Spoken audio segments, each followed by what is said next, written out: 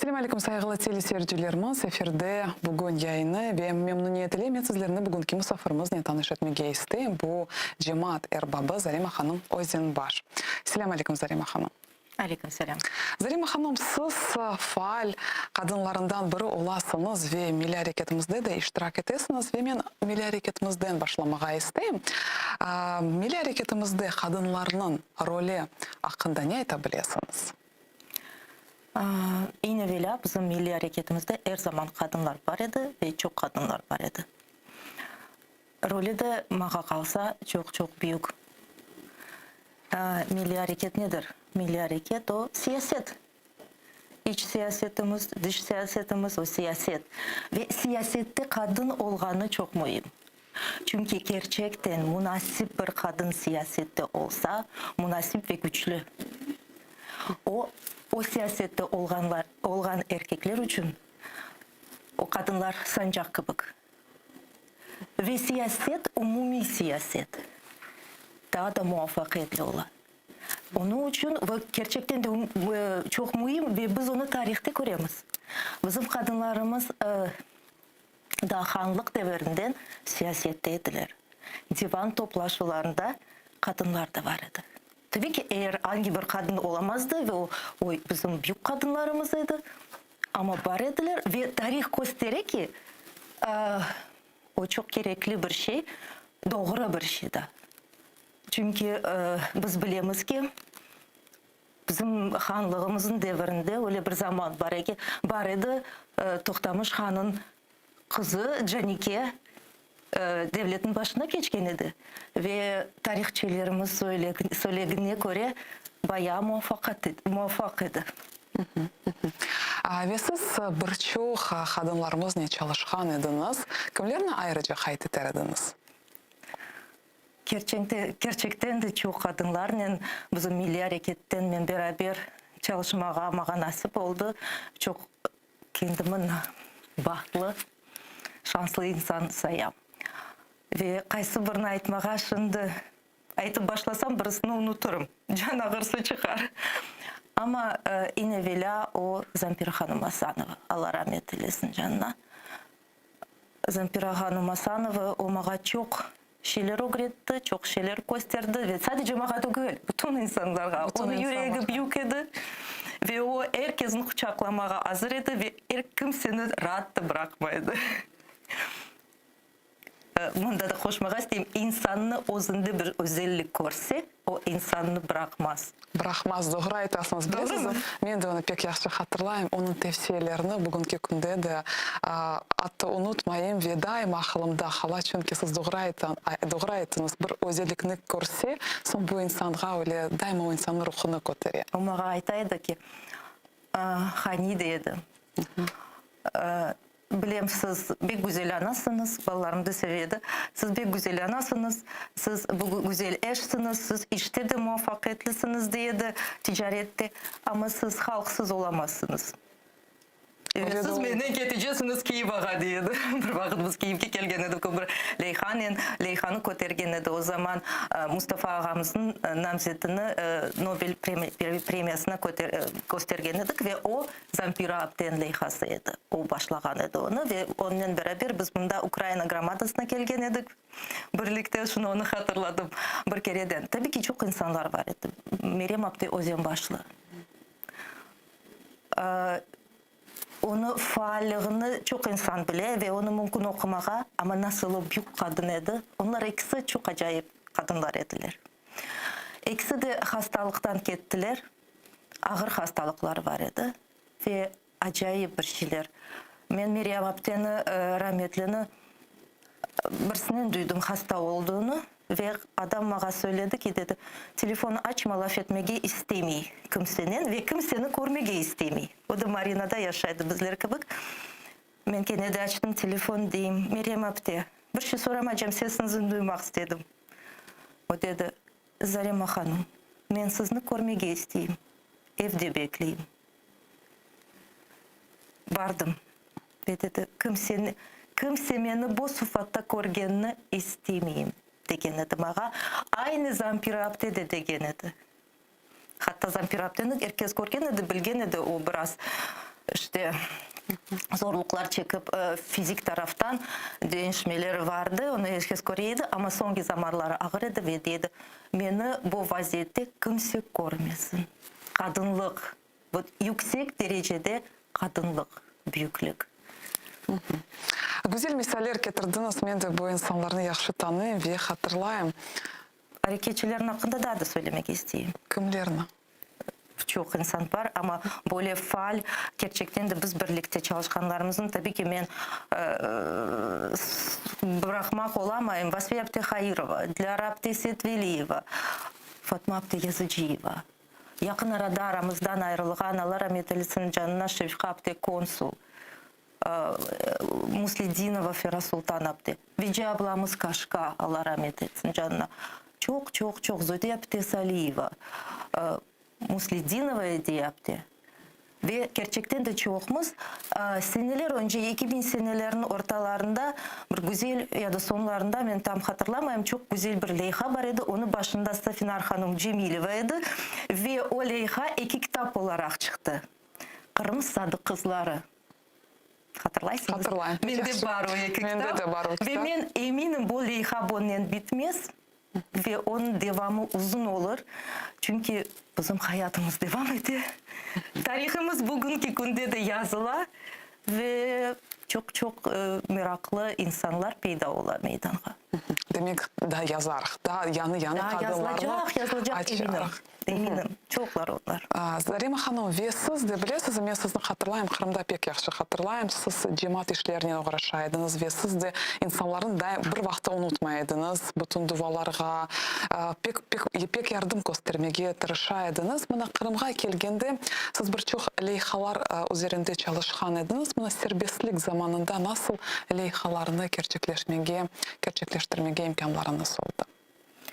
Gerçekten de çok leyhalar var idi ve onların bazıları biz kendimiz Özenbaş ailesi ve Özenbaş şirketi olarak geçirgen edik odan 90. seneleri. Bazıları sonra ben koşuldum Kırım Kadın Kızlar Birliği'ne, gene de Safinar Hanım Cemileva'nın başlığında o Kırım Kadın Kızlar Birliği'nde de orada da çok leyhalar yapılgan idi ve ben daha da çok kendim için aytayım. Hepsini hatırlamam ama o destek, daima destek muhtaç insanlarga kimse için böyle bir açık bir yanı bir şey söylemem. Biz halkımız bayağı horluk çekti. Ve belki endi maddi taraftan biraz rahat olup başladı son yılları belki de. Ama umumi bakanda biz çok horluk çektik. Analar, babalar bazarlarda, Türkiye'lerde ya da başka bir ülkelerde para kazanıp ballar özüne kalıp ve gerçekten de tahsil vermege, ballarga bakmaga, sağlık vermege çok ağır idi ve biz iş adamları olarak ve bizge benzeren adamlar olarak biz destek ettiler. Misal yakında bir çok acayip bir şey olgan edi benim için. Ben hepsini çoksunu unuttum. Dostum kelgen edi Zira Kinjikayeva. Biz onunla beraber ketemiz onun akrabasına. O da kel barayık birlikte bardık. Onlar da İrpen'de yaşayırlar. Zemfira Tülper bir kan sıcak bir genç kadın. Laf ettik, tanıştık. Mağa göre o mağa dedi, ama hanım siz beni tanımazsınız. Ben diyeyim, yok ben sizi tanımayım. Gerçekten de tanımayım. Biz 97 senesiydi. Sizge ofiske kelgen edik. Benim adım böyle. Men de Kırım Tatar kadın kızların komandasının başı edim de. Hokey na travе. Ana tilde ne olganını bilmeyeyim. O zaman öyle bir takım kurulgan edi ve onlar Avrupa'ga çıkıp oynagan ediler ve onlar galibi kazangan ediler anda bilmeyeyim kaçı. O neticede onların isteği, onların kiyimleri yok idi ve aletleri yok idi. O kluşkaları, o bayağı pahalı eken. Ben son hatırladım. Çünkü onlar bütün onu hepsini alıp biz onlara destek olduk, para verdik. Onlar başlamağa geldiler. Sonra ben Ali Bey'in yanına o genel müdür edi. Onun yanına getirdim ve o okey dedi. Biz destek ettik, aldık onu. Onlar işte sonundan bizge böyle teşekkür demek geldiler ve bir kluşkanı üzerinde yazıp Ozimbaş şirketine destek için çok minnettarız deyip öyle bizge hediye yaptılar ve o Ali'den evde tura. Ben onu hatırladım ama o oldu 2018-19 senede ve kanda kaldık 20 sene önce. Öyle şeyler olğan edi. Bir kere bir Yahudi yaşlı adam kirgen edi kapımızga ofiske. Gene de Schmidt'daydı ofisimiz. Yanında da bir genç 13-14 yaşında. O Yahudi adam bayağı yaşlı. Dedi siz Kırım Tatar şirketsiniz dediler. Bana öyle dediler. Ben dedim ne fark eder ki? Bu bala da sizin milletten dedi. Çok istidatlı. Bizde muzучилище'de okuyor ama akordiyonu yok. Nasıl çare bu taparız buğa desem, ben de bekleyeyim ne zaman diyecek. O dedi benim dostum Amerika'ya gitti yaşamak için. Ve ucuz paraga hazır vermege çok güzel bir akordiyon. Siz ona destek etseniz, bu çok mühim edi benim için. O dedi bu bala doğru yolundan ötmegini kazanır. Bizim için o vakit biraz maddi taraftan sıkıntımız var idi, şirket olarak sıkıntımız var idi. 2007 mi, 2008 miydi o senesi tam hatırlamayayım. İnflasyon bilmem bir şeyler var idi, ağır idi. Ama gene de ben o cüzdanımdan o zaman çıkardım, verdim, hatırlamayayım ne kadar, 300-400 dolar. Lafında değil. İşte böyle şeyler var idi, böyle şeylerge kol tutaydık. Mesela Kırım Tatar gazetasını şeyini arttırmak için, tirajını arttırmak için sözlerini unutup başladım Kiev'de yaşap. Ama bir laf etesiniz, bu pek mühim. Laf etmege. Tirajını arttırmak için biz lotereya geçirgen edik. Ve hatırlayayım ATR'de ve ATR yeni dağın kurulgan edik o en başından ATR. Чехова, пограничников. Anda bir yerde biz onu geçirgen edik o lotereyani. Öz ballarımı alıp biz onu anda bir kesek işte galibeler seçip bu yazılsınlar insanlar gazeteye ve tirajı artsın ve insanlar okusunlar deyip öyle bir kol tutkan edik ve ilahirede çok işler var. Çok leyhalar. Şimdi siz bütün leyhalarını hatırlamayısınız. Men hatırlayayım. Çok tedbirler geçirmege yardım etken ediniz. Farklı şehirlerde çok yani bütün Kırım boyunca birçok faaliyetler alıp bargan ediniz. Bu da serbest zamanımız olgan edi. Güzel vakit olgan edi. Gerçekten de pek güzel vakit olgan edi. Ve men hatırlayayım men de da okuyordum ve sizin bir leyhada da biz de iştirak etken edik. Men hatırlayayım bütün sizin faaliyetlerinizini. Ama ne için Kiev'e koşmaya mecbur oldunuz? Ben de uzun yıllar devamında, çok yıllar devamında endamındasınız. Bu faaliyetlerden sonra... Ben 7 sene mındayım ama yine vela men koçmadım. Men mında vaxtınca. Men sadece Kiev'e bağlı değilim. Şimdiki yapkan işimden ben de dünya adamı oldum. Kiev'de ve mecburluktan Kiev'e gelmedim. Ben onu isteyerek ve bile geldim. Bir kere denizgallik olgan son ben gelmedim. 15. senesinin sonundaydı. Çünkü ben teklif aldım. Ve hayatım umurum boyunca işte yetişken insan olgan son ben hep onu halal ederdim devlet işinde çalışmaya. Yani gerçekleşti sizin arzunuz. Gerçekleşti. Çok uzun sürmedi. Ama beğendiniz mi bu işi? Çok beğendim. Çok beğendim. Ve bazı değişmeler olmasaydı ve ben onurumdan o zaman anlaşmaya gerek edim de bilmem bir şey de o zaman kalırdım da yok ben öyle yapamadım ve o için ben gittim. Resmi 9 ay çalıştım ama çalışmaya biz çalışıp oldum bir 5-6 ay. Ama o gerçekten güzel bir vakit idi. Çok güzel bir такой опыт. Tecrübe. Tecrübe çok güzel tecrübeydi. Yani insanlar benim etrafımda peyda oldu ve o insanlar aladan çoksu, hepsi değil ama çoksu var ve pek meraklıydı. Düşünün biz 8'de geleydim ben işe, biz onda çıkaydık. Bizden beraber ya Tsanyuk çıkaydı ya da Groisman çıkaydı. Çünkü ben onların ikisinde çalışkan vakitte o vakit çalışaydım. Ve biz öyle bizim slujbamız, hizmetimiz evet. Unuttum ya bütün laflarını artık onlarını konuşmayayım. Benim leksikamda indi başka laflar onun için onlarını unuttum ve bizim hizmetimiz bizden çalışkan insanlar biz geç çıkaydık ve mutluyduk. Мына nasıl siz düşünüyorsunuz, siz devlet hadimi olgan ediniz. Mana devlet içinde bu olgan şaraitlerde denişmeler getirmege mümkün mü? Ya da bu pek kıyın? Kıyın ama mümkün. Kolay bir şey olmay bu dünyada. Her şey kıyın. Yani her şey bir zorlukla kendine yaşaysın ama burada istek. Yani bir meseleni çözmek için imkanlar var mı? Kırım Tatarlarga kelgende ya da bürokrasiya meseleleri var. Nasıl siz düşünüyorsunuz? Buna öz tecrübenizle lütfen paylaşınız. Var. Ama o zaman daha da çok birlik olmak gerek. Anlaşmağa gerek.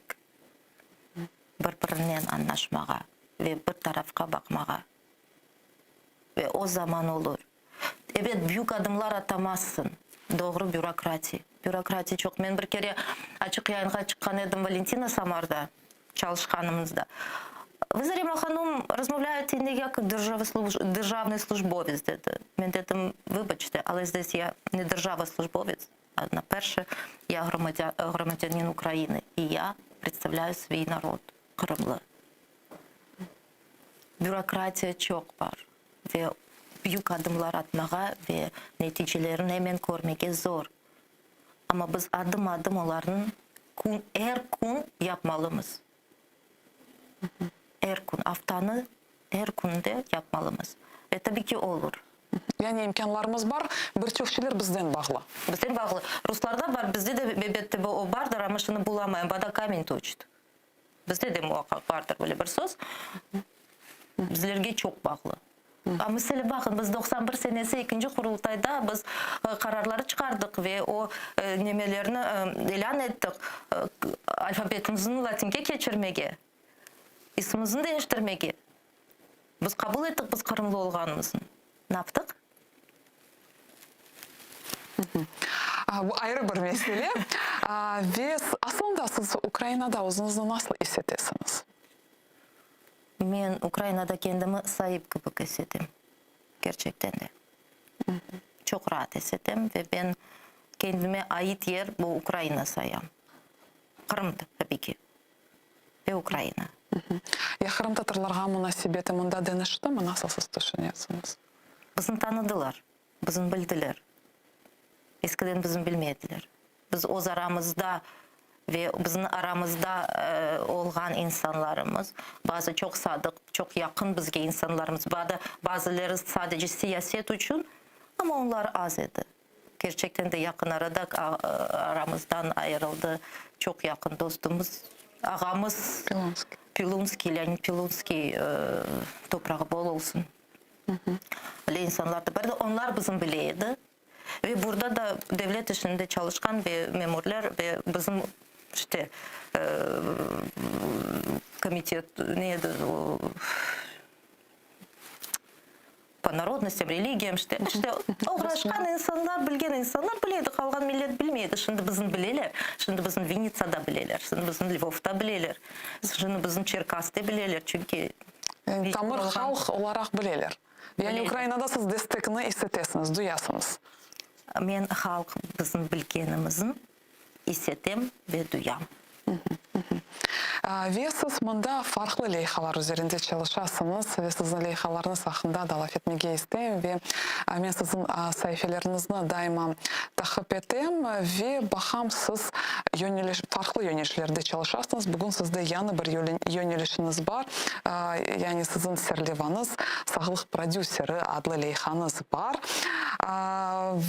Yani sağlam olmak için bugünkü günde pek aktual, bilesiniz mi? Nege riayet etmeliyiz? Doğru айтасыңыз. Мен Инстаграмда да öyle yazdım. Мен продюсер здоровья с 2017 года. Öyle oldu ki ben işten çıkan son benim vaktim oldu toktamağa da düşünmeye Zarema ne ola senin etrafında? Neden böyle şeyler ola? Ve nasıl bu meselelerden çıkması ve bütün meselelerin içinde sağlık edi. Benim horandam sağlığı, benim ballarım sağlığı, nasıl baksan da chatten nasıl korunsa içinde nasıl olduğunu ben bileydim ve benim ballarım bayağı hastaydı, alerjileri yüksek derecede, alerjinin dışında çok insan çekişi. Benim umur arkadaşım Ali Bey migrenlerden çekişiydi ve onu tek biz horandamızda ve şirketimizde çalışanlar, yakınlarımız bileydi ama o senelerce 15-20 senedir çekişiydi baş ağrısından. Ve insan doğru suallerini koyganca özüne ve o suallerge cevap katırganda Rabbim o cevapları verir eken. Ve ben tekrar ona şahit oldum. Çünkü o cevaplar bana gelip başladım. Ben Elmas Hanım, ben burada Rusça konuşsam daha da güzel olur. Çünkü benim maksadım insanlar beni dinlemesinler, insanlar beni anlasınlar. Да? Поэтому, говоря о том, чем я сейчас занимаюсь, я перейду на русский язык. Для меня это очень важно, потому что я всегда так... Спина расправляется от того, как я говорю. Бег-бегинем, да. Мне очень нравится то, чем я занимаюсь. У меня всегда такая осанка меняется. Мне так люди говорят, ты прям аж расцветаешь, когда говоришь о том, чем ты занимаешься. Да, я всегда занималась тем только по жизни, только тем, что мне нравилось. И если я вдруг от чего-то переставала, это мне нравится, я очень быстро переходила в другие сферы и искала себя в чем-то другом. Но с 2017 года, если называю продюсером здоровья, это сейчас, а в 2017 году я познакомилась с таким понятием, как клеточное питание и холистическое здоровье, холистический подход к здоровью. Это совершенно альтернативный подход к тому, чему учат в медицинских институтах. Ни в коем случае не хочу принижать медицинские институты, знания эти все. И вообще для меня врачи — это святое, доктора для меня — это святое. Но холистический подход — это тот подход, который мне стал понятен. Почему же все-таки я человек, который, осознанная мама, которая водила всегда по докторам своих детей и отслеживала, почему и как боролась с аллергией у детей, пыталась помочь мужу с его проблемами по здоровью, с мигренями, с головными болями, то почему же все-таки это не работало? Потому что лечили голову, потому что искали аллергию и не смотрели комплексно на здоровье. И у меня появилось время в 2017 году, и пришли эти знания, и я стала много времени этому уделять.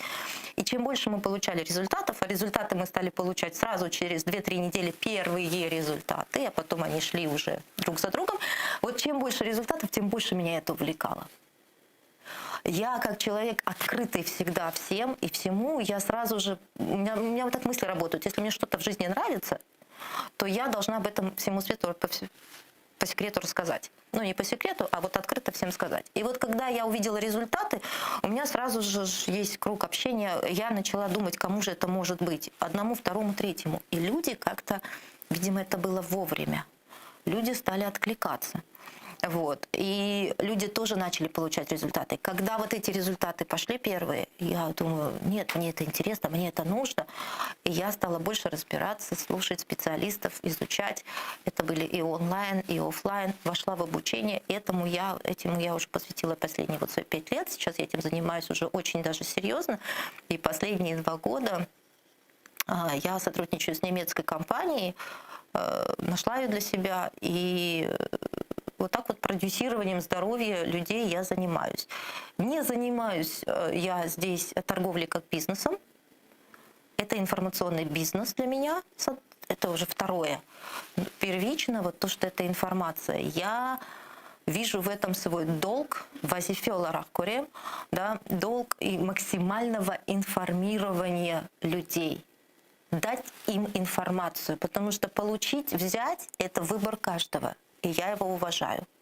И информации много. Вот одну из этих информаций даю я. И для меня сейчас Mesela nasıl malumatlarını insanlara бересiniz? Зачем, как и почему. как можно сегодня просто подойти к вопросу своего здоровья. Но просто это не значит неответственно. А я насыл. Что такое здоровье? Мына насыл білесіз, бүгінгі күнде мына бөле суалым алacak. Бүгінгі күнде insanlar aslında insanlar öyle Google'ga bakalar. Google'ni açarlar. Google ne айтса ve Google'ga inanalar. Ya da pek seviler halk tibetini. Yani hekimlerge riayet etmeler. Siz nasıl tavsiyelerini veriyorsunuz?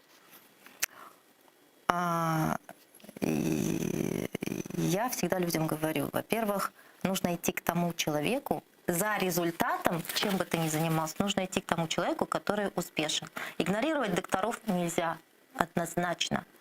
А сегодня мы живем в век информации, все заходят не только в Google, все заходят в Instagram, в Facebook, где предлагаются куча курсов, придите ко мне, научу вас читать анализы, и каждая мама должна читать анализы, уметь, и 5-10. Не должна каждая мама уметь читать анализы. Каждая мама должна заниматься, как и любой другой человек, тем, в чем он профессионален.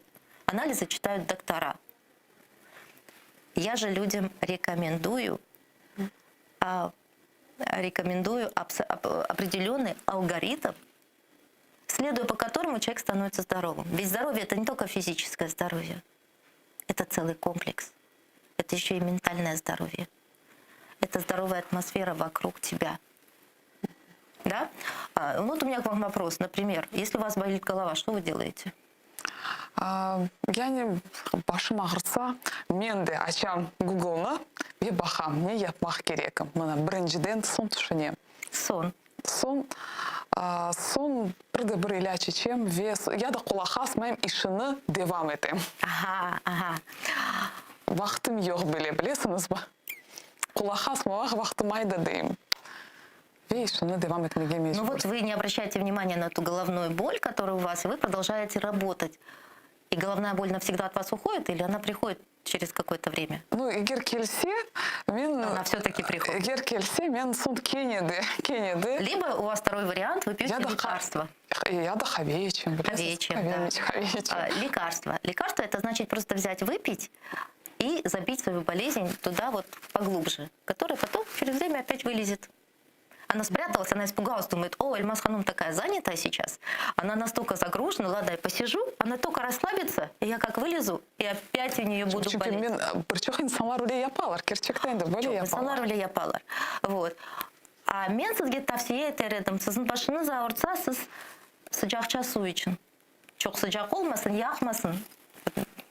Kolay geçmeye ana tilge, çünkü siz ana tilde laf ettiniz. Benim de maksadım insanlar anlasınlar daha çok. Вновь возвращаюсь к русскому языку для того, чтобы быть более понятной.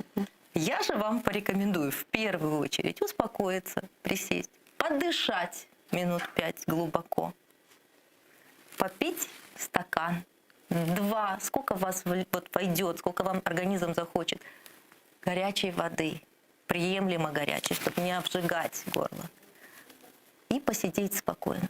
Голова вполне вероятно пройдет. С большой вероятностью пройдет. Вообще, конечно же, следить за чистотой своего организма, как мы следим за чистотой нашего пространства. Мы же не живем в грязном доме. Чистотой. За тем, чтобы наш организм был сытый. Но сытый организм — это клетки, это триллионы клеток. Вот они должны быть сытые. И клетки не нуждаются ни в КБТ, ни в чебуреках, ни в каких-то там, я не знаю, рыбных котлетах. Они нуждаются в микронутриентах. Макронутриенты мы хотим, не хотим, даем. Мы едим что-то, мы какую-то еду едим. Но она в современном мире зачастую бесполезная, пуста. К сожалению, так сложилось. И не надо говорить, что бабушки вот так ели. Бабушки жили в другое время, наши родители жили. У нас время сейчас очень скоротечно. Вот сегодня она пустая, и мы должны давать. Nasıl elementler, bu nasıl elementler, makro, mikroelementler? Макро без беремес, и нам этого достаточно. На макронутриентах мы должны больше внимания уделять белкам, которые люди не доедают, а больше едят углеводов современные люди, и жиров. Вот, и мы должны уделять белкам внимание и полиненасыщенным жирам. Вот, а вот в микронутриентах это витамины, минералы, ферменты, энзимы.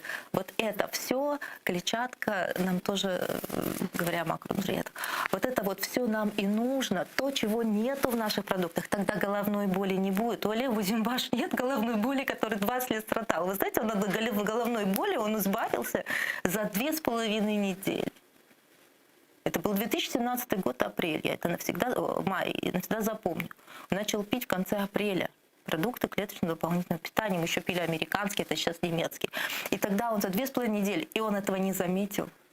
И я даже на него рассердилась. Я говорю, как ты так неблагодарно к этому относишься, что ты даже не придал этому значения. Мы тогда по скайпу общались еще 2017 год. Вот, он живет в Крыму. Постоянная его дислокация в Симферополе, я в Киеве, и мы по скайпу. Я говорю, у тебя кругов черных меньше стало, и как у тебя с головной болью? Он говорит, ты знаешь, у меня не болит. Я говорю, да. И ты молчишь, а я же жду результатов. Я же верю, что это все правильно, потому что так жили древние китайцы.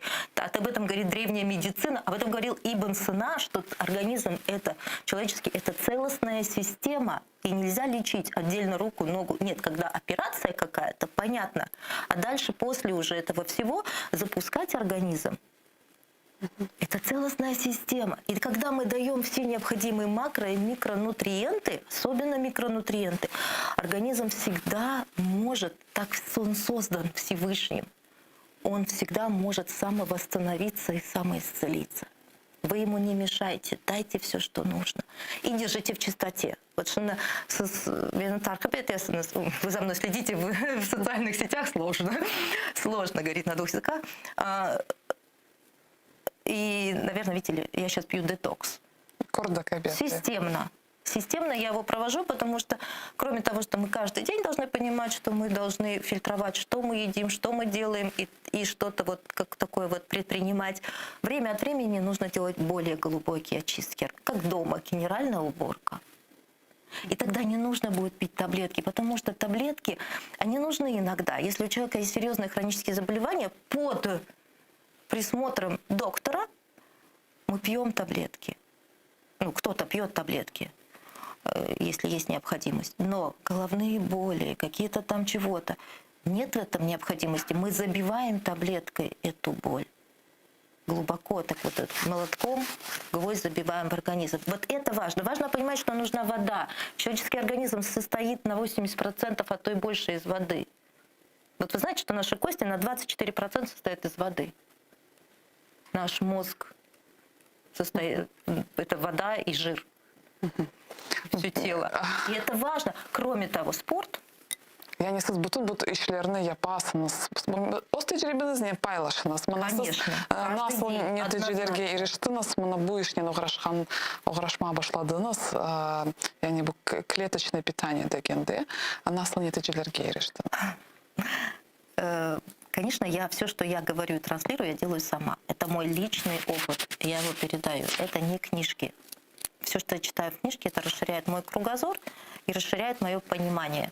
А все, что я транслирую людям через социальные сети, это все, что я делаю и получаю результаты. И результаты тех людей, кого я консультирую. Конечно же, у меня утро начинается со стакана 0,5 литра теплой воды, не торопясь. Я немножечко добавляю туда пару крупиночек соли какой-нибудь, например, гималайской. Вот, и выпиваю, не торопясь. Конечно же, это утренняя зарядка. Если я не пью детокс, вот как сейчас у меня детокс, то я обязательно пью утренний коктейль, который у меня насыщен всеми полезными микронутриентами и макронутриенты в нем тоже есть. В нем есть омега-3. И это обязательно нужно в любом возрасте, как я говорю, еще в минус 9 месяцев. Еще в животе ребенок еще в животе у мамы, ему уже нужна омега-3. Вот. И это все входит в мой утренний коктейль, и затем движение, затем работа. И вот это вот, понимаете, важно, чтобы это все было, тоже входило в ваш дневной распорядок. Не вот так, что если останется время, я сделаю. Если останется время, я разминку сделаю, там, зарядку. Если останется время, я спортом займусь. Нет, это все работа. Это работа над собой. Сабаққа келгенде, яғни сіз хаве ішмейсіңіз. Сізде айры бір мына клеточное питание дегенде, айры бір сіздің сабалығыңыз бар. Да. Но так было не всегда. Так было не всегда, так есть последние 3 года. 2,5 года, когда уже появилось вот последнее клеточное питание немецкое, у меня появился утренний коктейль, и я всю жизнь утром начинала с кофе. И я понимаю, насколько это неправильно, при том, что я очень люблю кофе, как и весь наш народ. Қарымтатарлар бүтінлей сабақны қавенен башлайлар, яғни қавені зарары бар. Кавені зарары yok. Кофе не вредно. Кофе даже в некоторых случаях, говорят, полезно. Например, людям больным Альцгеймера и Паркинсона эти специалисты рекомендуют давать кофе. Вот. Кофе полезно. Просто кофе утром неправильно. Утром организм должен проснуться. Почему стакан? Чем больше, тем лучше теплой воды. Это внутренний душ. Мы спим, организм работает. Лимфатическая система работает, когда мы лежим в горизонтальном положении. Хорошо работает лимфатическая система. Вот так она не работает днем. Она работает хорошо ночью, когда мы лежим. Вот. И вот это все выбрасывается. И все эти токсины в организме, они готовы выйти на выход. И мы должны выпить как можно больше с утра воды и принять хороший душ. Чем больше воды мы выльем, вот как в душе, чем больше воды мы можем себе позволить налить на себя, тем мы чище оттуда выйдем. Правильно? Удовольствие больше получим. Вот так и организм. Организм заводится от этого, вычищается и начинает свою работу. Вот. И потом, ну, если говорить о моем вообще расписании, можно отдельную программу делать, потому что я придерживаюсь еще интервального голодания, то есть я могу себе сегодня позволить в час дня завтракать, в 12 часов в час дня. Сізге бұл коктейль етерлі. Етерлёла, да, мне хватает этого утреннего коктейля. Вот, я встаю, ну, не в 6 утра, но тем не менее в 7, пол-8, и по-разному бывает. То есть у меня нет определенного такого четкого времени. И мне этого хватает. Конечно, он очень насыщен. Там и ферменты, там и про, и пребиотики, там клетчатка, там очень много всего. И это опять-таки пол-литра. Там жиры. Вот. И там практически, ну, все необходимое, 95% необходимо для моего организма, как утверждают ученые. Сәлима ханым, білесіз, бүгінгі хаятымыз біз пекілі сүрятлы заманда яшаймыз. Вақтымыз бір шеге етішме, бөйлі, яғни инсанлар пек бұлдыралар. Ve daima şikayet edilir. Saytasız başımız ağıra, daha çok insanlar daha çok buldıralar, o kadar buldıralar ki bir şeye vakit yetişmiyor. Ve bana sizin tavsiyeleriniz buna nasıl tesir edebilir, nasıl yardım edebilir? Да это все напрямую очень связано, и, конечно же, это все помогает. Я очень часто слышу такое, и если раньше об этом говорили взрослые, сейчас об этом говорят дети, вроде рано лег, всю ночь спал, а как утром проснулся, как будто и не спал, не выспался. Знакомо? Были яшаемыз, шымдуре яшаемыз. Да, но не все. Я нет. И те, кто меня слушают, ну, это я. Это не реклама, это действительно так. Это люди первое, что говорят. Вот у нас есть, у меня, допустим, в моей системе, я ее придерживаюсь. Я людям говорю, люди, прислушайтесь к новому пониманию здоровья, к новому пониманию нутрициологии. Раньше пили БАДы отдельные и думали, что пить. На тебе магний, на тебе кальций попей, вот тут это попей. Это время прошло. Мы живем в другое время. И не только меняются технологии, везде меняются, не только в наших телефонах, в наших ноутбуках, еще где-то. Все меняется. Здесь тоже все это давно поменялось. И сегодня есть вот такие вот продукты, смарт-продукты, которые уже это правильно, не нужно думать. Организм, мы не умнее нашего организма, организм умнее нас. Это такой микрокосмос внутри нас. Ты должен все необходимое дать. А он сам разберется, что... Главное, чтобы это было натурально, безопасно, экологично. Вот это правильно. И таких компаний очень много сегодня на рынке. И для меня важно, чтобы люди не пошли за мной именно. Они услышали о том, о чем я говорю, и выбрали свою компанию. Мой выбор тот, который я сделала. Вот эта компания, да, я выбрала эту немецкую. Они считаются лучшими, они получают свои награды, они лучшие в Германии в этом секторе. Уже несколько лет подряд они первое место держат. Они растут очень серьезно на мировом рынке. Японцы, даже императорский японский двор, его семья императора, они все пьют уже на протяжении 17 лет эти продукты немецкие, хотя Япония очень мощна, очень известна своими вот такими вот продуктами. Тем не менее, пьют эти. Мне тоже довелось, посчастливилось о них узнать, и я их для себя выбрала. передо мной как раз стоял выбор 2 года назад поменять продукт, который мы пьем. И мы их выбрали. И тут важно понять, что это тебе даст, зачем это нужно. Так вот, люди, которые тоже говорят, давай я попробую, и начинают пить. У нас есть вечерний коктейль, минеральный, и там витамин D. Первое, что получают на нем люди, первое, это то, что они говорят, я стал себя утром бодро просыпаться. Я стал утром бодро просыпаться. И это первое. А потом уже дальше идут там судороги проходят, еще что-то, потому что там есть магний, там есть кальций, там 9 видов минералов, там витамины, там витамин D, там витамин С. Вот. И это вкусно. И это просто для человека, который устал, весь день как выработал, пришел и уже ничего не хочет. Он просто насыпает, наливает порошок, наливает воду, размешивает и выпивает. Вот 2 минуты. Это делают дети сами. Это делают пожилые люди. Это просто. Но это сертифицировано очень серьезно. Это безопасно, это натурально, экологично. Там нету этих всех сахаров простых, которые опасны сегодня для организма, да, там все на стевии. Ну вот уже я прорекламировала свою компанию. Пандемия, білесіз, пандемия заманында яшаймыз ве біз көреміз асылда Қырымда не ола. Бөйле, мына бөйле заманда өзімізге насыл ярдым ете білеміз. Слушайте, это очень такое модное, красивое слово «пандемия» и в то же время страшное. И вот так часто говорят, мне кажется, это специально, наверное, говорится, чтобы вот такой вот... Потому что при слове «пандемия» у всех такой страх, да, это вызывает, правда? Вот. А страх, конечно же, это страшная сила, такая разрушительная сила, губительная. Мы давно живем в состоянии всяких вирусов. Мы перешли из бактериальной эпохи, мы перешли в вирусы давно. У нас давно уже пора бить тревогу, допустим, по туберкулезу, и это не менее страшно. То, что сегодня происходит, это происходят естественные вещи. Коронавирус не убивает людей. Людей убивает, смертей действительно много, но людей убивают те проблемы, которые в них. Коронавирус выявляет или усугубляет то, о чем человек знал. А порой люди даже вот в этой суете нашей быстротечной жизни, люди даже и не успевают заметить своих болезней или не обращают внимания. Ведь даже простая головная боль, казалось бы, это не простая головная боль. Это сигнал. «Услышь меня», говорит организм, «мне плохо, я устал». Мы не хотим слышать, мы не хотим останавливаться. Какая бы у нас скоротечная жизнь ни была, у нас должно быть время на себя. Мы должны знать, вот тут я хочу просто посидеть, просто за чашечкой кофе, просто подышать, просто попить воды, подумать. Какая бы скоротечная жизнь, нам нужно научиться замедляться. С одной стороны, и с другой стороны, нам нужно не бояться пандемии, коронавируса, любого другого вируса, которые обязательно придут после коронавирусов. Вирусов будет много. Нельзя бояться. Страха не должно быть, но их нужно опасаться, остерегаться. Нужно быть готовым. Нужно подготовить свой организм.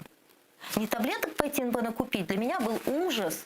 И я понимаю тех людей, которые из Крыма заказывали здесь лекарства, и все это перевозилось. Я понимаю очень этих людей. Это большое горе, конечно же, то, какое количество людей теряется. Но запасаться нужно не только этими лекарствами. Бог с ним, покупайте. Но подумайте о том, что вы... Потому что когда мы говорим о том, что тебе сегодня нужно работать над своим иммунитетом, и этим примером показывать своим детям, рассказывать все, что угодно. Подоконники новые надо сделать, потом купим, потом это, потом это. Это ваш выбор. Но можно без подоконников прожить. Наш народ это, кстати, хорошо знает. Мы годами жили в недостроенных домах, одна комната, крыша, и даже полов не было. Вот, и ничего, и дети выросли, и еще какие сейчас и успешные и специалисты в своих областях. Да? Мы это прекрасно знаем. А вот здоровье... И на самом деле это здоровье, я здоровая, нет ничего большего, что я могу подарить своим детям, это я здоровая. Особенно, когда тебе уже не 18 лет. Да? То есть им нужны здоровые родители, в этом их сила. Чем дольше мы проживем здоровыми на своих ногах, тем счастливее будут наши дети. Biz kadınlardan bu yayınımızı başlagan edik ve kadınlarımız biz hatırladık birçok insanlarını. Kadınlarımız ayttık mühim bir rol oynadılar ama bizim kadınlarımız ular da daima pek meşgul. Kırım tatar kadınları pek meşgul olarlar ama sağlığa kelgende sizin tavsiyeleriniz nasıl olur? Я всегда говорю о том, что диагностика. Первое, что не забывайте, что нужно своевременно делать диагностику. Мужчина, женщина, да, нам ближе с вами женщины, потому что мы женщины, но мужчины, женщины в семьях нужна диагностика. Мне, например, очень нравится то, что время от времени для женщин проводятся бесплатные маммологические исследования. Да, это вот было по всей стране. Я такая, чтобы очень даже хотела бы, чтобы у нас на социальном уровне, да, на государственном уровне, в социальном плане была поддержка каким-то определенным группам населения для того, чтобы делать определенный скрининг своего организма, потому что действительно это не всегда доступно людям, сдать тот же общий анализ крови, общий анализ мочи. У каждого своего возраста, если прийти к врачу, он согласно возрасту выпишет необходимый минимум, который нужно делать. Но это нужно делать раз в год. Но мы должны находить время и смотреть, что же в нашем микрокосмосе, в нашем организме происходит. Вот это очень важно. И этим самым мы еще и пример своим детям даем. Понимаете, когда они видят, что мама пошла, сделала, папа пошел, сделал, они наверняка большей вероятностью будут делать то же самое и этому учить своих детей. Siz bu şeylerini yaparsınız. Hareket etем, Yani kontrol etesiniz, er yıl. Aşağı yukarı evet etем. Maşallah, çünkü insanlar bu şeylerge pek mesuliyetsizlikle bakalar, aytalar son, geçer deyler ve sonsuz И aytalar. когда что-то случается, бегут к доктору и думают, доктор, который с ними не живет, их не знает, за 10 минут их выслушает и им расскажет, как ему быть здоровым. Нужно себя научиться слышать и относиться с любовью к самому себе, бережно. Ve bugünkü günde herkes aytalar mana kerek yemeklerge kelgende, şimdi pek mod, здоровое питание ve ilahli. Sizde de var, sizde de öyle bir men beğendim. Yani diyetasız mümkün zarif olmağa. Yani yemeklerge kelgende sizin tavsiyeleriniz nasıl olur? Ну, тут у нас вообще все просто. Во-первых, мы на интервальном голодании. Biraz anlatınız. И я, и мой супруг, мы на интервальном голодании. Это, то есть мы 8 часов мы едим, и 16 часов не едим. Вся наша семья уже 5 лет на клеточном питании, то есть наши клетки настолько уже сыты минералами, витаминами, у нас нет дефицита, и мы его постоянно пополняем каждый день, уже на протяжении последних 5 лет. Мы уже поняли для себя, насколько это важно, и мы видим результат. Мы не пользуемся аптеками. Вот. И когда твои клетки сыты и чисты, ты не хочешь столько кушать. Меня спрашивают, как ты можешь 16 часов не есть? Да легко, потому что я ем только тогда, когда мне хочется просто вот ради удовольствия поесть. Это сложно понять. Я понимаю. Вот всех, кто меня не понимает, я прекрасно понимаю. Мне тоже раньше было сложно понять. Но когда твоя клетка чиста, когда твоя клетка сыта важным для нее, когда нету голода, то тогда твой организм не требует постоянного есть. Люди говорят, я хочу сладкого. Я не хочу сладкого. Я могу только визуально вспомнить, как выглядит вот это пирожное, например, Павлова, да, и мне вдруг его захотелось, потому что, красиво выглядит, и я помню... Yani satışları aşaysız ya da yok. Ашаем. А мочок такой. Опять-таки, почему я не ем много сладкого? Потому что у меня уже организм настолько чист, там нет уже столько грибков, бактерий и всяких паразитов, которые есть в любом организме. Просто их становится мало. Сладкое — это не наше желание, это желание тех жителей, которые живут там, внутри нас. Вот эти желания возникают оттуда. Тяга к алкоголю, кстати, тоже оттуда. Чистить нужно организм, и нужно его держать сытым. И тогда у нас нет потребности в еде. У нас есть в полезных веществах потребность. И тогда не нужно кушать. Нет, есть люди, у которых по им специфическим заболеваниям, например, больные сахаром диабетом, им нужно или дисфункции печени, да, тогда им нужно понемножечку есть, чтобы был желчеотток. Они понемножечку кушают весь день. Им, наверное, интервальное голодание не подойдет. Нельзя так сказать, я тоже буду на интервальном голодании. Нужно подбирать то, что тебе подходит. Но вот самое важное то, что даже люди, которым нужно часто есть, они едят не вот столько, а вот столечко едят. И они этим сыты и еще лучше себя чувствуют. Ve dabır sualim olacak. да, біздің вақтымыз да бар, да, вақтымыз да бар. Да, бір суалым olacak. Я мұны миллетімізге, сіздің тәфсирлеріңіз сағылыққа келгенде насыл olur? Неге да çox біз халқымыз да çox emniyet бермели?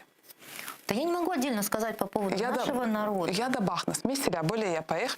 Eğer sizге insan müracaat etse, siz ona her bir insanla ayrı-ayrı çalışasınız.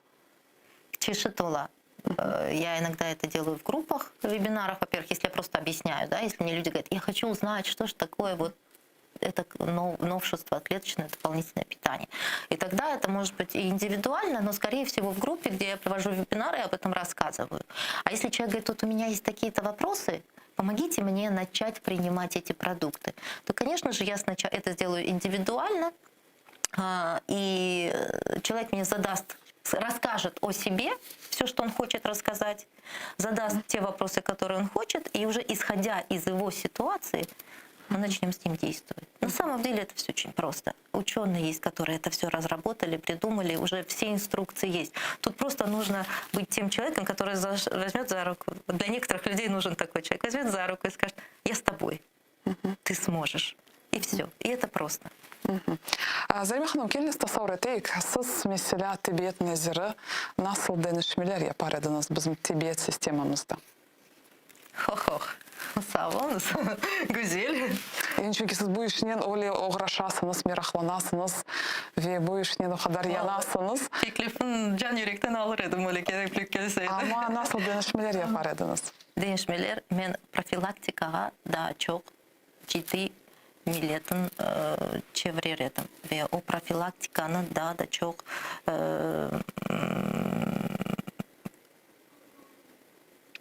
ana tilde nasıl demeye bilmeyeyim. Это, в принципе, то, чем я занимаюсь. Да? Я занимаюсь популяризацией, популяризацией профилактики здоровья. Потому что лечить, как говорил известный врач, сейчас его вспомню, скажу, неважно. Он говорил, лечить это вот как раз-таки должны доктора. А добывать свое здоровье мы должны сами. Вот профилактика – это как раз-таки про здоровье. И, наверное, бы я на этом месте начала бы именно с профилактики. Ну, из каких-то социальных программ, потому что мы уже имеем то, что мы имеем. Вот коронавирус нам показал, мы имеем абсолютно физически больное население. И это не только мы, это вот весь мир это показал, да? Уход этих людей, причем в разных возрастах. И прививка тоже не помогает, к сожалению, ну, не всем помогает, это все такое. Это все такое. Понимаете? Поэтому ondan başlar edim profilaktikadan. Ve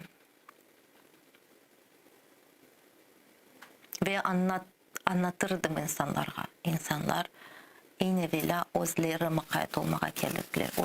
Özün bilmege ve özün vücudunu tanımağa insanlar özleri gerek edilir. Ben böyle derslerini de nemelerde de koyar edim. Tıp üniversitelerde de koyar edim. Ve orada olacak hekimlerimiz onu öğrensin ve onlar kendileri aytalar. İmmunologiya olsun ve ilahri böyle kompleksli bak, holistический подход degende böyle bütün vücutқа, bütün bakkan disiplinler bizde yok edi ve az vakit verileydi. Çok zorlaydı. Oğa hiç emniyet verilmedi. İnsanın şuuru, insanın buna keyfi, sağlığına nasıl tesir etti? Nasıl sizin tecrübenizge göre? Nasıl? İnsanın şuuru, keyfi, tabii ki birbirine bağlı. Misal ben çok yıl hareket eteydim sporla uğraşmağa. Ama benim enerjim yok idi. Sporsuz enerji olmay, enerjisiz sportqa ketemeysin. Ve böyle bir acayip bir şey. Ben özüm sağlığımdan gerçekten de öz koluma algan son ve özümü gerçekten de aylar sonra sağlıklı insan duygan son benim daima enerjim var idi. Bana şimdi de aytalar, nereden sende o kadar çok enerji? Bilmeyeyim ama o var. Çünkü neden? Sağlıklım. Benim vücudum de sağlığına yenişti. Ben de ben sabah zorla başım көтередім. Ben nazırlığında çalışkanda biz bir ayrı odamız var idi. Ben karşımda da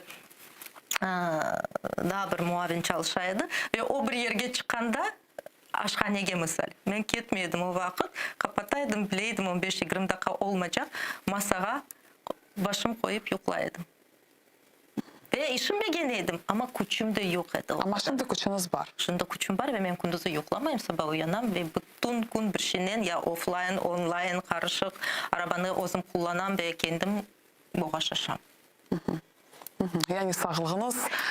Я опять-таки убеждаюсь, да, в том, что вот в правоте этого. Насытьте, будете здоровы, и у вас организм будет способен, жизнеспособен, без всяких лекарств. Ve gelecekte nasıl umutlar besleysiniz? Gelecekte her şey güzel olacak. Ama siyasetten sorarsanız, bilmeyeyim ne deyip sorarsanız. Siyasetten de sorarım, asıl da sorarım. Siz ne alsak? Geleceğimiz. Ben gelecek degende daima aklıma başta halkımız geliyor ve tanım geliyor ve ben umuttayım. Geleceğimiz gene de güzel günlerge biz güzel günlerini koruyoruz. Öz toprağımızga gerçekten de sahip oluruz. Çok umut ettim ve bek isterim o vakitte yaşamağa biz devletçiligimizin kurup başlarız ve bir yumruk halktan güçlü bir millet oluruz. Ben öyle geleceğimizin görüyorum, öyle umut ettim ve inşallah öyle de olur.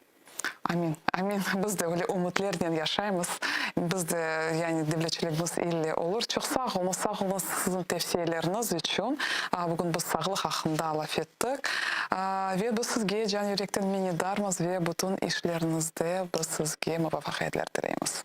Ben de sizge minnettarım. Saygılı teleseyircilerimiz, bu güzel noktada yayınımızı yekünleyimiz. Hatırlatam, yayınımızdan musafiri Cemaat erbabı Zarima Hanım Özümbaş olğan edi. Yayınlarımızı ise meslektaşlarım devam edecek, biz ile olunuz.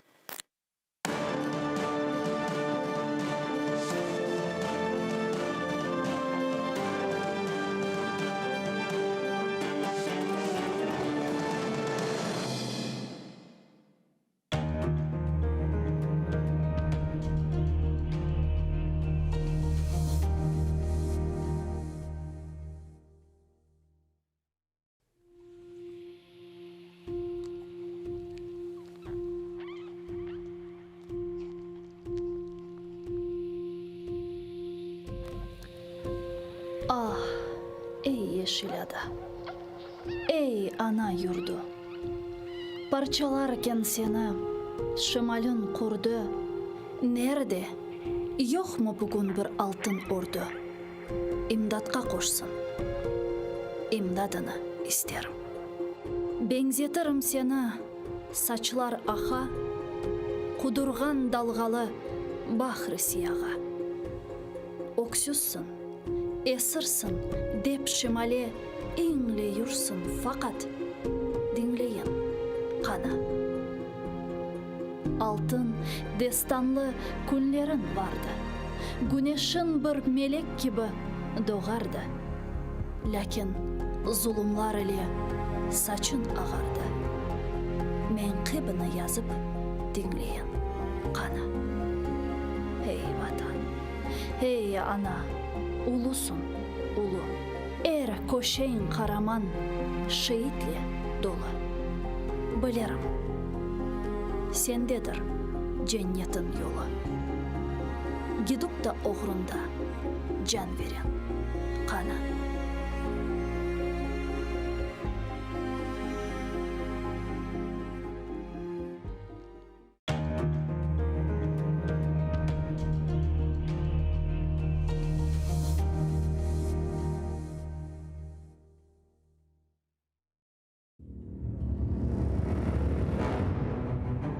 Hacı Giray Kırım Hanlığını tizgende 29 yaşındaydı. Tahminen 350 yıl devamında Kırım Hanlığı devlet olarak hüküm sürdü.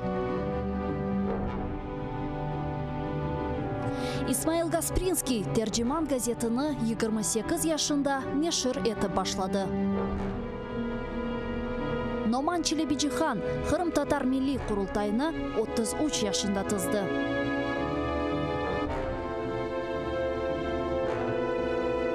Бекир Чобанзаде 27 жашында профессор olarak латин элифбесini Турки devletlerге teşvikat etті. Шайыр Амди Герайбай 29 жашында миллетчиликте кабатланып, Москвада Бутырка апсханесінде вахшиже өлдірілді. Аметхан Султан бірінші кере қараманлықны 23 жашында қазанды, 25 жашында есе 2 дефа қараман oldu. Муса Мамуд 1978 senesi hakimiyetке karşı isyan etip ozunu yaktı. Milli meşal oldu.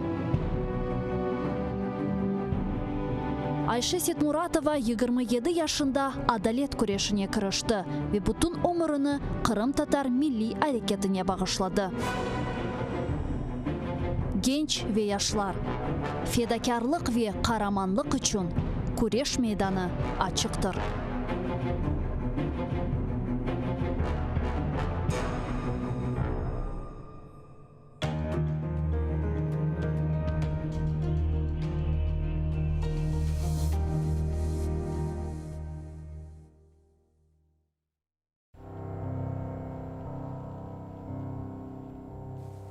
Bu dünyadan gider olduk. Kalanlara selam olsun. Bizim için hayır dua kılanlara selam olsun.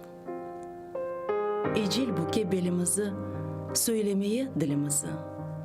Hasta iken alımızı soranlara selam olsun. Tenim ortaya açıla, yakasız gülmek biçile, bizi bir asan veçile yuvanlara selam olsun. Sila verele kazdığımıza, gider olduk dostumuza. Namaz için üstümüze duranlara selam olsun. Derviş Yunus söyler sözü, yaş dolmuştur iki kozu. Bilmeyen ne bilsin bizi, bilenlere selam olsun.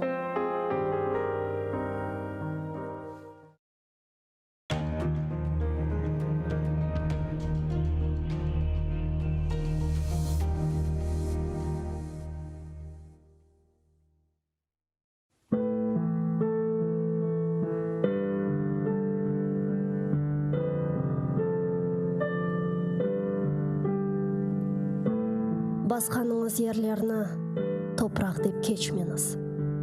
О топырақларда сіздің адыңызды сақламақ үшін неше құрбанлар берілді. Бинлерce шейітлерінің қанлары бар о топырақларда. Құруды деп беллемеңіз. Алида синмеді шу қан топырақның ішіне.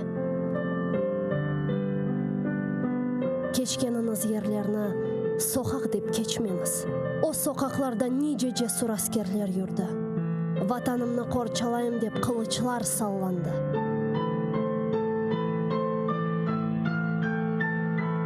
Жүргеніңіз аралықларда иханетлер де олды үлбет. Сапланды ханчерлер сыртларға. Көтергеніңіз байрақны тамғалы басма деп кечмеңіз. О байрақның үстінде шерефіңіз, намысыңыз, итибарыңыз бар. Көтеріңіз ең yüksекlerге, ең төпелерге, көк yüzüyle paylaşsın ренкіні. Керек olsa onun için nişan olunuz. Bir ketken can nedir ki? 1000 can ketse feda olsun ona. Kıyamet ölüm mü? Bu mu felaket? Asıl felaket bayrağımızın yerde savrulmasıdır. Utanınız efendiler, eginiz başlarınızna. Titreydir şımdalımızga bakıp ecdatlarımızın kemikleri. Kırdı evimizge düşman kuvalmayık. Sesimiz çıkmaz oldu, korkuğa daldık. Utanınız efendiler. Gayip olgan ruhunuzdan utanınız. Bayrağını көтеріп olamağan ellerinizden utanınız. Men utanam.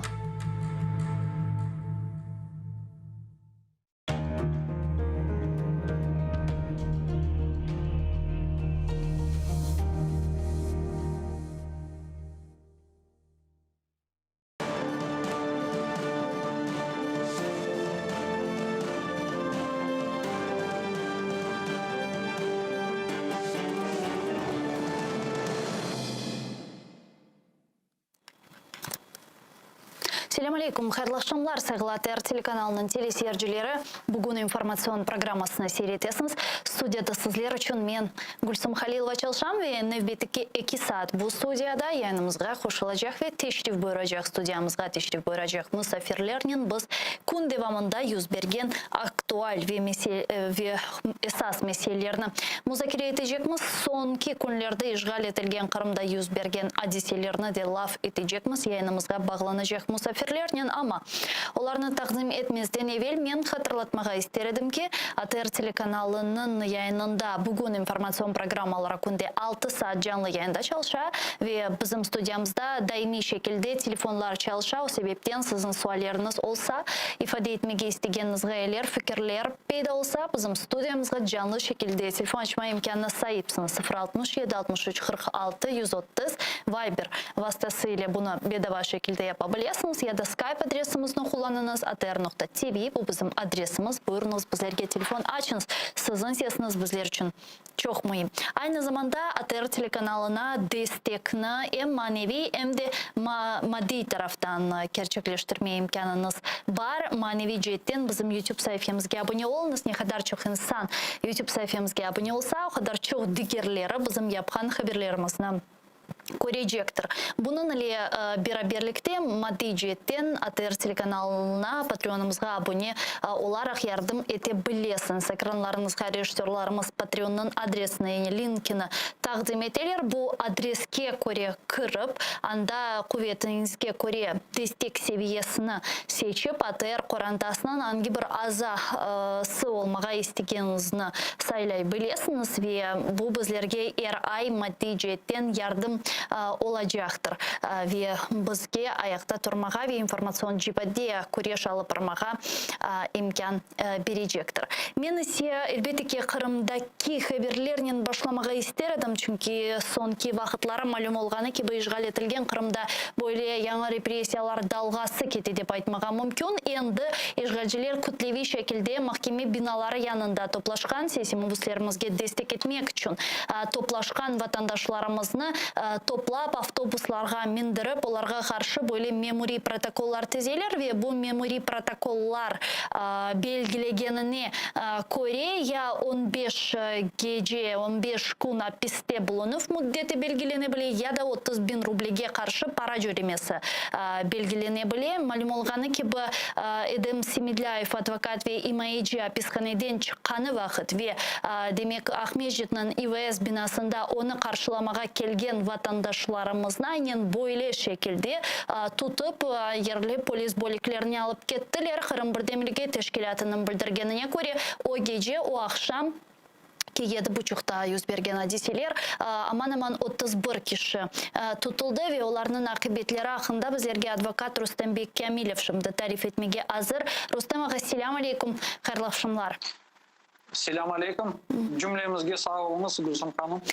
Rustem ağa, men bilem ki siz şimdi Rostov-na-Donu şehrinde bulunasınız. Anda 2. Bahçesaray gruppası boyunca mahkeme davası bakıla. O bu meselege de geçermiz ama men işte geçenleri Kenya 31 vatandaşımızga karşı tüzülgen memuri protokol meselesinden başlamağa isterim. Subyetimizde 31 kişi tutuldu. Bazılarına hapishanege taşladılar anlağanıma göre, bazılarına para cezaları çıkarıldı değil mi? Именно так произошло. Задержаны были 31 человек. Среди задержанных была несовершеннолетняя Куламетова. Ее отпустили после того, как приехал дедушка и дал расписку о том, что ее забирает. Вот. И таким образом эта девочка уехала домой. Однако осталось 30 человек, и в отношении этих людей были составлены протоколы вплоть до самого утра, скажем так, на футболистов, это центральный райотдел, там составлялись протоколы в 6 часов. Начали составляться в 6 утра, то есть адвокат Лиля Гимиджи находилась все это время там, с этими задержанными, там это были мужчины. В основном составляли протоколы в 3 отделах, железнодорожном, в центральном и в киевском. Соответственно, вот 30 человек, получается, таким образом были задержаны. Они все были задержаны, все где-то ночевали, сейчас мы пока не можем сказать точную информацию. И женщины так же самое ночевали где-то, куда-то их доставляли. То есть их не отпускали домой, несмотря на то, что у этих женщин дома находятся несовершеннолетние дети. То есть это и Ильяна Куламетова, и Яникова Фатиме, и другие. И на следующий день их доставляли в суды. Это Киевский суд, Центральный районный суд на Турецкой и в Железнодорожном. В 3 судах также проходили эти заседания. Женщинам вынесли штрафы, а мужчин всех подвергли админаресту, и они сейчас начали отбывать вот это административное наказание ни за что в городе Евпатории и в Симферополе соответственно. То есть 20 человек мужчин посажены на сутки. Таким образом, вот эти дела вчера завершились. Это получилось где-то 11-12 час ночи вышли адвокаты только из судов и защитники общественные. Я kaç gecege 15 суткага mı yolladılar 20 kişini? У них, получается, админаресты шли от 10 до 14 суток. 15 суток, насколько я знаю, никому не дали. 14 это самое большое, и я знаю, что это дали Тимирьянову Вилену. Он является журналистом, он выполнял свой долг, снимал, и несмотря на это суд его именно самый большой срок для него определен. Менің білгеніме көре 5 журналистны тұттылар ве оларның атта шahadetnamelері, яғни удостоверение журналисты біле бар еді, ама бұна бақмадан біле тұтылды 5 журналист ве дегерлері. Я Рустамаға шуны сұрайжақ едімасында, бұндан evvel біз böyle kadınlarının tutulmasını көрмеген едік, яғни en azından kadınlarga ilişmeyediler, ama sonki vaqtları енді kadınlarga da ilişmege başladılar.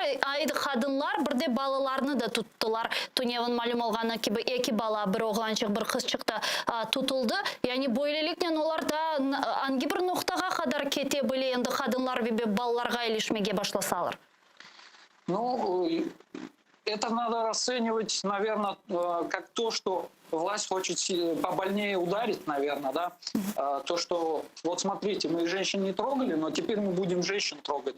И за то, что вы пытаетесь прийти и поддержать где-то, собраться вот таким образом, мирно, не нарушая никакое законодательство, за это будем мы наказывать вот таким образом.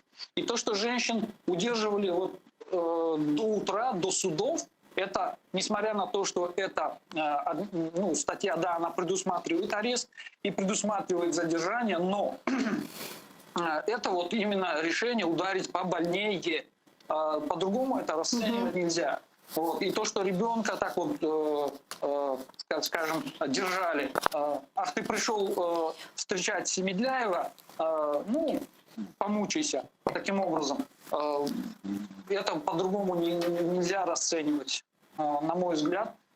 Поэтому таким образом пытаются все это вот отвести, так скажем, общественность от вот таких вот мероприятий. Это не мероприятия, это не массовые сборы какие-то, это не выражение какого-то мнения. Это просто была безобидная встреча адвоката, которого незаконно посадили на 12 суток, и он отбывал этот арест. Люди пришли поддержать народного защитника. И в этом их вина. В полной экипировке Росгвардия пришла в касках, амбалы по 2 метра, начали под руки заводить женщин в автобусы с шариками. Это было смешно по меньшей мере, вот, и цинично это вот было со стороны властей. Ве Рустамаға мәлім олғаны ки біз шымды менің білгеніме көрге Ростов-на-Дону шерінде бұлынасыңыз, анда мен yanlışmasam Ахмеджит группасы бойынша махкеме давасы өткеріле бақылай, doğru mu? Да, я сейчас нахожусь в Ростове-на-Дону. У нас закончилось заседание по одной из 5. Это Сидхалилов, Ситабдиев, Сулейманов, Бекиров и Яников, Асан. Наше заседание закончилось. Мы ожидаем сейчас выхода родственников, так скажем, с другой 5, там, где находится Алим Каримов, Сервет Ага Газиев, кстати. Эта пятерка, сейчас у них происходит допрос скрытого свидетеля. Вот, уже здесь темно, конечно, и вот мы сидим, ожидаем, когда выйдут родственники, и мы тронемся обратно домой. Я нәтижелерні тариф етіңіз лütfen мына mahkemeni бетеке mahkeme davası өткерілді. Шымдылық насыл нәтижелер бар, хусусан сіз имае еткен саяси мабүслерімізле бағылы? Сейчас сторона защиты, мы представляем наши доказательства того, что люди невиновны.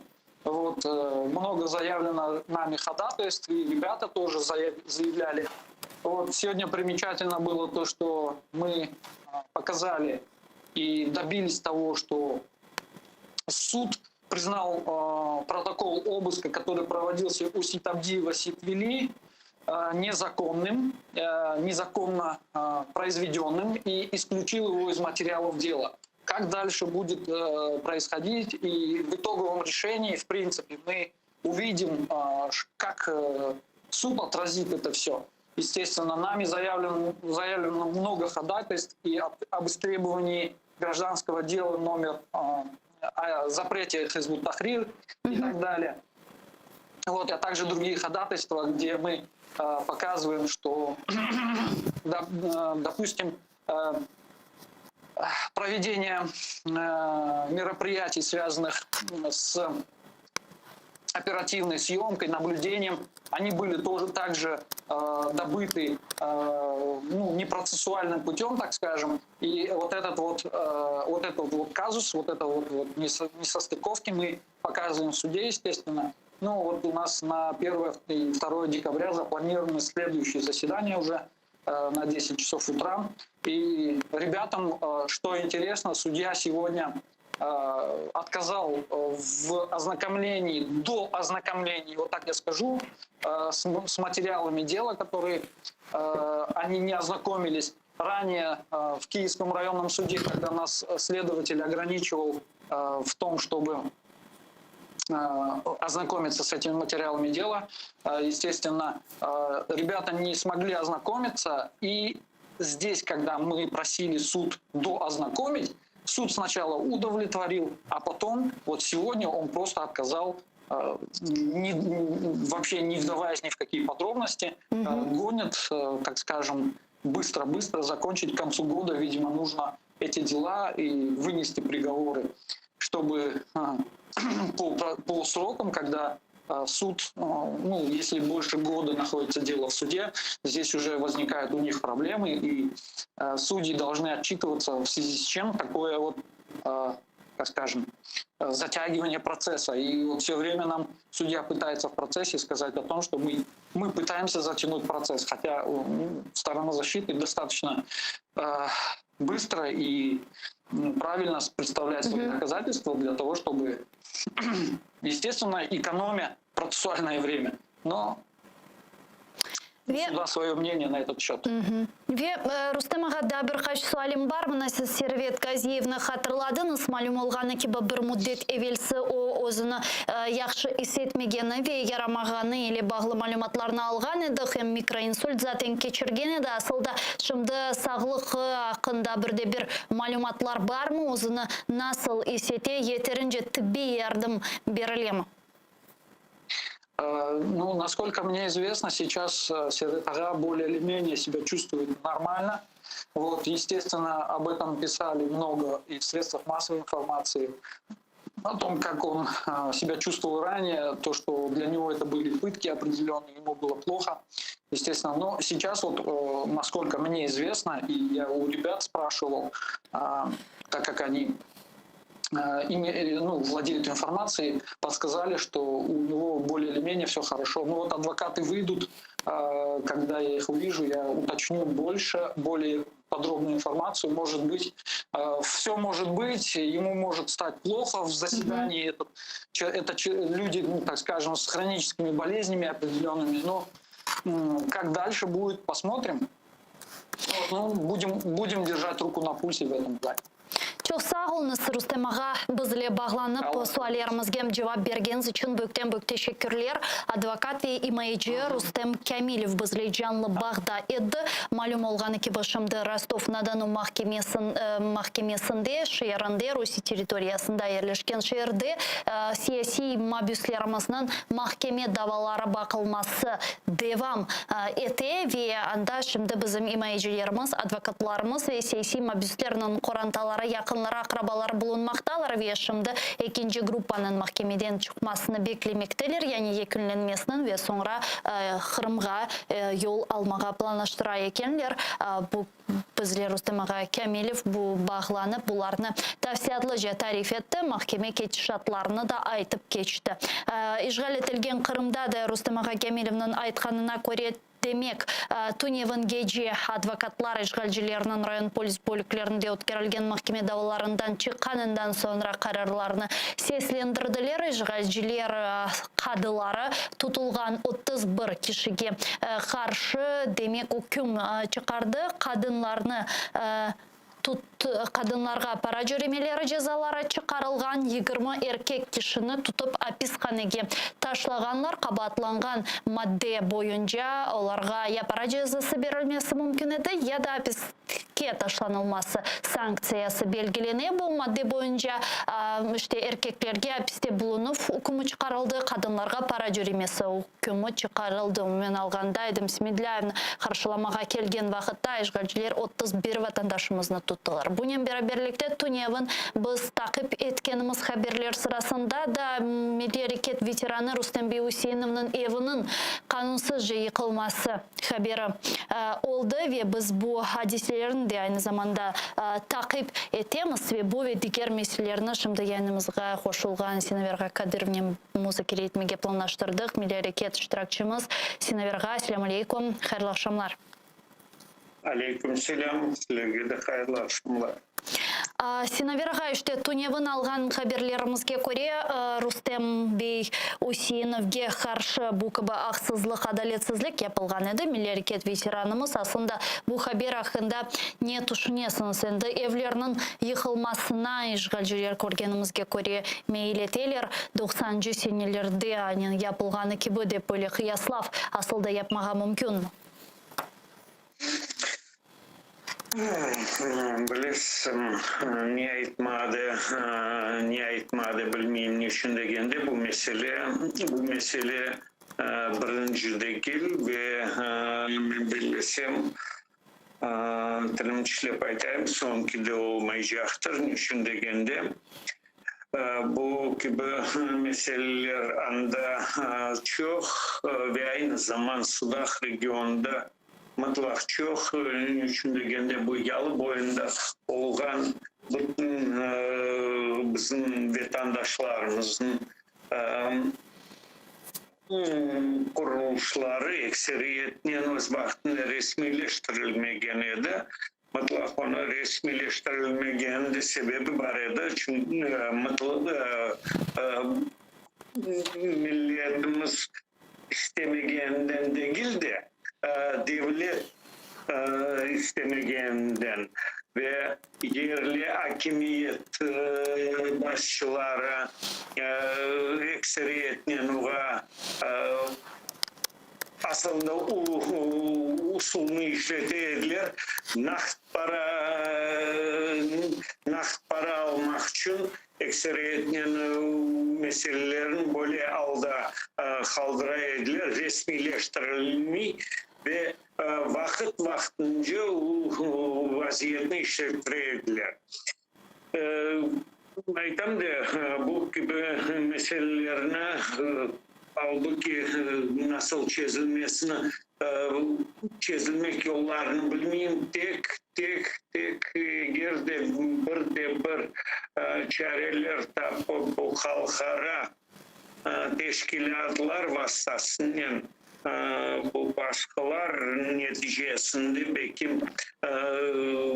bu gibi meselelerin ve aynı zaman bu meselelerin toxtalmasına ve bu işte resmileştirmeye de telemaylanmaya ama herhalde toxtalmasına belki yardımcı olur edi деген fikirde. Я снаверага сылдар Рустемага Усейновна миллиард кетчі оларақ насыл білесіңіз, насыл хатырлайсыңыз? Бұл кібі япылғанлар сіздің фикіріңіз же саяси жеттен япылмазы ықтимал не қадыр? Білесім, да, evet, onu milli hareket aktif iştirak etkende ben bilsem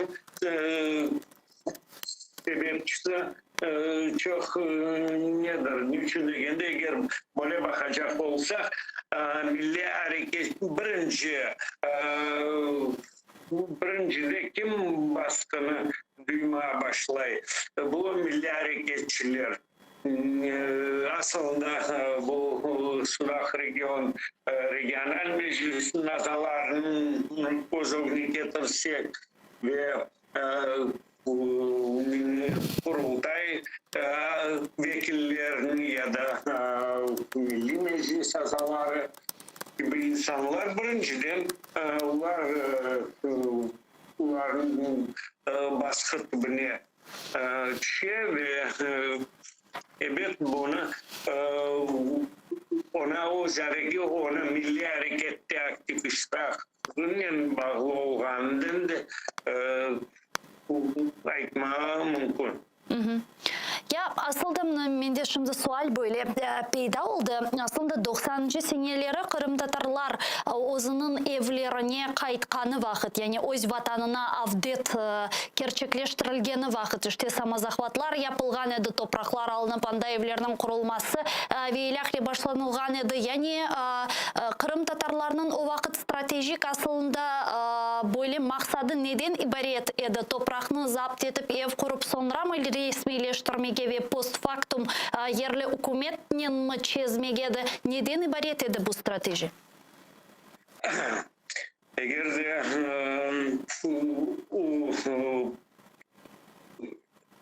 halkımızın ana yurtuna dönmesi, yani kayıtmasını bozulduğunu alacak olsak, bu toprak almak meselesi ekseriyetinin o fırsat oldu halkımızın ana yurtuna kayıtmasına. Niçin degende devlet tarafından bizim milli mesele çözülmeydi.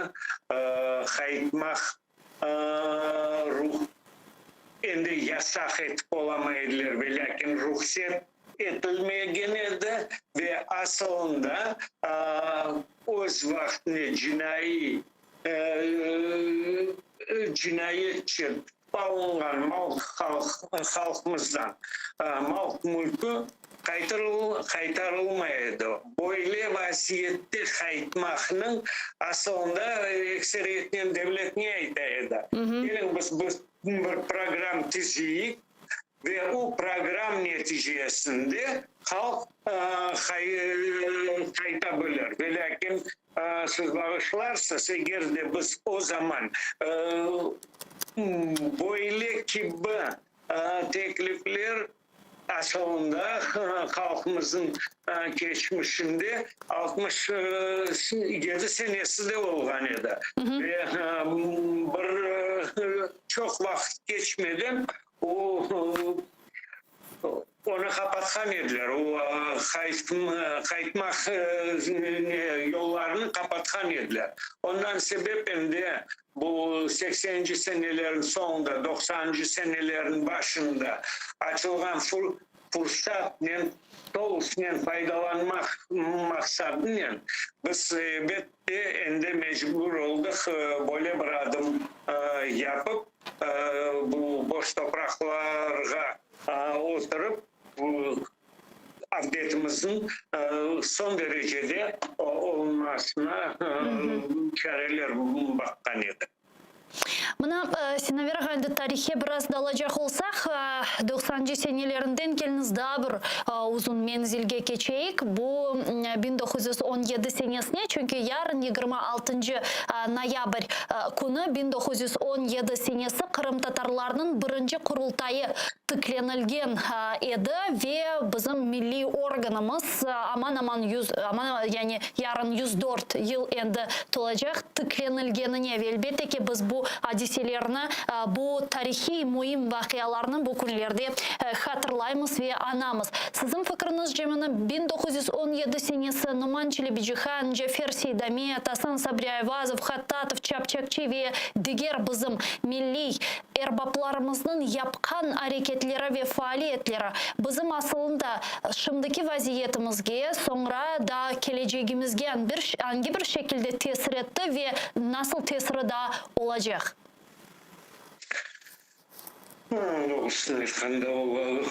O zaman o yapılgan adımını biz devam etmektemiz. O zaman halkımızın tekrar halkara subjekt şeklinde özünü tanıttırmak fırsatını tırıştılar etmeye. Birinci adımlar yapıldı ve lakin son derecede elbette o meselenin dibinden çıkıp olamadılar ve lakin gene de o adımların neticesinde yaxşı yaramay 1921 senesi Muhtar Cumhuriyeti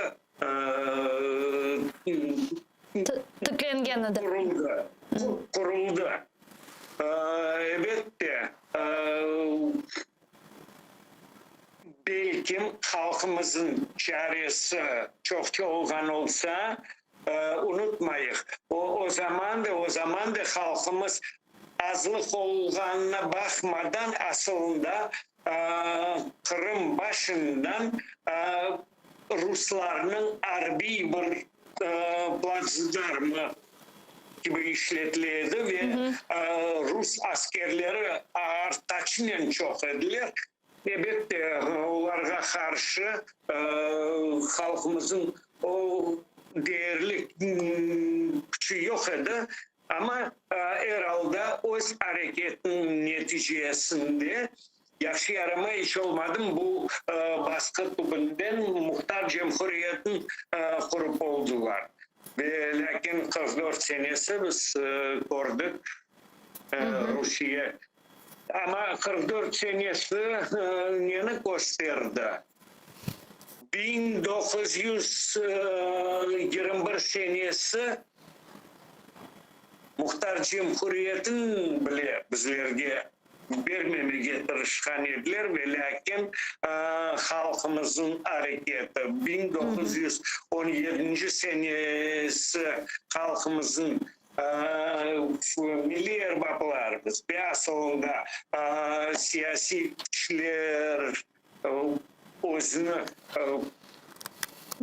bu gibi birinci kurumday geçirirler ve aslında o zaman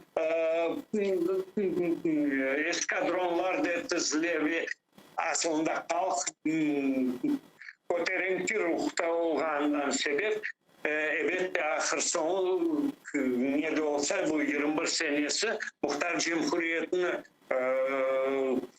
kurmaya başlayırlar. Evet, buna karşılık son derecede karşılık gösterip olamadı Rusya. Çünkü onu özünde propaganda şeklinde işletmeye tırışkan edi. Ama herhalde bu 21 senesi olgan Muhtar Cumhuriyeti biz görmez edik. Eğer de bu 1917 senesi kurultay olup geçmeyen olsun. Ama siz nasıl düşünüyorsunuz bunu? Numan Çelebiджихан, Джафер Сейдамет olsun 1921 senesi kurulgan ASR gibi devletinin Kırım'da olmasını ister ediler mi? Yani bu gibi bir hayalnen olar hareketke çıkan ediler mi? Ya da yok. Yani Kırım Halk Cumhuriyeti'nin tizginleri vakit onlar asıl da müstakillik hakkında ayta ediler. Zaten 1918 senesi hatta Джафер Сейдамет Kırım'a kayıtkanından sonra Sulkevich'nin hükümeti o vakit var edi. Kendi Ukrayna'dan bile müstakilliğini talep etken edi o vaktinde. Bilesiniz, unutmayın aslında başında Kırım olsun, Ukrayna olsun, bunlar hepsi bu federasyon şeklinde büyük Rusya Federasyonu'nu içerisinde özün muhtar cumhuriyetlerin kurmak maksadıyla hareketler başlangan edi. Bu fevral ayının inkılabının neticesinde. Halbuki sonra vaziyet biraz değişken, yani fırsat peyda olgandan çok sayıda bağımsız devletler kurmak peşine düştüler. Lakin eğer de böyle baksak, Ukrayna'nın çaresi çok şeydi ve geografik yerleşmeleri fırsat çokça verildi.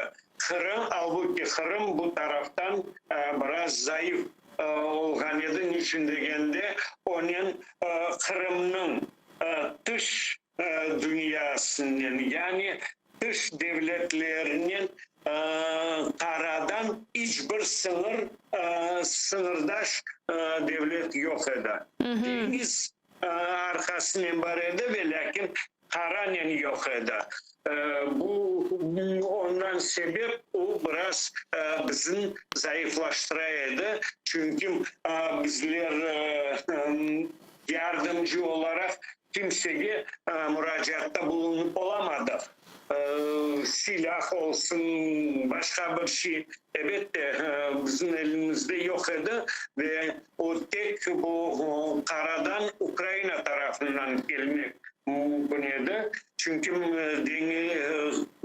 Karadeniz'ini böyle sarıp algan ediler. Ama mına öyle bir malumat men bir yerde okudum ki, bilmeyeyim ne kadar doğru, yani bunun için bir mesuliyet almağa istemeyeyim boynuma, doğruluk mesuliyeti, ama bir yerde okudım ki bu Ukrayna tarafından destek istenilgen edi ki zaten bizim siyasetçilerimiz Kırım Halk Cumhuriyeti'ni kurmazdan evvel damında kelip Grushevski, Petlura, Vinichenko, Skoropadski'nin koruşken ediler, yani müzakereler alıp bargan ediler, müstakil devlet kuracakmız deyip, onlar da zaten mında aynen UNR'da kurma, yani çok farklanmaydı vaziyetler Ukrayna içerisinde ve Kırım'da ve destek gelmesi gerek idi aslında 18 senesi bu Bolşevikler Kırım'a kirgeni anda işte kan tökülgeni ve ilahri, ama destek gelgeni vakit sanki dersin o berilgen bütün bu silah koробкалар деп айталар da kutuların içinde mıhlar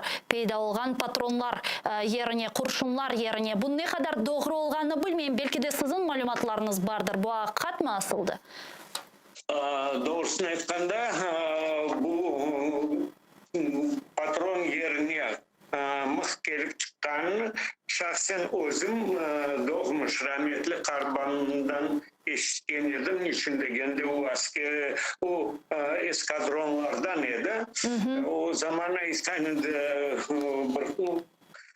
bir taraftan kurşun yerine mıh gelip çıktı. İkinci taraftan biz bu Ahyar Koperni anda Kamışlı ona adı neydi? O Koperni acıdık, onu patlatmak gerekirdi. O zaman bu Branipoyez degen Branipoyez gelip o keçip olamayacak edi Ahyar'a, o toxtalıp Ahyar'dan çıkan ular piyade, yani bu matroslar, denizciler, matroslar olsun, başka askerler, ular piyade geçmek zorunda kalacakdı. O zaman biz onların doğru alevdik degenini özüme eşitlenedim ve halbuki öyle gibi vaziyet olgan edi. Aytan da silah olsun, ne de olsa olsun bu karadan tek Ukrayna tarafından almakның çaresi var edi. Deniz tarafından bizge yardımcı yok edi. Halbuki bu gibi yardım da öyle aldı oldu. Niçin degende Ukrayna'nın özünde o zaman bir taraftan Kırım'ı til değil de o muhtar cumhuriyet şeklinde bakaydılar. Onun için biraz anlaşmamazlık var idi Kiyev'nin Bakçısaray'ın arasında. Я мына да шуны сұрайжақ едім сеневерға, яғни бұл алда демек ке Қырым Халық Жұмхуриетінің эскадронлары Қырымға кірген чеші түрлі іште лиманлардан келген дұшманларға бөле жауап бермесі ве Қырым Халық Жұмхуриетінің сақламасы, құрылтайының сақламасы шанслары аман-аман жоқ еді деп айтмаға мүмкін. Да мүмкін еді бірде-бір шекілде Қырым Халық Жұмхуриетінің сақламаға халқының да реакциясы ярдымынен. Pek zayıf eden için degende aytam da silah tarafından zayıf eden. Eğer de karadan sınırdaş bir devlet olup durup olgan olsa elbette andan bekim bir yardımlar gelir edi. İçin degende unutmayız. Sonra bu bakın tarihten gelip çıkan bu muhtar cumhuriyeti kurulgan sonra da böyle bir halkımızın rehberleri o zaman böyle bir program koygan ediler. 200.000 Kırım Tatarını Kırım'a, Türkiye'den Kırım'a dönmesine ve hazır ediler ve onun olur ediler. Halbuki Moskva yol koymadan için degende ular pek yaxşı anlaydılar. Eğer de Kırım'daki olgan ehalimizge, Kırım Tatar ehalesine daha 200.000 koşarak Kırım Tatarı kayıp gelgenin özünde Kırım'daki vaziyet tamamıyla değişip bizim halkını güçleştirir edi ve o halde halk nasıl özünü alıp baracağın özünü alıp durup Moskva yol koymadı. Ve sınavırağa da şunu soracak edim. Aslında bu siyasi ideologiyalar meselesini laf etkenimiz vakit mına çeşit türlü bizim o vakitlarda çeşit türlü siyasiçilerimiz var edi, çeşit türlü korunuşları var edi.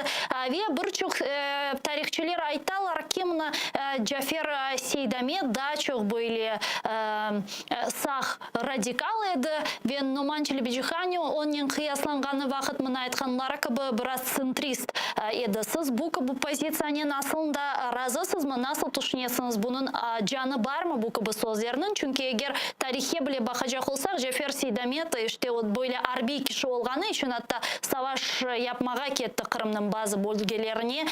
Numan Çelebiçhan o vakitleri kurultaydan istifa etti. Yani prezidentlik vazifesinden, cumhurbaşkanlık vazifesinden istifa etken edi. Yüz bergen hadiseler sebebinden. Yani bularga bakar eken de bu gibi neticege kelmege mümkün mü ya da yok? Bilesem, şimdi bizlerge bugün bekim o meseleni tahlil etmeye kolaycadır. Çok mümkün aytma. Lakin onların vaziyetine girecek olsa o kunde olmak gerekmez. Niçin degende Cafer Seydamet olsun, Numan Çelebiçhan olsun rahmetliler o zamandaki olgan fırsatının doğusundan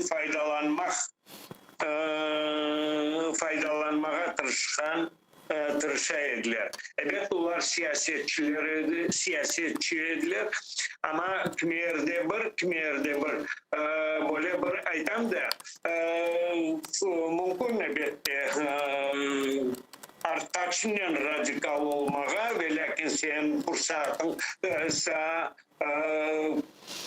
yeterli derecede arkan olmasa o radikallıkın neticesi çok güzel olmaz. Ben bilirsem bu şeyini de göz önüne almak gerekmez. Niçin degende mutlak o zaman bu komünistik muhtar cumhuriyetini kurdular degenler de çok tapla ve lakin unutalar o fırsatta göre iş tutuldu. Mutlak ideolojiyanı kozogni alarak değil de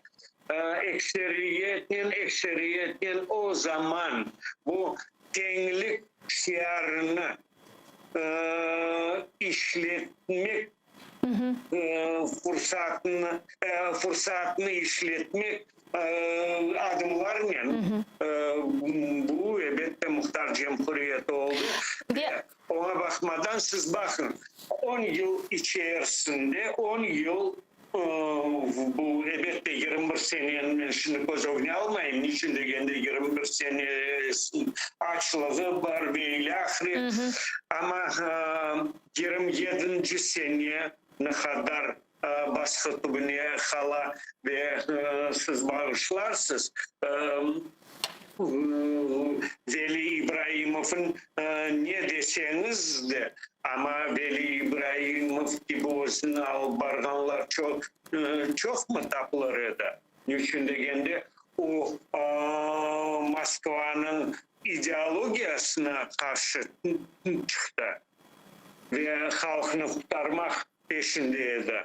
Ve zaten sonra idam da etildi. Zaten sonra idam da etildi annem bunun sebepten. Ve Sinaver'a 3 dakika kala, 2 dakika kala yayınımızın yekunlenmesine böyle bir sualim var. Bana Numan Çelebijihanlar, Cafer Seydametler, Osman Akçokrıklar, demek Ablakim Elmi ve da birçok bizim siyasi erbaplarımız o müddetki asıl da bu vatan ateşinin, müstakillik kurmak ateşinin, devlet ateşinin da balalıktan, gençlikten yanıp tutaşmağa başlagan ediler 17, 18, 21 yaşında ekende anda Mladoturetskaya revolütsiya dep aytalar da onun böyle ilhamlanıp devlet kurmak gayesinden tutaştılar. Yani genç ediler. Bugünkü şaraitlerimizge yaş genç Tatarlar Birliği degen okugan Kırım Tatarlar Birliği degen bir teşkilat bile tizilgen edi öz vaktında İstanbul'da. Şunu soracak edim Sinaver'a. Bugün Kırım müstakilliği için kuruşacak. Kırım yani Ukrayna çerçevesi içerisinde Kırım devletçiliğimizni tıklayacak böyle vatanla yanıp tutaşkan kişilerimiz var mı? Gençlerimiz var mı? Onlarını koruyorsunuz mu? Men bilsin var düşündüğümde siz bağışlarsınız bu aslında Milli Hareket'in tarihini göz önüne alacak olsak 60. seneleri bu Mustafa Han işte nesili bunlar da yaş olarak Milli Hareket'e kırdılar. Yani onlardan son bizler de yaşlığımızda bu meselelerin içinde kavrulmaya başladık. Ben bilsem şimdi de var. Niçin degende ekseriyetin bu avdiyetimizin böyle talil edecek olsak ekseriyetin yaşlarımız bu avdiyetine olmasına sebepçi oldular.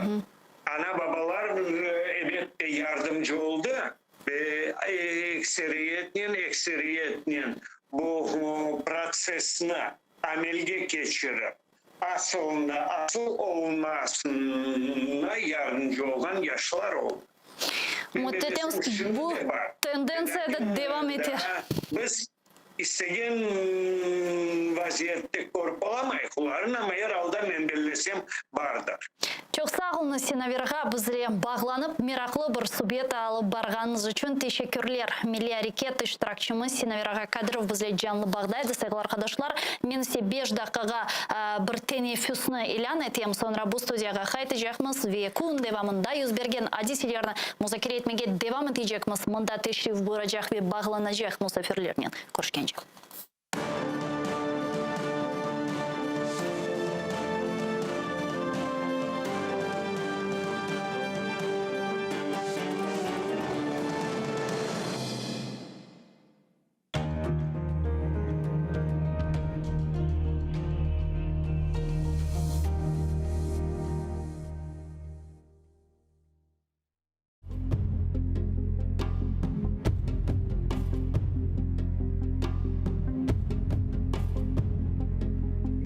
хаста, көзім тонық. Яшав соғық, өлім соғық. Язым, шиырым, фикрим бозық, ичбірінің керегі жоқ. Весселам. Бар делер бізге келе, бұлбұл ерлай, гүллер күле, айванлар құл кишілерге. İnanmayman ичбіріне. Весселам. Филан батыр, Тувент қорқақ, Амет қырсыз, Мехметке бақ, насыл кірсіз, насыл аппақ. İnanmayman, әпсі алчақ. Весселам. Бірі севген көз яш төке, бірі білген көп лаф ете, бірі батыр көтек севе. Әпсі ешшек, әпсі түйе. Весселам. Халққа қызмет еткенлер бар, халқыны иддай еткенлер бар, дженнетлерге кеткенлер бар. Бірі қырсыз, бірі тувар. Весселам. Керчек түгіл, не көк, не жер, не бұлардан туған бізлер, Танрым, яшав бұйық хорлық. Бізге яқшы бір өлім бер. Весселам.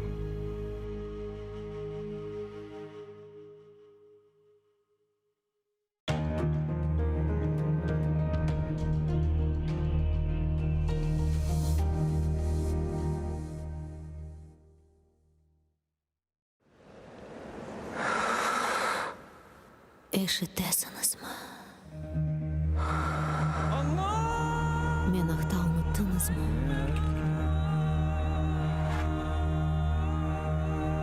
Мен мұндамын.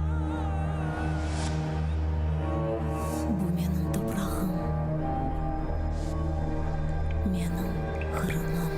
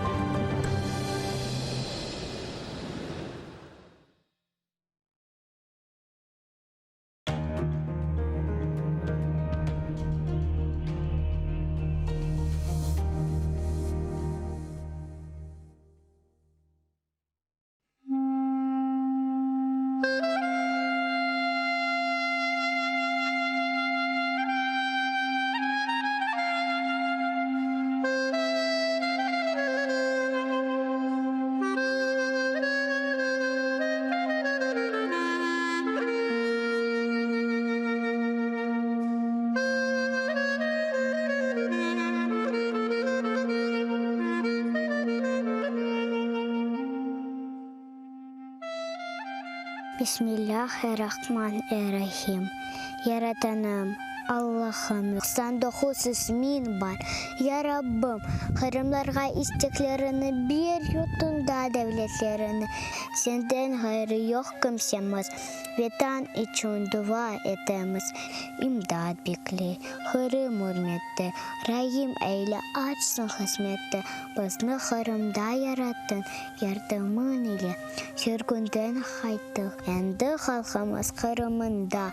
Devletli olsun vatanımızға. Biz için aziz Kırımımız.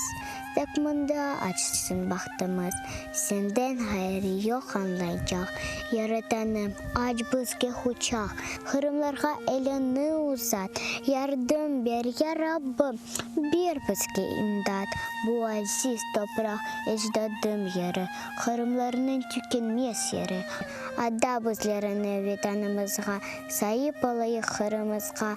Kırımlar kalbi tek sana eman. Ecdatlar yerini bağışla. Amin.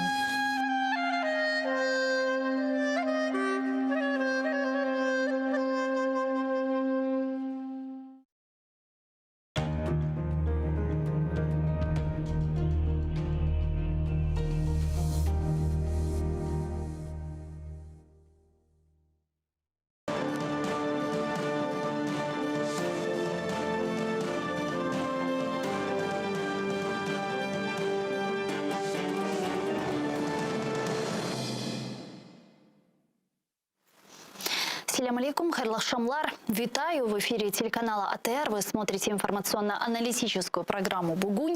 В студии для вас работаю я, Гульсум Халилова. И следующие 45 минут в этой студии с гостем мы обсудим основные новости, которые появились в украинской информационной повестке дня, которые непосредственно касаются временно оккупированных территорий. Я напомню, что мы работаем в прямом эфире. На экраны ваших телевизоров режиссеры периодически выводят номер телефона, так что вы можете звонить к нам там бесплатно по Вайберу, плюс 380 67 63 46 130. Можете присоединяться по скайпу atr.tv, это наш адрес. Звоните, задавайте ваши вопросы. Нам важен ваш голос. Не забывайте подписываться на наш YouTube-канал. Там мы вещаем как в онлайн-режиме, так и выкладываем самые интересные фрагменты из наших эфиров. Выкладываем практически все наши программы в записи. Ну и, наконец, поддержать Первый крымско-татарский вы можете, подписавшись на наш Patreon. Ссылку вы сейчас видите на ваших экранах. Можете пройти по этой ссылке, выбрать уровень поддержки и стать частью большой крымско-татарской семьи АТР. Это поможет нам продолжать работу на непростом информационном фронте. Я же рада представить гостя нашей студии Віктор Кононенко, експерт з питань безпеки, генерал-лейтенант, заступник голови СБУ у 2017-2019 роках, депутат Київської міської ради. Вітаю вас, пане Вікторе. Ассаляму алейкум. Хош келдіңіз. Добрый вечер. Рада вас бачити. Взаимно. Я наш эфир предлагаю начать со следующего информационного сообщения. Почти готовы к вторжению. Конфликт Intelligence Team нашел новые видео с передвижением российской военной техники к границам Украины. Переброска войск идет медленнее, чем весной. Однако аналитики говорят, что если она продолжится такими же темпами до января 2022, а личный состав 41-й армии перебросит в Ельню, то общая численность группировки войск у границы и в Крыму значительно превысит апрельские показатели. Видео нашли в социальных сетях, которые мы, собственно, можем сейчас наблюдать на экранах. Там видно военную технику возле станции Масловка Воронежской области. Соединенные Штаты Америки же, в свою очередь, готовятся к непредвиденным обстоятельствам за наращивание российских войск у границ Украины. Сообщение о возможном вторжении Российской Федерации. Об этом сообщил Нед Прайс. Вот его цитата. Я предлагаю вместе послушать. Ми направили високопосадовців для проведення докладних брифінгів для наших європейських союзників. Ми також надали детальну інформацію Україні. І ми продовжимо не лише ділитися інформацією, а й готуватися до низки непередбачених обставин. Можу запевнити вас, що ми цим і займаємося. На уточнение журналистки, включают ли эти непредвиденные обстоятельства сценарий 2014 года, когда Российская Федерация оккупировала Крым и вторглась на Донбасс, представитель Госдепа ответил, что вдаваться в подробности сейчас не стоит. Посольство США в Украине не рекомендует своим гражданам посещать Крым из-за необычной военной активности России. Об этом сообщает сайт дипломатического ведомства. И вот что они говорят. Громадяни США поінформовані щодо повідомлень про незвичайну військову активність Росії біля кордонів України та в окупованому Криму. Рекомендації щодо подорожей для України залишаються на рівні 4. Не подорожуйте до Криму через зловживання з боку російської окупаційної влади, у східній частини Донецької та Луганської областей через збройний конфлікт та по всій Україні через COVID-19. Концентрация российских войск на границе. Россия подготовила силы для нового военного нападения. Про это стал говорить уже и Курт Волкер, экс-представитель Госдепа США в Украине. Найбезпосередніша загроза для України. Росія підготувала сили для нового військового нападу, який може бути розпочато у дуже короткий термін. Ніщо з цього не означає, що Росія готова безповоротно до нового вторгнення в Україну. Швидше Путін готує сили та аргументи, необхідні, щоб дати йому можливість вибору. Варіант, який був би неможливим, якби не було зроблено цих попередніх кроків. Справді, найімовірніше пояснення подій полягає в тому, що Путін шукає поступки та жести деескалації з боку України та Заходу в обмін на рішення не вторгатися. Пане Виктора, с каждым днем мы наблюдаем, что ситуация еще более напрягается, еще более накаляется, и с каждым днем все больше и больше сообщений от представителей западного истеблишмента о том, что Россия планирует нападение. И все началось с обычного сообщения Washington-Post, потом дальнейшие спутниковые снимки у границы Украины, и дошло до того, что разведка Украины уже публикует карты с направлением направлениями, стрелками, куда, как, когда, каким образом может нападать Россия. Более того, уже озвучены сроки. Конец января, начало февраля. Что происходит? Ну, по-перше, Вашингтон-Пост не публікує нічого просто так. І якщо така публікація відбулася, то вона і переслідувала мету привернути до цього увагу. Давайте попробуємо розібратися в ситуації, яку ми маємо. Давайте. Це не перше накопичення військ біля наших кордонів. Це відбувалося в минулому, позаминулому році. Але вперше ми маємо, даруйте за тавтологію, першу штурмову танкову армію, а це знаряддя нападу. Вперше ми маємо підготовку МОП-резерву, тобто з березня місяця на території ДНР, ЛНР так званих рекрутів вишкаляють до наступу на Україну, їм платять за це кошти. Такого не було в минулі роки. І те ж саме ми бачимо на території Росії з літа. І саме головне, новація цього року, те, що нам про це говорять наші західні партнери. Тобто нонсенс ситуації полягає в наступному, що якщо 14-19 рік ми переконували світ, що Росія агресор, що Росія – це загроза для всього світу, а ми є форпост, який стоїть проти цієї загрози, то зараз нам наші іноземні партнери кажуть: друзі, ви розслабились, у вас загроза, у вас можливий військовий наступ. Це величезна різниця, і вона не обмежується виключно публікаціями в ЗМІ і фотографіями, і спутниковими знімками. А мы расслабились? То ми взагалі нічого не робимо, крім того, що маємо на сьогоднішній день. Що би ми мали робити? По-перше, ми майже місяць заперечували і не визнавали ситуацію. Ми казали, та все гаразд, це чергове переміщення. Та це просто йде гра на підвищення ставок. А нас переконували і переконують досі, що, друзі, подивіться, можуть бути проблеми. Тобто, швидше за все, у наших іноземних партнерів є інформація більш вагома, якою вони з нами не діляться, яка дає їм підстави говорити, що загроза реальна. Знову таки, чому не діляться, вникати довго не будемо, але згадаємо той самий Вагнергейт і зробимо висновок, що довіри до нас повної немає вже давно. Ну, действительно, Тому после нам доносять інформацію офіційним шляхом через публікації, через офіційні заяви. Ну, действительно, после публикации Вашингтон-Пост, Блумберга, Политика, несколько недель украинская власть об этом молчала, никак на это не реагировала, и украинское внешнеполитическое ведомство, в том числе и последнюю неделю, риторика очень сильно изменилась, и министр обороны Украины Алексей Резников сказал, что разведданные украинские и американские, европейские действительно уже совпадают. Почему вдруг резко тогда сменили риторику? Той самий Резніков, який протягом 3 тижнів говорив, що все нормально. Да. А потім виступив він і виступив пан Буданов, керівник Головного управління розвідки, навіть назвав нам термін кінець січня, початок лютого. І сказав, що нападуть звідусіль. Але якщо згадаєте, то події в нас були пов'язані коли в Україні почались протести проти політики влади. Коли розгорівся скандал з Вагнергейтом. Коли поставили термін про звільнення Єрмака. І ми виходимо з такою заявою. В чому дисонанс заяви і дій влади? Так. Якщо влада визнає військову загрозу, що вона мала зробити? Ну, щонайменше, як на мене, йдемо послідовно. Це засідання РНБО. Воно, звісно, закрите, але сказати про це громадянам, що ми провели і ми знаємо, як захищатись, потрібно. Друге, це позачергове засідання Комітету Верховної Ради. Відповідно, з заслуховуванням міністра оборони України і головнокомандуючого Збройних сил України. З простим питанням: друзі, настільки ми готові? І, друзі, що вам потрібно для того, щоб ми підготували ще сильніше? Потім, напевно, мало б бути позачергове засідання Верховної Ради України, присвячене цьому. І в першу чергу в контексті зміни бюджету Збройних сил України і посилення тих позицій, де у нас слабо. Що пам'ятаєте, журналіст Юрій Бутусов каже, що ми пальним забезпечені на 22% від потреби, яка є на сьогоднішній день.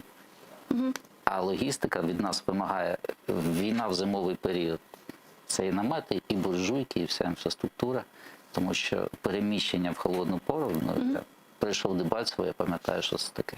Ну вот сегодня появилось такое информационное сообщение из уст советника главы Офиса президента Михаила Подоляка относительно внедрения военного положения в нашей стране в связи с возможным нападением России в Украину. Он сказал, что на фоне угрозы вторжения России не будет вводиться военное положение в Украине. Все слухи об этом, которые распространяются в СМИ, являются фейковыми. По его словам, все новости, распространяемые в различных трактовках о якобы планируемом в Украине военном положении, это не более чем фейк. Он подчеркнул, что этот фейк распространяют российские средства массовой дезинформации, а также украинские специальные олигархические каналы. Он добавил, что Украина призывает российскую сторону перенаправить средства, которые расходуются на поддержание угроз соседним государствам в Европе, на социальную поддержку своих граждан. Чудова заява. За моєю інформацією, питання введення надзвичайного або військового стану дійсно розглядалось. Дуже добре, що вони прийняли рішення його не робити. Те, що ми з вами говорили до цього, це не питання надзвичайного чи військового стану. Це питання підготовки. Якщо дозволите, я продовжу. Да. Виділення додаткових коштів необхідно, згідно тієї логістики, яка має бути на військовий період. Проведення злагодження підрозділів територіальної оборони, які в нас знаходяться тільки в процесі формування, точно так же, як і МОП резерву, який буде призиватись у випадку війни, також потрібно. Його немає.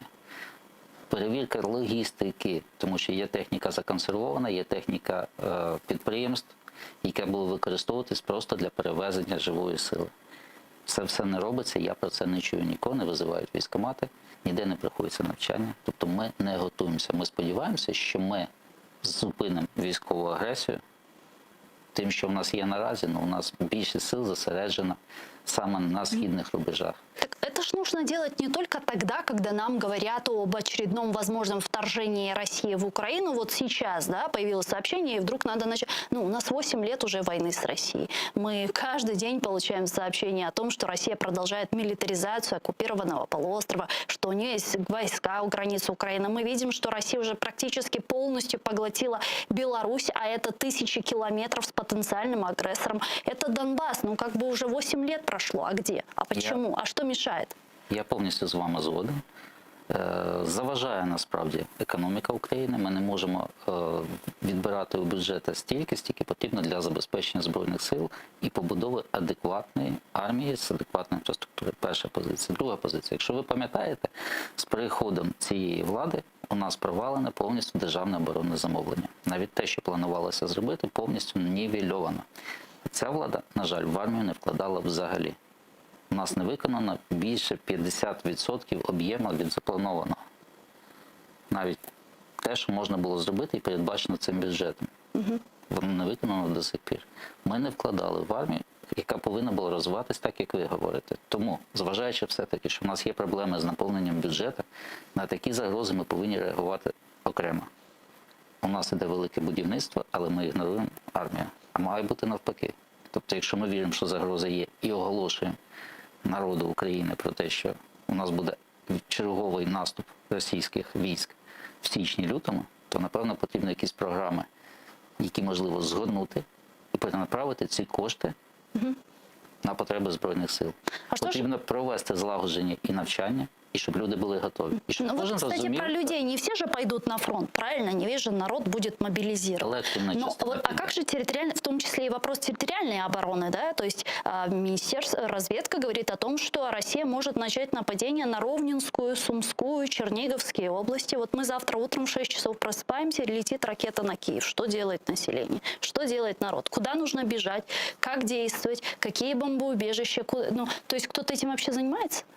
Якби займалися, ми б це з вами розуміли. Ми як пересічні громадяни, а я як людина, яка цікавиться цією темою, ми не розуміємо. Ми розуміємо, що немає єдиної логіки дій.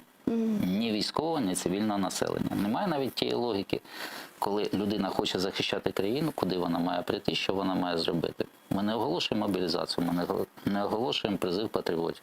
Ми цього нічого не робимо. Тобто з цього дві речі. Або влада нам говорить, що загроза є, а сама в неї не вірить, або влада просто не готова захищати нашу країну. І те погано, тому що ми програємо в обох випадках. Ну, если будем говорить о возможном вторжении России в Украину, о о реальности вообще такого действия со стороны Кремля сейчас, на данном этапе. Как вы думаете, возможен ли этот сценарий в январе, действительно, в конце января, в начале февраля? Зачем это сейчас Путину? Цей сценарій можливий в будь-який час. Все залежить від двох речей. Настільки Путін до нього готовий і від підстав до цього. Путін уже раз наважився на агресію, ми втратили Крим і частину території на Донбасі. Ну, от якщо Війна говорити о триває готовності, насправді, да. вона не закінчилась. Ми ж розуміємо, що метою Путіна є поглинання більшої частини України. Тут я наполягаю, що не всієї території, тому що йому не потрібні патріоти, йому не потрібні проєвропейські налаштовані люди. Тобто на Запад він не піде? Так, я думаю, що він зробить резервацію, куди відтіснить всіх своїх опонентів, а більшу частину України забере. Київ йому потрібен, тому що він збирач земель російських, а Київ мать родов русських, да? По російській історії. Він туди буде спрямовувати свої зусилля. Тому у нього є різні варіанти операції, різний рівень планів. Найбільше – це захоплення більшої частини території, приєднання. Проміжний, але дуже важливий – це шлях від Донбасу до Криму. Сухопутне сполучення, повністю заволодіння виходом в Чорне Азовське море. І саме головне, вода в Крим. Це все дуже дорого, і це спрощує його витрати на цю роботу. І найменше, що він може зробити, судячи з останніх заяв російських депутатів, які говорять, що у нас, і те, що ми фіксуємо, у нас є багато звернень колективів і просто громадян з тимчасово окупованих територій до Російської Державної Думи, до керівництва Росії про приєднання окупованих територій Донбасу до Росії. Враховуючи паспортизацію, враховуючи ще низку аспектів, вони всі до цього йдуть. Ми повинні говорити про те, що більша частина працездатного населення, яке не задіяне в незаконних військових формуваннях, вона працює в Росії. Тому що економіка на території окупованій, вона майже знищена. Тому такі звернення є, і останнім часом їх стає більше. Реакція депутатів Державної Думи. Нам потрібно відновити Донецько-Криворізьку республіку. Вот, кстати, про заявления чиновников Российской Федерации не только. В последнее время было несколько таких настораживающих заявлений, среди которых есть заявления службы внешней разведки России. Мы знаем, что они крайне редко вообще выступают с какими-либо заявлениями еще с 2008 года, но на этот раз почему-то они решили высказаться насчет того, что происходит у Украины. Они именно объединили Соединенные Штаты Америки и Европейский Союз в поддержке Украины, вот якобы той наступательной операции, которую Украина якобы планирует на Донбассе. Потом было заявление Патрушева, секретаря Совета Безопасности РФ, который сказал, что это может повлечь за собой непоправимые последствия. Миллионы украинцев будут бежать за границу. И было еще очень интересное заявление заместителя Совета секретаря Совета Безопасности России Гребенкина, если не ошибаюсь, который сказал, что с украинской стороны готовится провокация на экономические объекты России, расположенные на временно оккупированном полуострове в акватории Черного и Азовского морей. То есть тут возникает вопрос, если они планируют какое-то наступление, да, то под каким соусом это может быть преподнесено? И вот эти вот заявления говорят ли о том, что они сами могут вот спровоцировать некий такой казус белли, инспирировать какую-то операцию и вот напасть?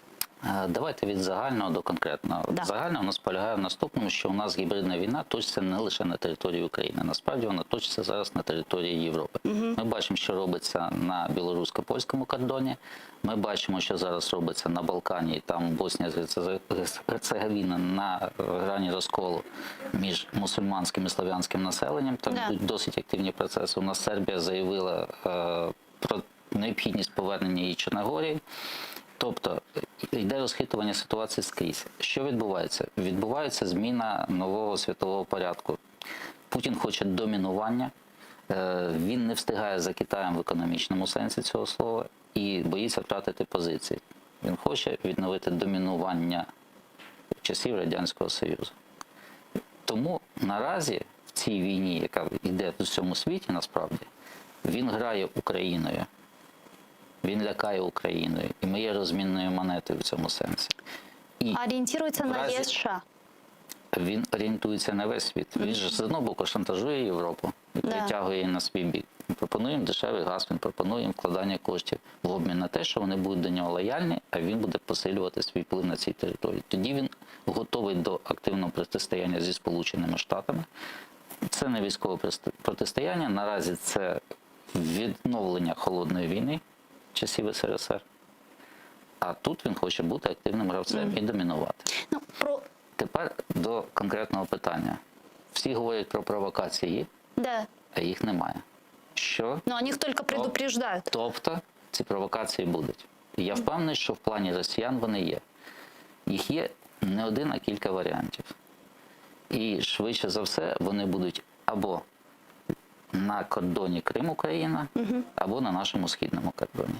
І сценарій наступу по накопиченню військ швидше за все так і буде з двох боків, з Криму і зі Сходу. То есть такой может повториться Гляубицкий инцидент в Крыму или на Донбассе? Я думаю, що вони не повторяться, вони не повторюються в своїх заходах, але те, що наступ буде з двох сторін, це однозначно. Наступати з боку Білорусі цікаво лише по території Чорнобильської зони до Києва. Це найближчий шлях. Вище туди, рівно Волині, на сьогоднішній день не потрібно. Пане Виктора, я предлагаю подключить к нашему эфиру Андрея Андреевича Пиантковского, диссидента, публициста, который с нами сейчас на прямой связи. Андрей Андреевич, здравствуйте, добрый вечер. Ну, у вас добрый день, насколько я понимаю. Добрый вечер, Гульсун. Да. Андрей Андреевич, я знаю, что вы пристально следите за вот той алармистской риторикой западного истеблишмента. Вот как вам сейчас видится ситуация? Ну, я внимательно наблюдаю за ситуацией в Вашингтоне, собственно, находясь здесь в центре событий. Последние 5 месяцев охарактеризовались напряженной борьбой внутри администрации Путина, администрации Байдена по отношению к Путину и к украинскому кризису. Вы же помните, какого успеха достиг Путин на саммите в Женеве 15 июня. Он заставил Байдена промямлить, в общем, практически под его диктовку требования к Украине выполнять там московскую интерпретацию Минских соглашений. Это вызвало возмущение американского истеблишмента, Конгресса, глубинного государства. И украинская дипломатия блестяще воспользовалась этими возможностями. Уже на саммите Зеленский-Байден 1 сентября был совершенно другой разговор. Там Байден забыл про этот мем Минские соглашения. А подписанная 10 ноября хартия стратегического сотрудничества между Украиной и Соединенными Штатами, на мой взгляд, это исторический документ. Он характеризует лишь твердую решимость Запада и, прежде всего, Соединенных Штатов не позволить Путину осуществить его планы покорения Украины. Там очень сильные формулировки, можете еще раз к ним вернуться, но важно, что они на наших глазах воплощаются в жизнь. Это и ежедневные поставки вооружений Украине, это и подготовка законодательства американского и переговоры с союзниками о введении так называемых адских санкций в случае вторжения. Ну, эти адские санкции, они не скрываются. Это газовое и нефтяное эмбарго России полное, но при этом как такой мелкий вопрос, как Северный поток, это просто закрывается навсегда. И арест русского триллиона, актива путинской верхушки в юрисдикции Соединенных Штатов. Это очень серьезный сдерживающий фактор. И Соединенные Штаты как никогда раньше полны решимости поддержать Украину, оказывая любую военную помощь, ну, кроме непосредственного участия американских дивизий в боевых действиях, и сокрушительную экономическую и политическую поддержку введением совместно с Европой адских санкций. В этой ситуации полномасштабное такое вторжение, оно и раньше-то было авантюрой, без такой даже степени западной поддержки. Ну, что они собирались? Оккупировать Украину? Как это они себе представляли, интересно. Ну, а сейчас это просто перспектива крушения путинского режима. Что такое нефтяной и газовый эмбарго? Это лишение базиса всего этого преступного клептократического государства.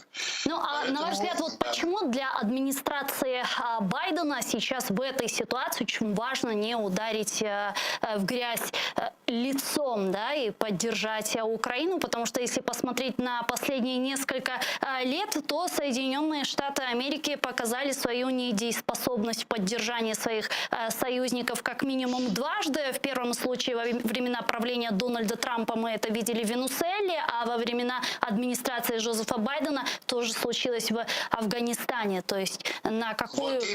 Вот именно поэтому афганистанская катастрофа, в смысле информационного картинки на глазах всего мира, это, конечно, была катастрофой. Она чрезвычайно вдохновила всех диктаторов мира, и прежде всего Китай и Россию, которые увеличили свою активность своих действий по решению исторических для них задач захвата Тайваня и захвата Украины.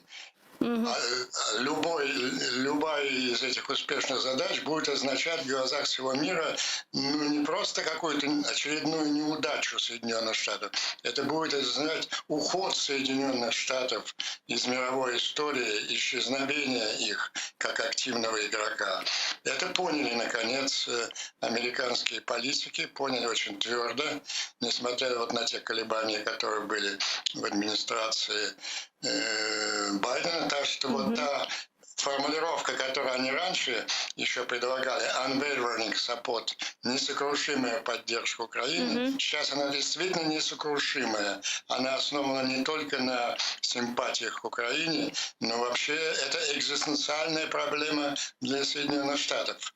Дать Путину покорить Украину – это историческое поражение Запада, уход его из мировой истории. То есть это не только такая имиджевая потеря Соединенных Штатов Америки, но и с другой стороны, если Европейский Союз и Соединенные Штаты Америки позволят России поглотить Украину, это в том числе и может дать карт-бланш Китаю пойти военным наступлением на Тайвань. Правильно я понимаю? Он на следующий день начнет высадку на Тайване. Это всем прекрасно понятно. И уже ведь Соединенные Штаты стараются пока довольно успешно создать такой оборонительный блок на Тихом океане. Австралия, Япония, Южная Корея, Индия. Ну кто же поверит каким-то им обещаниям, если на глазах всего мира они откажут в поддержке. Это уже вопрос решенный для американского политического истеблишмента. Но вот я боюсь, это не до конца поняли в Москве. Они настолько ослеплены своей ненавистью к Украине, что они не могут отказаться от этих планов. Ну вот к Москве еще вернемся, но все же вот когда мы говорим про Соединенные Штаты Америки, насколько далеко они могут зайти в помощи Украине в этой конфронтации с Россией? Не станет ли так, что Соединенные Штаты ограничатся какими-то, возможно, полумерами, чтобы как-то договориться с Россией по Украине и сконцентрировать полностью свое внимание на Китае? Это вот такая мулька, давайте сконцентрируемся на Китае, для этого нам нужно помириться с Путиным, а для этого надо уступить ему, например, вопрос. Это уже не проходит. Это российская агентура проталкивала здесь годами этот тезис. Сейчас он потерпел полное поражение. Сейчас прекрасно понимаю, что эти две вещи связаны. Тайвань и Украина связаны одной цепью. Падение одного будет означать падение другого и конец Запада, как силы мировой истории. А еще вот такой вопрос. Как вы оцениваете заявление, публикацию Foreign Policy, где речь идет о том, что Энтони Блинкен якобы давил на демократов, на конгрессменов, чтобы те сняли поправки Северного потока-2 из оборонного бюджета США. Ну, я не знаю. По-моему, кстати, не о Блинкене шла речь, а о Байдене в этой публикации. Я не путаю. Но неважно. Но это какие-то, понимаете, Северный поток, между прочим, самый серьезный удар по Северному потоку нанесла сама Германия, приостановив его сертификацию. Ну, объяснение такое за сценой, что Соединенным Штатам не хотелось бы оказывать давление на Германию, тем более на новое правительство. Полагаю, что оно и само с этой задачей справится. Мы знаем теперь имя нового министра иностранных дел Германии. Это Анна Лен Бербак. Она принципиальнейший противник Северного потока и очень надежный друг Украины. Так что я думаю, что... Ну и кроме того, какое имеет дело, значение, собственно, Северный поток, если речь идет вообще о газовом и нефтяном эмбарго в случае российской агрессии. Андрей Андреевич, вот по поводу Москвы еще хотела несколько вопросов задать. Я знаю, что вы следите очень активно за пропагандистскими средствами массовой информации РФ. Вот какой можно сделать вывод из тех тезисов, которые они там педалируют, из тех тезисов, которые они там сегодня озвучивают? Я слушал кусок беседы вашей с господином генералом, но я полностью согласен и с вами, и с вашим гостем. Ну, просто идет непрерывный 24 часа в сутки гляйвец. Ведь вся эта российская пропаганда, да что пропаганда, это крупнейшие руководители государства к этому прибегают. Все они заявляют, из каждого московского чайника несутся предупреждения о неизбежных украинских провокациях, на которых придется ответить. Вот мне кажется, что они устроят серьезную провокацию в самое ближайшее время. Они понимают все-таки вот эти угрозы Запада. На крупномасштабную операцию они сейчас не пойдут, и они хотят вот испытать волю Запада. Вот Запад предупредил, что он эти адские санкции внесет в случае, даже формулировка такая была, масштабного вторжения вглубь Украины.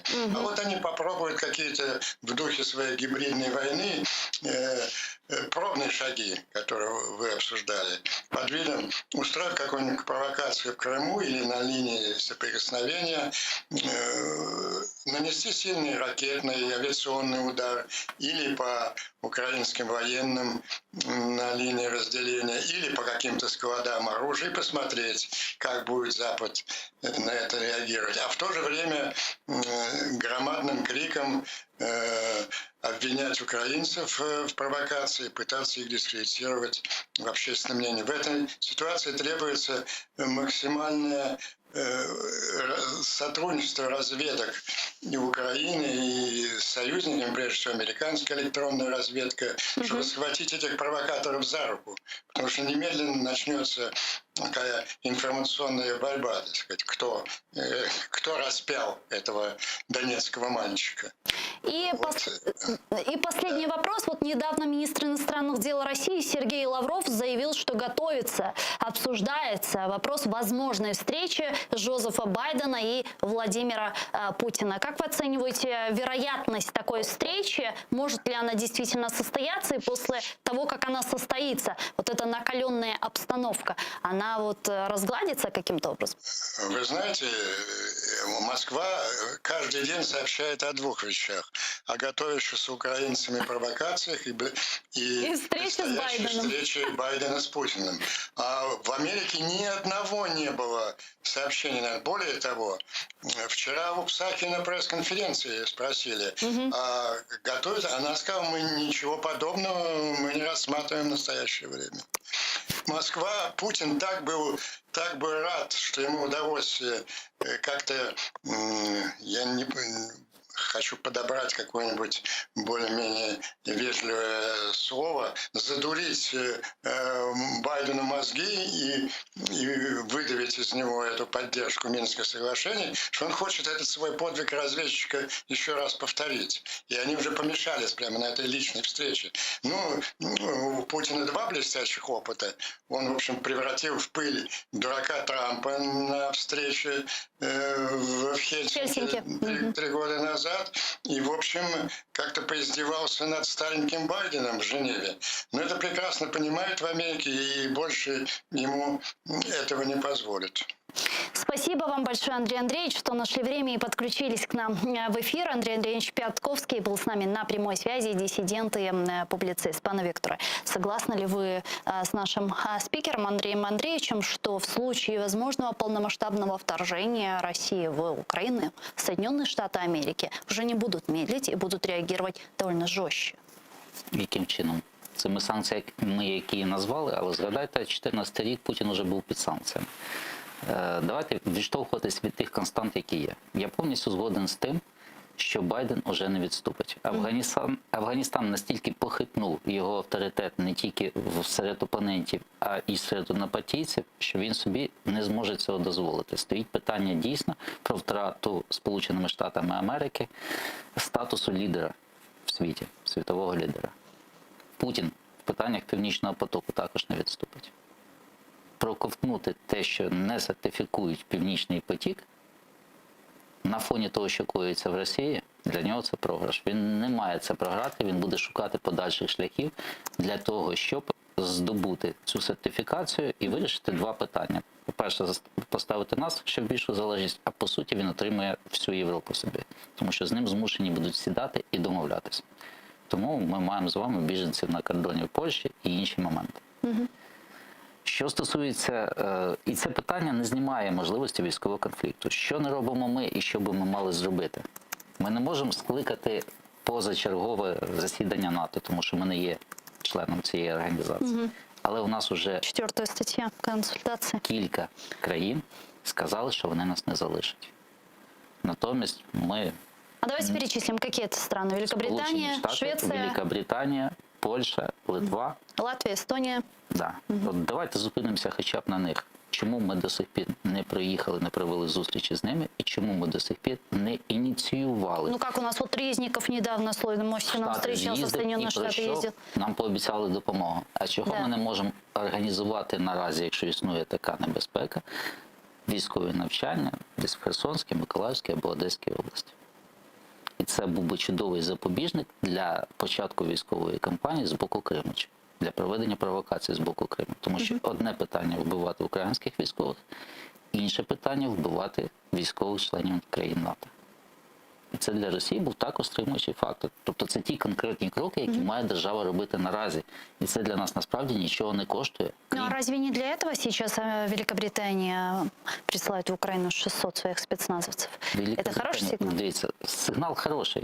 Но мене непокоїть в тому, що знову-таки за нас думає Захід. Ініціативи з боку нашої влади я не бачу. Тобто нам потрібно посилити зусиль в міжнародному військовому співробітництві. І затягнути всіми можливими методами законними сюди війська уже наразі. Для того, щоб запобігти саме ракетним авіаційним ударам, які у нас сягають далеко за межі лінії розмежування. Правильно? Ну вот, кстати, про превентивные меры наших западных партнеров тоже хотела у вас спросить, ваше мнение по поводу того, как вы думаете, как будет действовать Запад все же в случае какой-то эскалации, в случае возможного полномасштабного вторжения России в Украину. Западные наши партнеры, которые уже нас предостерегают, будут сейчас уже применять эти превентивные меры или же будут реагировать постфактум, после нападения, вводить санкции и так далее, но, как мы видим, санкции даже после оккупации, после Донбасса, которые были введены, они недостаточны, и они не заставили Путина уйти из Крима и из Донбасса. Ви повністю правильно говорите. Проблема в чим?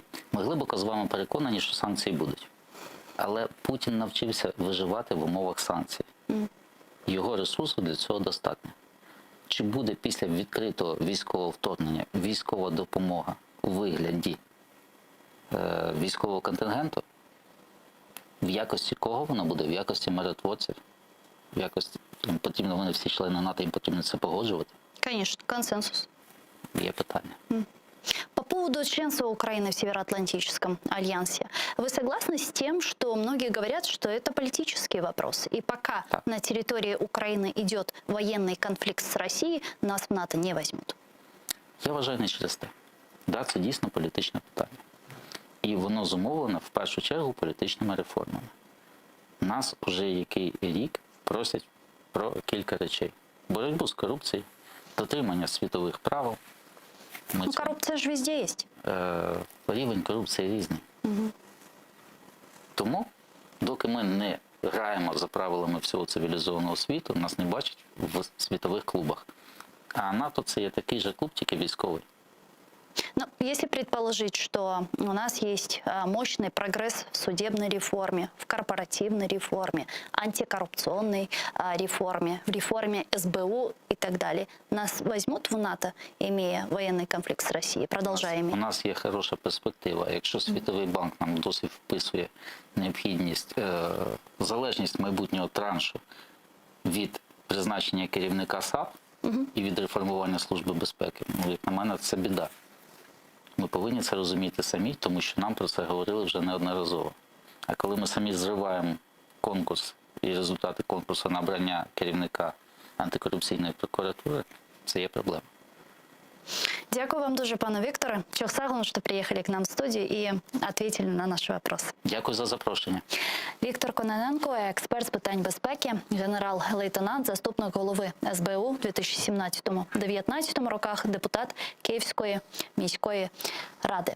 А я с вами не прощаюсь, мы сейчас прерываемся буквально на 5 минут, небольшой перерыв, а после в этой студии продолжится информационно-аналитическая программа «Бугунь». Правда, вас уже поприветствует мой коллега Осман Пашаев. Не пропустите, будет интересно. Сайглар Хадашлар, Букунлик Сызнен Сайгл Хашам, иншаллах инда яран буджанлы яйнда коршеджек, мы шымдыся сызерны месте, где шым Осман Пашаев селемлажахтар, она байрах наберем, ве буви дигер хаберлерны им харам татар Украин ве рус трендеп саверлерымыз ен музакере этейджек АТР телеканалының экранлар башындан айрылмаңыз. Көршкенше.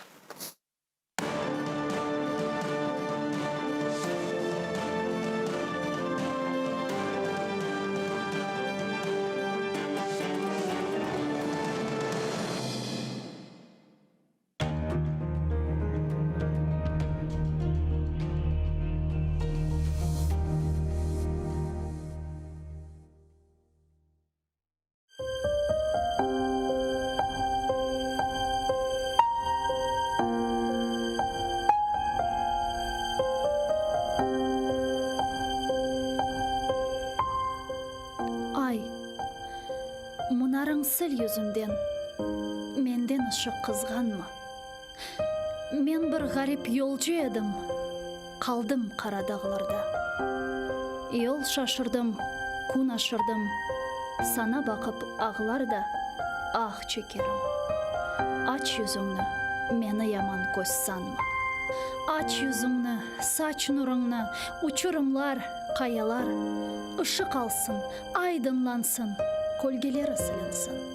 Toprak topman kardeşi sen, koksun şu taşlar. Granitler kara yerge ayna gibi korunsun. Yüreğime sırdaşı sen, kozumdaki şu yaşlar çiçeklerge tökeceğim.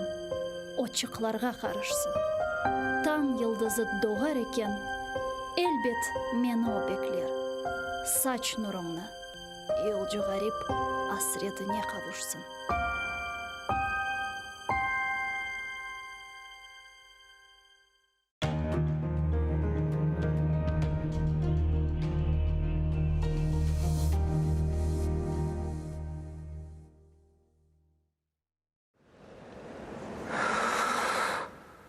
Eşitesiniz mi? Meni unuttunuz mu?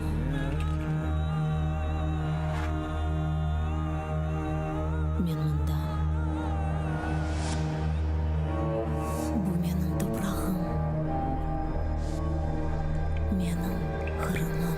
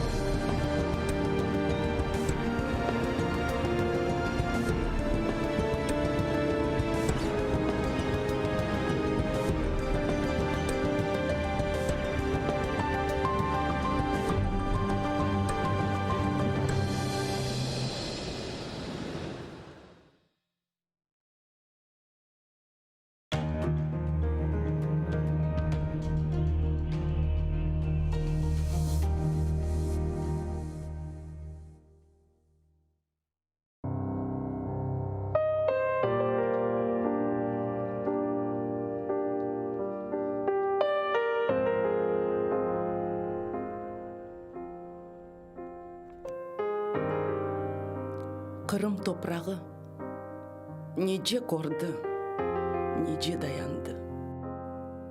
Неше көз яш қар дертлер башындан кечті. Неше татарның қанлары топраққа сынды. Қан тамчылары қараны алға чевірді. Ал топраққа түшкен қандан тереклер осер. Ал топраққа басқан дұшман пешманлар етер. Ал топрақны тұтып алған сабасыны көрмес. Ал топрақтан Қырым татарының ізі сілінмес. Ах, ватаным, сорғы сорған жевап істемей. Әр шейдайым текрарланса, аят деңішмей. Кәғытқа ятқан сөзлеріні девірлер сүртмес. Артта қалғанларны заман тоқтап беклемес. Огде ярық, шубесіз дырдайым қыш олмаз. Озыну сайып санған инсан yolundan қалмас. Келер бар. Ят байрақлар кечмішке батар. Мавы көкте, сары тамға, йылтырап янар.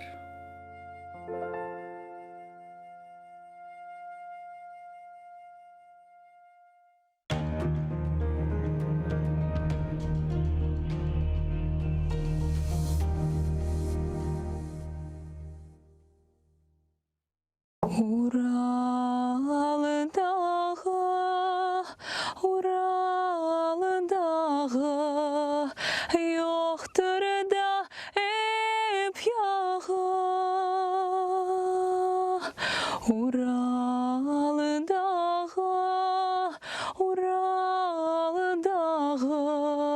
yoxdur da ep yağı. Şuharımdan taş toprağı, yüreğim yağı. Şuharımdan taş toprağı, yüreğim yağı. Yansın da yansın, Ural'da yansın, yansın da kul olsun. Yansın da yansın, Ural'da yansın, yansın da kul olsun. Biz naharımdan çıkargana gözlerim kör olsun. Biz naharımdan çıkargana gözlerim kör olsun. Huvanım anas sas yavrular Tatarının malına. Huvanım anas sas yavrular Tatarının malına. Biz haytırmız siz ketersiz Ural'ın dağına. Biz haytırmız siz ketersiz Ural'ın dağına.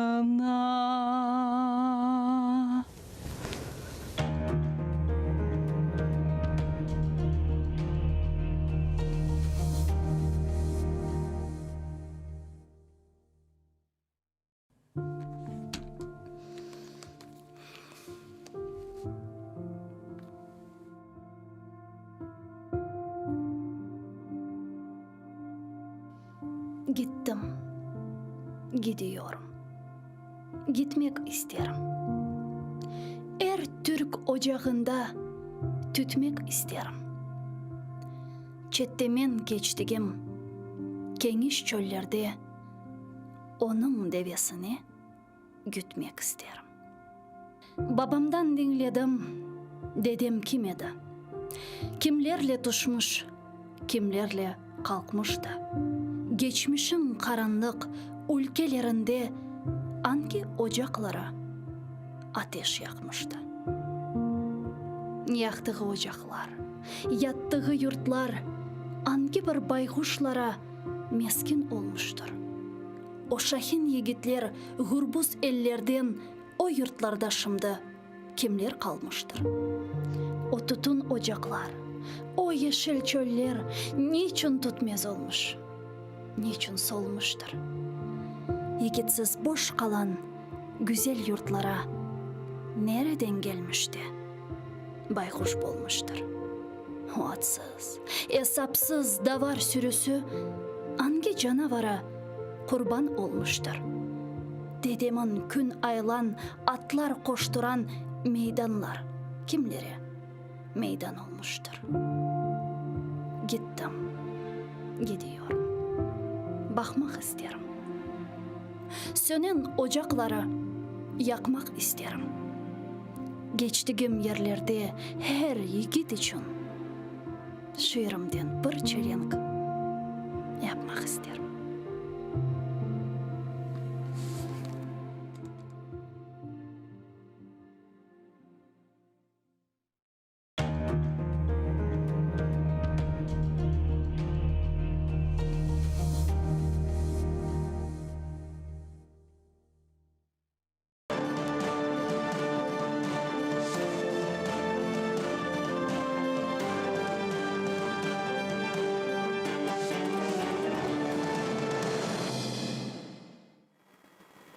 Гарного акшамар, доброго вечора. Це Богун на телеканалі АТР. Ми проведемо разом з вами до 9 вечора 3 ефіри. В першому у нас трошки міжнародна тема, точніше тема пов'язана з нашим сусідом і стратегічним партнером Туреччиною, яка переживає такі нелегкі економічні часи для всього світу.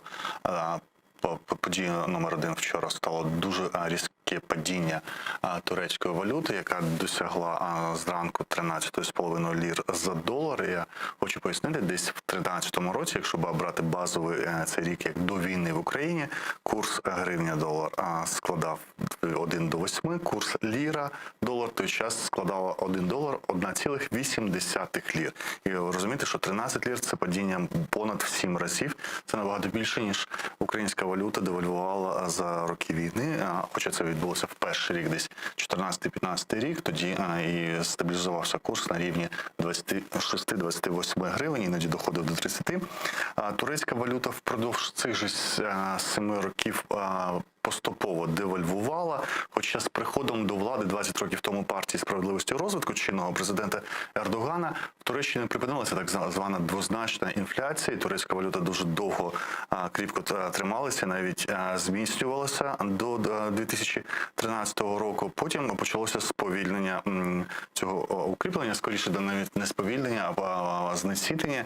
І от часом це відбувалося швидко, часом повільно впродовж року. Цього року, ще на початку року, ліра складала десь 7 лір за долар, а вже всередині року було 8, місяць тому 10, і от вчора було 13,5, хоча сьогодні вже трошки вона зміцнилася, але все одно курс складає близько 12 лір за долар, а це означає, що мінімальні зарплати в Туреччині, на які живуть дуже велика, майже 20% громадян, або велика частина працюючих, 14 мільйонів людей отримують мінімальну зарплату в цій країні, і вона складає $250, і за рейтингами зараз європейськими Туреччина посідає останні місця за рівнем мінімальної зарплати на рівні таких країн, як це п'ятірка країн: Албанія, Молдова, Косово, Північна Македонія, Туреччина, Україна. І поговоримо про те, як це відбувається на внутрішній політиці з Тогрулом Ісмаїлом, доктором політичних наук, професором університету Кахраман-Мараша.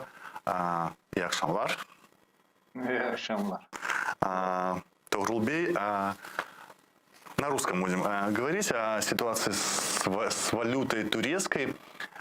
Тут два мнения можно услышать от представителей, в принципе, единой правящей коалиции. С одной стороны, президент Эрдоган считает все нормальным, оправдывая тем, что более дешевая турецкая валюта стимулирует экспорт и увеличивает экспортные поступления и дает стимул для экономического роста. В то же время его партнер по коалиции Девлет Бахчели называет это атакой внешних сил. Так все-таки это атака внешних сил или политика правительства по удешевлению турецкой лиры? И то, и другое. То есть нельзя одно отделить от другого. Во-первых, надо учитывать фактор пандемии. Сегодня в мире пандемия. И вы знаете, что практически во всем мире сейчас экономическая нестабильность. Это особенно в энергетической области и в других областях. С другой стороны, президент Турции долгое время настаивает на том, что процентная ставка банковской системы должна уменьшиться. Обычно учитывая тот фактор, что это, когда ставка большая, инвестиций в экономике нет, и все обычно занимаются, так скажем, да, самым простым способом разбогатеть за счет процентов.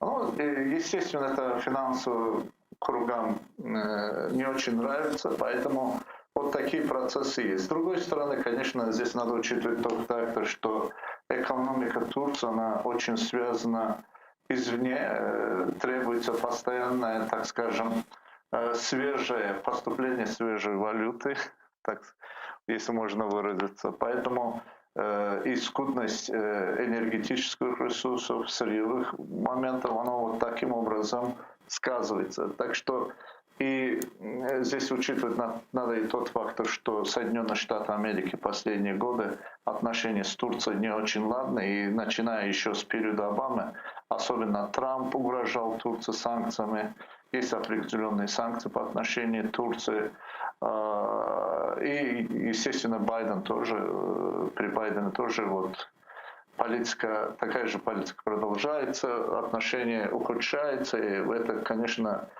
негативно сказывается экономике.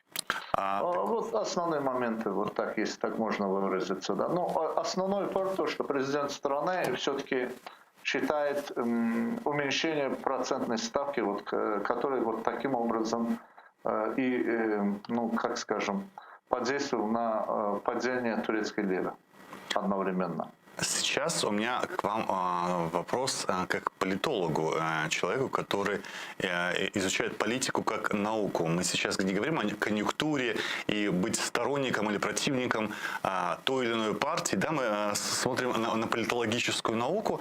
Она больше нам рассказывает, конечно, что, как важно для демократии разделение властей. Один из такой столпов современной рыночной экономики – это независимость Центробанка. И, насколько я понимаю, уже весь мир знает о том, что фактически Центробанк вручную управляется президентом страны. Насколько вы считаете, это эффективная модель управления для Турции? Потому что есть просто показатели.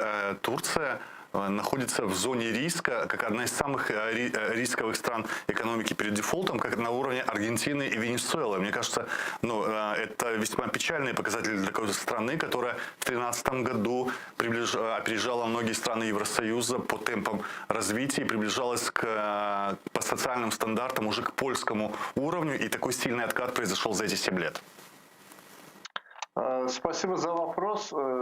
Как политолог я скажу, что, конечно, если объективно, тем более я независимый специалист, я ученый, то есть я не представляю никакой партии, так что для меня это не проблема, я выскажу только свое мнение, свой взгляд. Турция перешла в президентскую систему правления, и, естественно, многие моменты изменились с этого периода.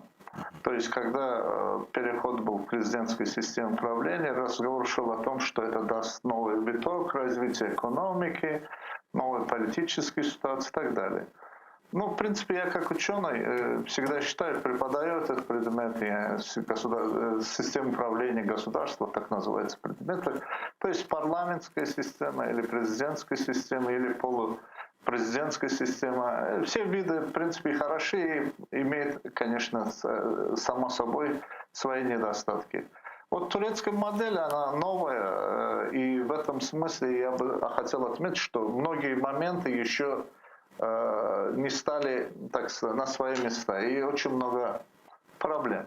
Независимость Центрального банка, она понятие, так скажем, условное. При парламентской системе, парламентской Турции, парламентарской Турции, опять же, назначение главы Центробанка происходило, то есть предлагал президент страны. Тоже ситуация не изменилась в этом вопросе тоже.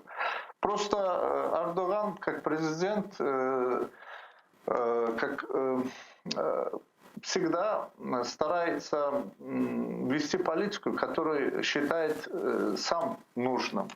Законно или незаконно, я считаю, что это законно, это его действие. Для этого есть оппозиция, для этого есть парламенты, которые сейчас критикуют президента страны за его экономическую политику.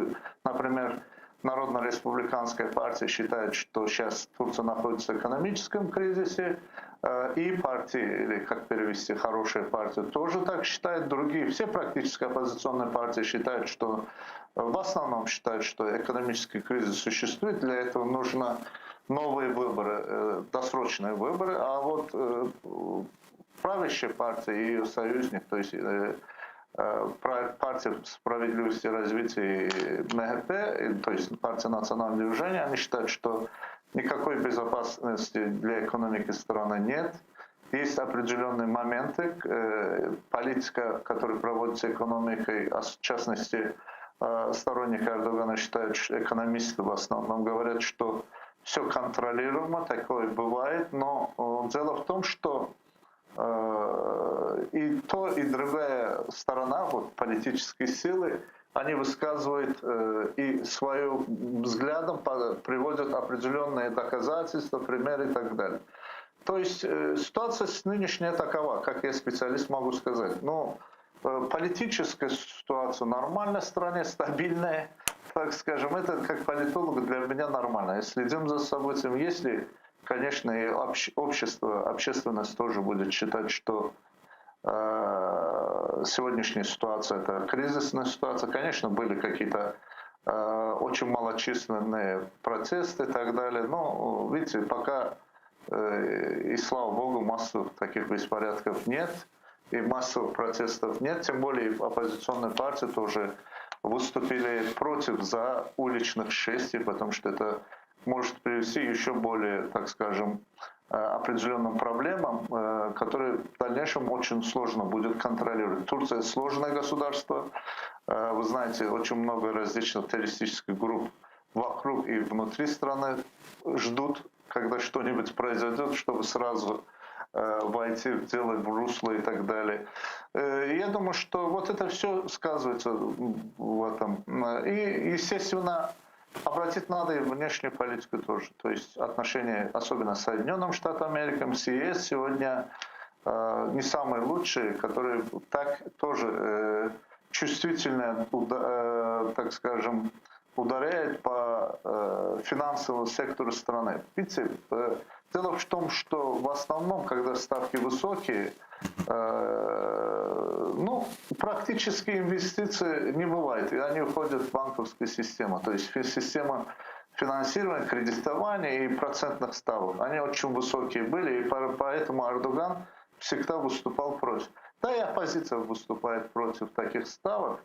Ну и как специалист я могу считать, что раз руководство страны взяло курс на такую политику, значит, она взяла на себя и всю ответственность за это, и все риски учла. А в противном случае это грозит, так скажем, если так можно сказать, новым политическим кризисом, то есть экономический кризис может привести к политическому кризису, что даст в дальнейшем приведет к досрочным выборам в стране.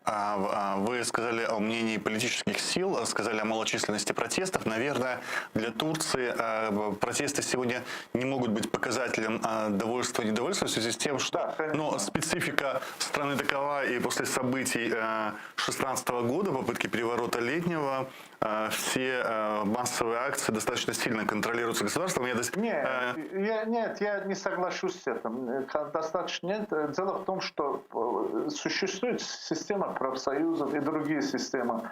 Кто сейчас больше пострадал от этой экономической кризисы, это малоимущее население и средний класс, и госслужащие. Правительство, сейчас очень спор вокруг минимальной зарплаты, которая потерялась практически под давлением инфляции. Сейчас и оппозиция, и правительство выступают за то, что увеличить эту минимальную зарплату с учетом инфляции. Кроме того, вы тоже опытный человек, который жили в Турции, знаете, что правительство страны, конечно, может быть не в тех ставках, которые сегодня, например, очень большие, высокая инфляция, но в целом профсоюзы всегда договариваются с правительством о увеличении зарплат государственных служащих, и у тех, кто получает зарплату, если так можно. Я все-таки не успел сформулировать вопрос. Есть ли замеры общественного мнения? Как оценивают свое экономическое положение граждане Турции? Какие их оценки? Есть ли прослеживаете ли вы динамику большего недовольства экономическим положением или ошибочности нынешней экономической политики? Есть ли такие исследования? Мы говорим сейчас не о политике, уже о социологии. Вы из меня сделаете сейчас и экономиста, и политолога, и социолога. Спасибо, Усман. Во-первых, надо сказать, конечно, я же сказал, прежде всего такая инфляция ударяет по карману малоимущих и среднего населения. Кто зарабатывает? То есть, кто живет на зарплате. Практически зарплата упала где-то на 30%, снизилась.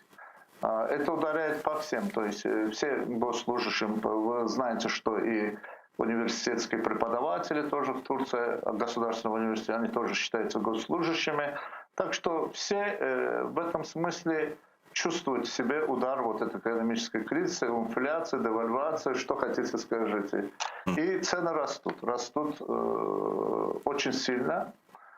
Здесь я еще раз скажу, разнообразные факторы. Например, сегодня на 1 лиру увеличилась практически цена на бензин, на солярку и так далее. То есть это тоже ударяет по карманам граждан. Недовольство растет, еще раз говорю. Если правдивы ли новости о том, что кое-где вводят квотирование и ограничения при продаже продуктов, даже такое обычно бывало в социалистических системах Турции, этого не помнит. Я читал, что в Турции в 80-е годы были тоже ограничения и по квотированию. Есть ли это правда или это неправда про то, что некоторые продукты продают в ограниченном количестве? Честно говоря, я живу в Анкаре, вы знаете, в стране, и езжу Kahramanmaraş, там работаю, и там, и здесь пока каких-либо ограничений нет. Есть государственные, магазины, которые, более-менее низкие цены там. Там вводятся ограничения для того, чтобы, для справедливой распродажи дешевой продукции. А так в нормальных маркетах вы спокойно идете, что хотите, покупаете. Пока не чувствуется. Может, кризис в дальнейшем ударит, я не могу сказать. Это, еще раз повторю, это не моя специальность. Я не сильно слежу за процессами.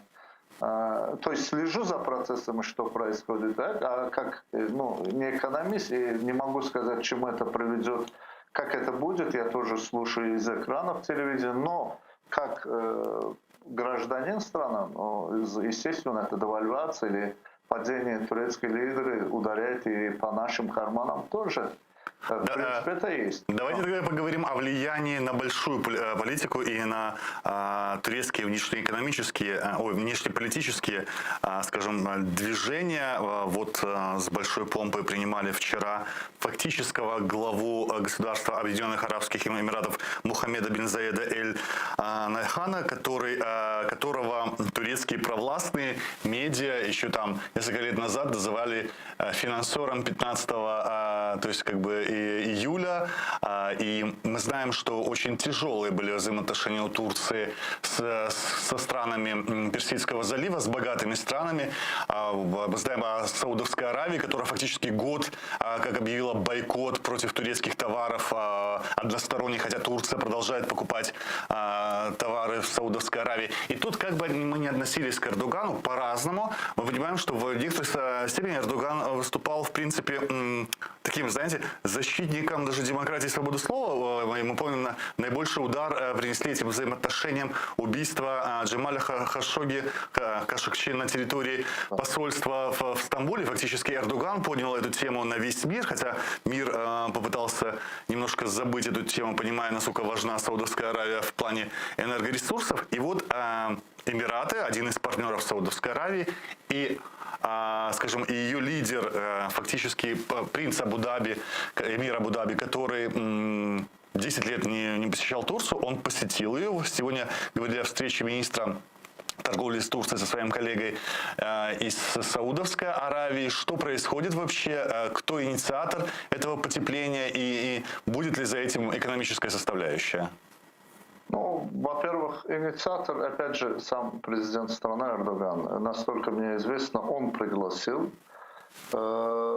И встреча состоялась в Турции. И я думаю, что стороны договорились, заключили более 10, по-моему, договоров на общую сумму $10 миллиардов.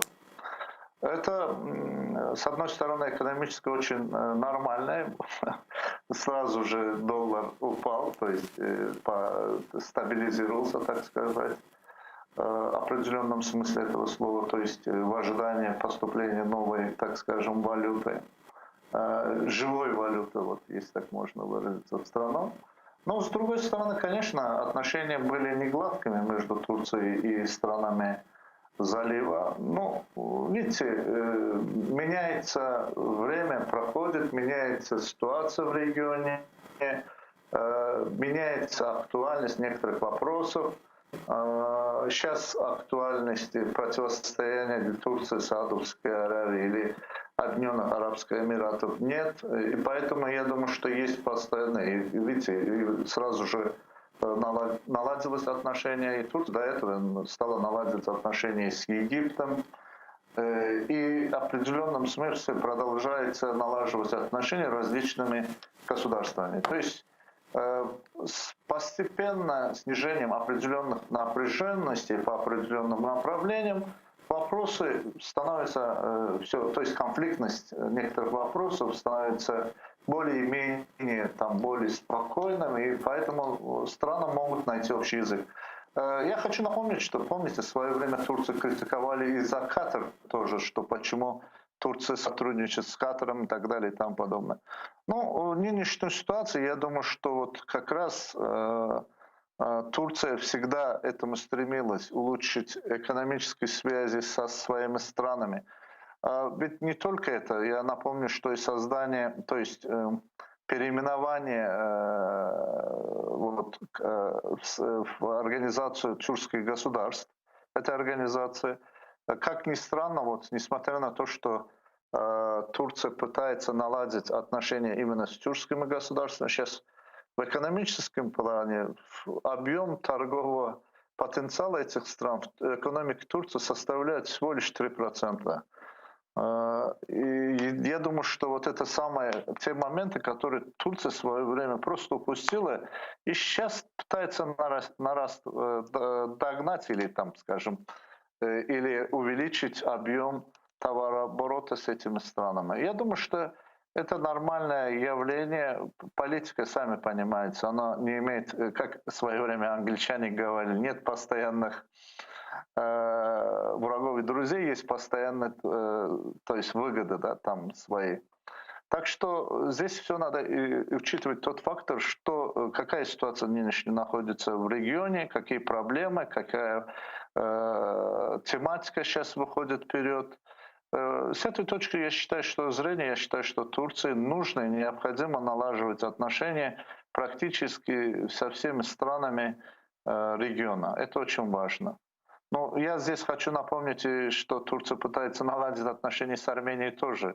Но, к сожалению, видите, армянская сторона, хотя Армяне это не экономическая сила, но все равно армянская сторона сейчас немножко в кавычках, если можно так выразиться, капризничает. То есть меньше конфликтов вокруг, это спокойствие, это выгодно турецкой экономии прежде всего. Еще раз говорю, Турция просто страдает от любых конфликтных ситуаций в регионе. И, например, Черноморский кризис, украинская тематика, крымский вопрос, все это таким же образом сказывается на чувствительной экономике Турции. Çok teşekkür ederim. Это был Тугрул Исмаил, керівник відділу політології та професор політології університету Кахраманова Раша з Туреччини. Обговорювали падіння турецької ліри протягом дня на 15%, а протягом цих останніх 7 років, і ми базу беремо 13 рік, бо для України це рік довоєнний, коли теж була стабільна гривня до долара. От за цей час, якщо гривня втратила в 3 рази, то турецька ліра за ці 7 років здешевшила в 7,2 разів. Сьогодні її валюта трошки укріпилася і нижче цієї позначки 12, тобто піднялася вище позначки 12, складає 11,96 лір за долар, але це все одно дуже високий курс долара або низький курс ліри. Треба сказати, що зараз мінімальна зарплата складає менше $250 в перерахунку на американську валюту в Туреччині. На ці гроші працюють майже 14 мільйонів турків. Ми будемо обговорювати турецьку тему, її вплив на країни регіону із українськими фахівцями. Далі трошки новин. Міністр закордонних справ України Дмитро Кулеба зазначив, що використовуватиме засідання Ради міністрів закордонних справ ОБСЄ в Стокгольмі для донесення інформації про загрози безпеці агресії Росії, а також для просування Кримської платформи. Про це він сказав на щотижневому онлайн-брифінгу, повідомляє прес-служба українського відомства. Ми використаємо це засідання для донесення правдивої інформації про безпекові загрози, які несе збройна агресія, а також про масові порушення прав людини і основних свобод на тимчасово окупованих Росією територіях України. Ми будемо надалі консолідувати тиск на Росію, аби змусити її припинити агресію та відновити повагу до принципів і зобов'язань ОБСЄ. І у нас на зв'язку Микола Змікола, експерт Національного інституту стратегічних досліджень. І будемо обговорювати тепер вплив цієї турецької економічної кризи на сусідні країни, бо це була топ-тема вчорашнього для більшості міжнародних агенцій. Деякі прогнозували, що ця криза може повпливати і перекинутися на сусідню країну, зокрема країну Євросоюзу Румунію. Втім, пане Микола, чи слідкуєте ви за тим, що відбувається з турецькою валютою, і як це може вплинути на Україну? Ну так, дійсно, дивимося на ситуацію в Туреччині. Звичайно, це наш важливий партнер, дуже важливий гравець в Чорноморському регіоні. І, звичайно, ось будь-які внутрішні процеси, політичні в цій державі, вони будуть впливати на широкий простір. На Чорноморський регіон, на Кавказ, навіть на Каспій, і особливо зараз, коли Туреччина намагається грати роль регіонального лідера і активно береться за вирішення регіональних конфліктів. І на Близькому Сході є роль в Карабаху. Тобто будь-які внутрішні процеси в цій державі, вони мають дуже велике зовнішньополітичне значення. А Туреччина намагалася всі останні роки відмовитися від долара і переходити на розрахунки з іншими країнами, партнерами в національних валютах. Наскільки в ситуації, коли сама ліра дуже нестабільна, можна говорити, що партнери, а український товарообіг, я бачу, теж дуже сильно зростає останніми роками з Туреччиною, і це пов'язано зі зближенням і політичним двох країн. Наскільки, скажімо, в таких умовах можна говорити, що це реальна штука, відмовлятися від долара або євро і торгувати в національних валютах, хоча гривня виглядає дуже стабільною на тлі з турецькою лірою. Подивіться, я не економіст, відразу попереджаю, тому може не зможу надати фаховий коментар саме з цього питання. Дійсно, тут різні думки є з цього приводу, тому що багато держав останнім часом заявляють такі амбіційні плани, відмова від західних валют, пользу такої незалежності національної валюти. Їхні успіхи, скажімо так, теж відрізняються, але бачимо, остаточно відмовитися від цього стандарту все ще не виходить. З іншого боку, чинна криза, вона не спричинена тими процесами, на мою думку.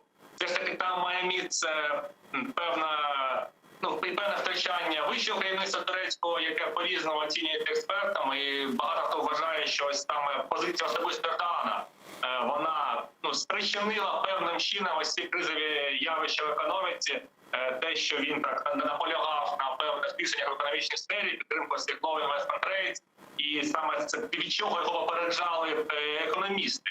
І через те були в нього дуже багато суперечок зі спеціалістами, що і призвело за останні пару років декількох змін керівництва Центрального банку держави. Тобто він прибирав людей, які не погоджувалися реалізовувати його політику.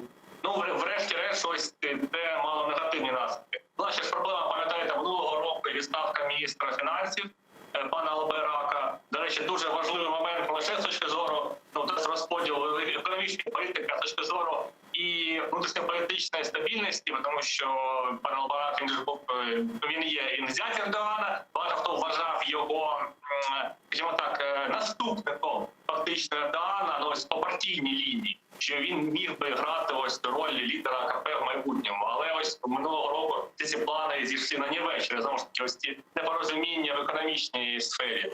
І тому я бачу, ось це дуже важливий момент, що ось економічні питання, вони впливають на внутрішньополітичну стабільність Турецької Республіки.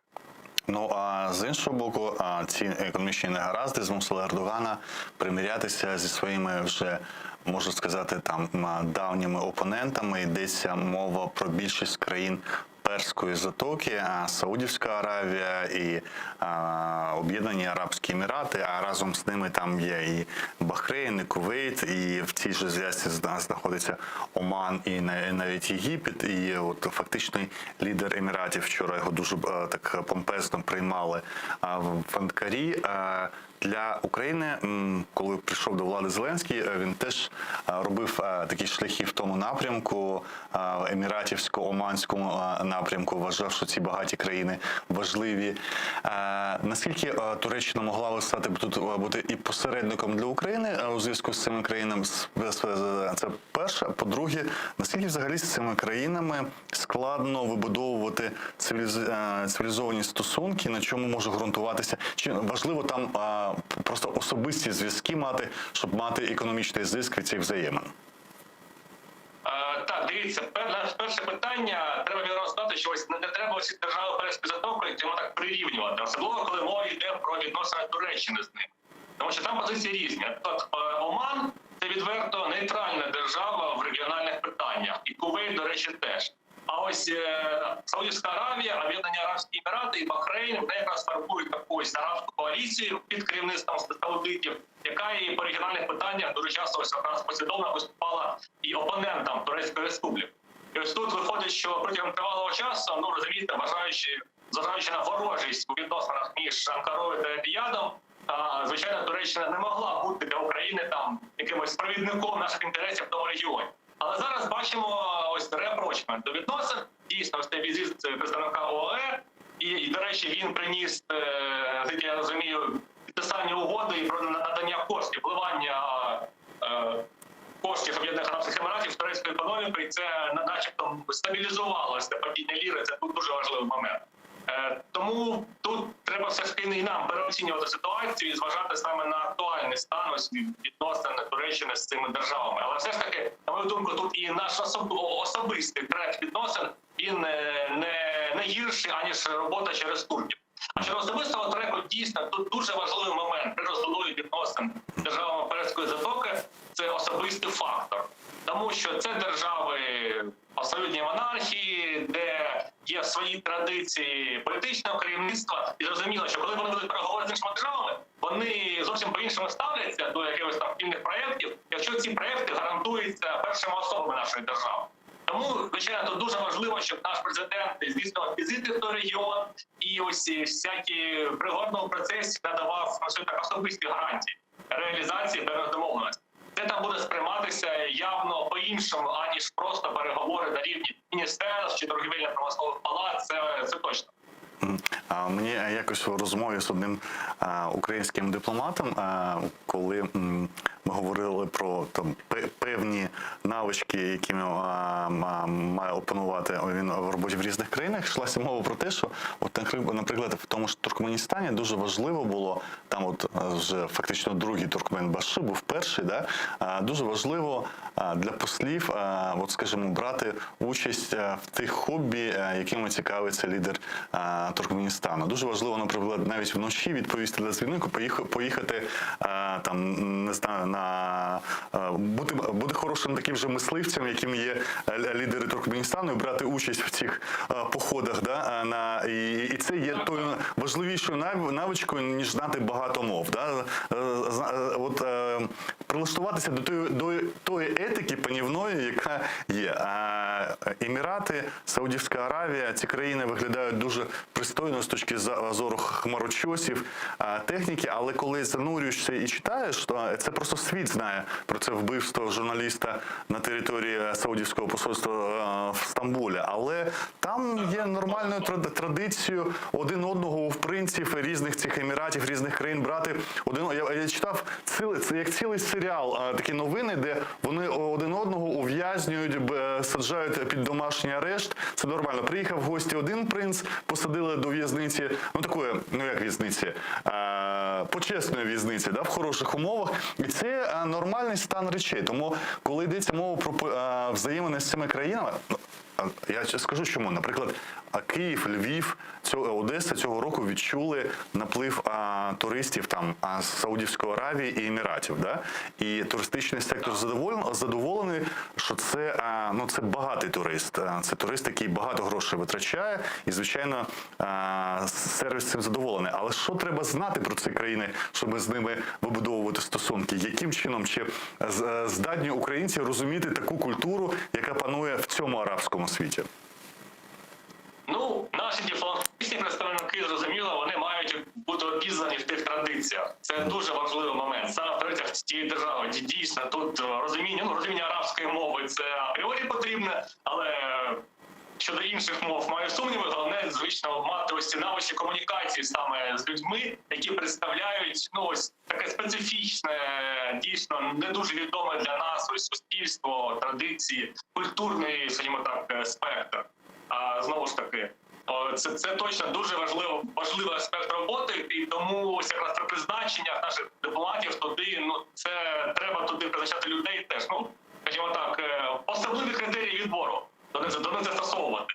Тому що так, це не Лондон, це не Берлін, не Вашингтон, тут треба мати особливий підхід. І дійсно, ви правильно сказали, ось ці внутрішні перестановки, ось Саудівська Аравія, це було особливо помітно, коли десь 4 роки тому там була дуже така важлива антикорупційна кампанія, в результаті якої, так сталося, що боролися з корупцією, а в результаті за ґратами чи позбавленням впливу опинилося достатньо багато принців, членів цієї дуже там широкої королівської родини, які були в опозиції до принца Мохаммеда бін Салмана. Тобто фактично він так під лозунгом боротьби з корупцією прибрав опонентів конкурентів. І тут, звичайно, треба мати на увазі, знаєте, коли, можливо, з кимось ведуться переговори, з губернаторів саудівських, які теж зазвичай принцами є. Треба теж відслідковувати події, чи не сталося, що сьогодні ти домовляєшся з поважною людиною, другом престолу, а завтра ось він виявиться вже не таким же другом, а корупціонером, і його вже там якось там вигнання відправлять. Щоб не було такого. Дякую, Микола Зумікола, експерт Національного інституту стратегічних досліджень. Говорили трошки про те, як працювати українцям в цьому близькосхідному напрямку, і взагалі як турецька економічна криза впливає на сусідні країни, а в тому числі сприяє тому, що з іншого боку взаємини Туреччини поліпшуються з країнами Перської затоки через потребу Туреччини в додаткових грошах, а грошам потрібні місця, куди можна інвестувати. І от на тлі цієї кризи відбувся візит фактичного керівника Об'єднаних Арабських Еміратів принца Абу-Дабі вчора до Анкари. Далі ми говоримо з представником платформи кримсько-татарських організацій в Туреччині Умітом Шелітом. Будемо говорити теж про ситуацію в Туреччині. Хайрлах Акшамлар Умит Бey. Tünenden beri herkes Türkiye'deki Türk bu döviz kurunu muzakere etti. Sizce nasıl etkiledi Türkiye'nin fiyatlar konusunda ve asıl vaziyet konusunda durum nasıl Türkiye'de şu anda? Türkiye'de durumda pek kıyın. Beklemeyen bir döviz problemi çıktı. Petrolünü, gazını, her şeyini petrol dolar algan için bu %100 piyasalara hapsetti. 1 lira alan şey 2 lira oldu. 2 lira alan şey 4 lira oldu. Bekleyin cemaatine. Özür dilerim. Kameranız kapandı. Açar mısınız kamerayı?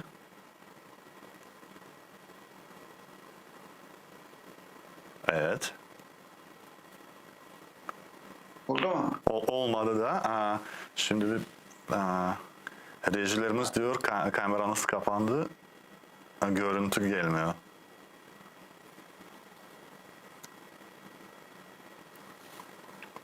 Так, у нас трошки є, я думаю, сподіваюся, що наші режисери зможуть ще раз зв'язатися, перенабрати, і щоб у нас відновився зв'язок з Туреччиною. А представники організації Conflict Intelligence Teams, це організація, яка відслідковує всі військові маневри по світу, повідомляють, що знайшли відео з пересуванням російської військової техніки до кордону з Україною. Перекидання військ йде повільніше, ніж навесні. Однак аналітики кажуть, що якщо вона продовжиться такими ж темпами до січня, особовий склад 41-ї армії перекинуть до Єльни, то загальна чисельність угруповання біля кордону та Криму значно перевищить квітневі показники. Відео знайшли у соціальній мережі TikTok. Там видно військову техніку біля станції Маслівка Воронезької області. Серед техніки ідентифіковані БМП-2, САУ-100С і танки Т-80У, які стоять на озброєнні 4-ї гвардійської Кантемирівської танкової дивізії. Техніку цього підрозділу також помічали в районі Курська з боєприпасами, машинами хімічної розвідки та важкою вогнеметною системою Самсепек. Також аналітики знайшли відео про прибуття російських військ до окупованого Криму. На відео зафіксували навантаження у Ставропілі 34-ї окремої мотострілецької бригади, а на іншому ешелон з танками Т-72 гвардійської мотострілецької дивізії до Криму. У нас є відео і навіть короткий синхрон з цього приводу, так? Синхрону, кажуть, нема. У нас відновився зв'язок з Туреччиною. Bir kez daha iyi akşamlar Ümit Bey. Lafınızı böldüm. İşte durumlar, fiyatlar, kurun etkisi. Akşam şerifleriniz hayırlı olsun. Sizge de hayırlı olsun. Durumu bilirsin, Türkiye'nin durumu çok yamağa gitti. Bütün her şeyini dolar algan için, gazının, petrolünün önüne çıkmak için piyasaya pek yaman etkisi oldu. Piyasa, cemaat zor, bütün mallar kotarıldı. %100 arttı. Bugün 12.000 lira çıktı bir dolar. Ama düzelecek. Türkiye kuvvetli memleket, bunun altına çıkacak. Ekonomik tedbirlerini aldılar. Dövizin serbest taşıdılar. Oturacak inşallah, araba olacak. Beklimiz. Türkiye'nin hükümetinin temsilcilerinin aytkanına göre bu Türkiye para biriminin ucuzlaması ihracatın biraz hareketlenmesi için yapılan ekonominin büyümesi için olumlu etkileri oldu. Bu olumlu etkiler ihracatta korunuyor mu? Var mı? Duyuluyor mu? İhracatta geçen ay rekor seviyede çıktı. Bir senenin içinde en fazla ihracat yapan günlerini gördük. Tabii dolar yükselgen için ihracatlar teşvik oluyor yani. Arı konserleri var. Korluk Tüney'in Türkiye'de teşrifte bulunduğu Birleşik Arap Emirlikleri'nin prensi ve 10 yıldan beri Türkiye'ye gelmez idi ve bayağı aralar açık idi Birleşik Arap Emirlikleri'nin ve Suudi Araplarını alsak da aralar Katar'dan başka bütün bu Körfez memleketlerinden biraz soğuk alakalar, münasebetler vardı. Şimdi biraz ısınmaya başladı. Neler olan, neler geçiyor biraz anlatınız. Paralar bekliyorsunuz mu Arap dünyasından? Arap dünyası bu sürpriz oldu. Sen aytkanday 10 yıldır ters karagan Birleşik Arap ülkeleri 10 milyar dolar bir yatırım karar aldı. Bu piyasaya çok güzel bir etki yasadı. Demek ki Türkiye'ye güven var.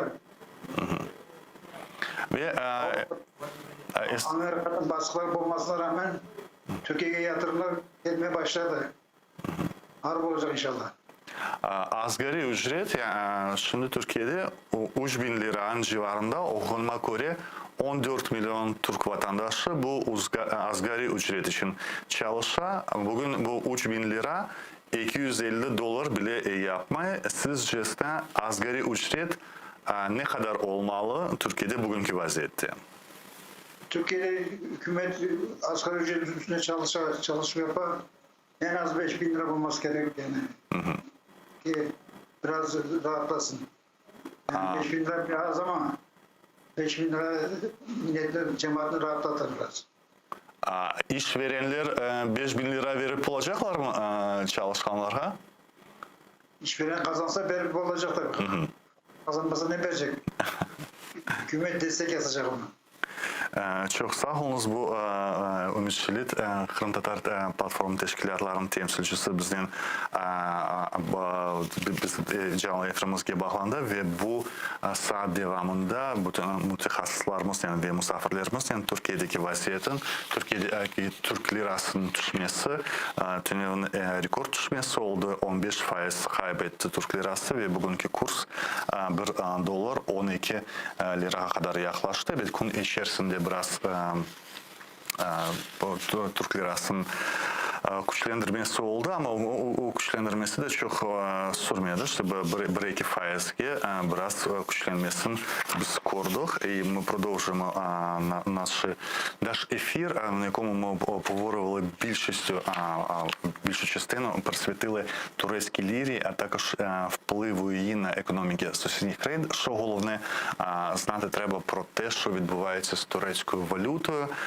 Впродовж кількох десятиліть минулого століття Туреччина жила по моделі вільного курсу після перевороту 80-го року і лібералізації турецької економіки часів Тургута Озала. Це прем'єр-міністр з 82-го року, далі був президентом. Це ліберальна економіка і вільний курс. Турецька валюта дешевшала дуже міцно. Інфляція доходила в країні до 70-80% на рік. І так само послаблювалася турецька валюта. І фактично це призводило до доларизації країни, але це забезпечувало певне економічне зростання, хоч і невелике для турецької економіки, бо постійно робило турецькі товари дешевшими, ніж конкурентні інші країни. Це дозволяло конкурувати певний час навіть з Китаєм в однакових напрямках. Певно, Китай потім, особливо в царних і галузях високотехнологічних, почав випереджати. І після цієї довгої інфляції і криз 90-х, особливо 2001 року, вона була схожа на вчорашню. Це такі були чорні понеділки і вівторки, коли валюта знецінювалася одразу на десятки відсотків. Відбулося повне переформатування політикуму турецького. в результаті дочасних виборів 2002 року до парламенту не прийшла жодна політична сила, яка до цього потрапляла до турецького представницького органу. І тоді велику перемогу здобула новостворена партія справедливості і розвитку Реджепа Таїпа Ердогана. Щоправда, до приходу його до влади антикризовим менеджером турецьким став віце-прем'єр Кемаль Дервіш. Він представник був довгий час Світового банку, працював заступником голови Світового банку. І якраз в кризу 2001 року його запросили до Туреччини виправляти економічну ситуацію. І фактично його план дій, а план дій дуже простий для тих, хто розуміється на принципах монетаризму, дуже жорстка економія, так звана бюджетна дисципліна, скорочення всіх витрат – це те, що фактично робила Єресько в 2015 році. І от з того часу турецька валюта перестала знецінюватися. І з 2002 року до 2013 року турецька валюта була одною з дуже стабільних валют в регіоні. Вона трималася на рівні десь 1,8-1,9 за долар в довгі роки. А з 2013 року Туреччина знову повернулася до цієї системи здешевшення і до великої доларизації. І останок у нас півхвилини. Я скажу, що тільки за один тиждень минулий кількість депозитів у валюті турецьких громадян зросла понад ніж 1 мільярд доларів і зараз складає 144 мільярди доларів. Турки намагаються тримати свої заощадження теж в американській валюті. Це був Бугунь, присвячений Туреччині. Далі новини і зустрінемося за 15 хвилин в цій студії.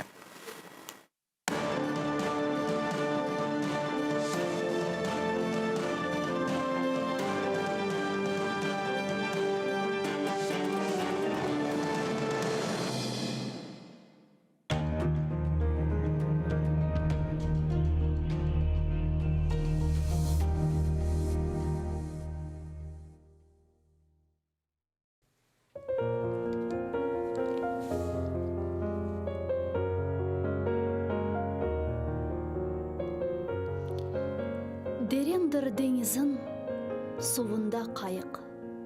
Не güzel адасын, мақтауға лайық. Юксектір дағларын, серіндір аван. Білмейм, не вақыт, бақылыр даван. Саварма туманым, башында чатырдақ. Көрерма окунны, менің башым сақ.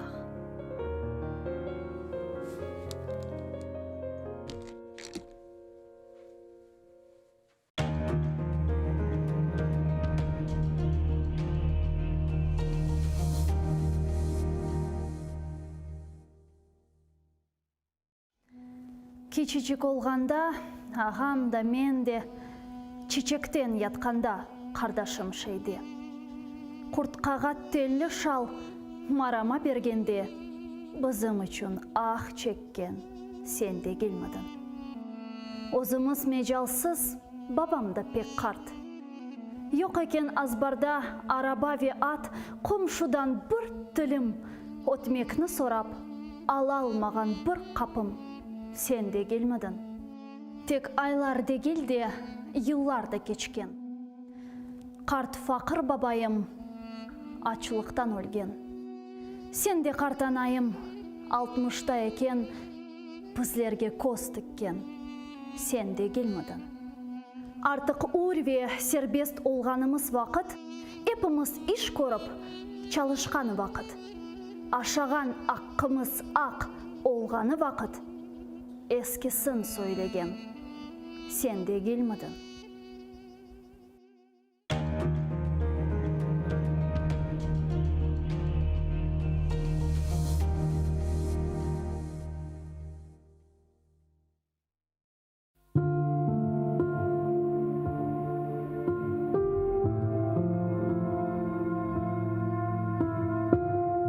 Мен қартлық үш sevмейм, яшлық мені бегенмей. Миллетке қол аяқлıyım, амма о да hiç білмей. Өз башыма қалам yolda бір şey келмей елімден, ағлайым. Айтам алымны, kimse аңламай тілімден. Көкке учажағым келе, көк менден ұзақ қача. Ерде мені ютмақ істей йыландай ағызын ача. Үрке ютылмақтан жаным яшамақ істейм мен. Душман олса жаным ахалық, валлай, достайым мен. Шаштым артық, білмейм мен не ішлемек керек. Пек айлана башым билля, тітре içimде юрек. Көзлеріме перде ола түрлі шейлер, авалар, көзім ілек көрамайым, кемлер мені саралар. Юмсам егер көзлерімні, içim янмақтан көе. Açsam, бірчоқ осаллықлар тап бебегеме тие. Бойле чеке құлақларым бурның дүнияның зорын тапмай көңлім іч бір ерде. Тұтмаға раат орын. Чөлге чықсам тек башыма ағланам өлеңлері. Айланам тав кенарларын ясланам черенлері. Дuygularımны топлайым, көкке ерге бақынам. Әр шейде бір хошлық көрем дейім. Не үшін сықынам? Иште тавлар, иште гөллер бір-біріне бақыша. Иште сувлар ерден чыға әр-бір яққа ақыша. Иште күнеш, іч қызғанмай, sıcak ярақлар сача. Иште құшлар топланалар, қорқмайып, уча.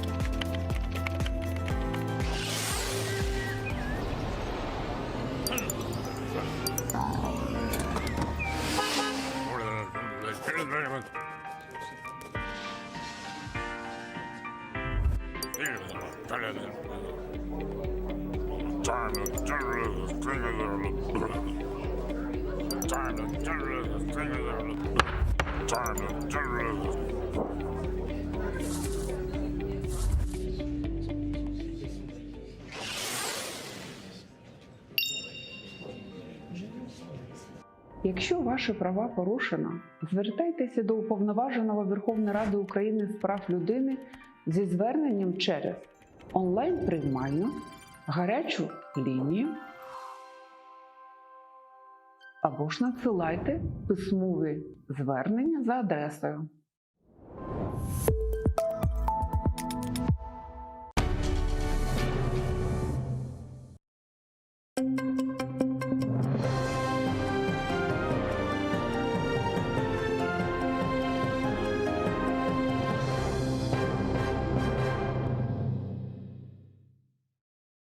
Глава представництва ЄС в Україні Маті Масіка закликав Росію негайно звільнити затриманих кримських татар в окупованому Криму. Він вимагає припинити переслідування та залякування жителів окупованого півострова.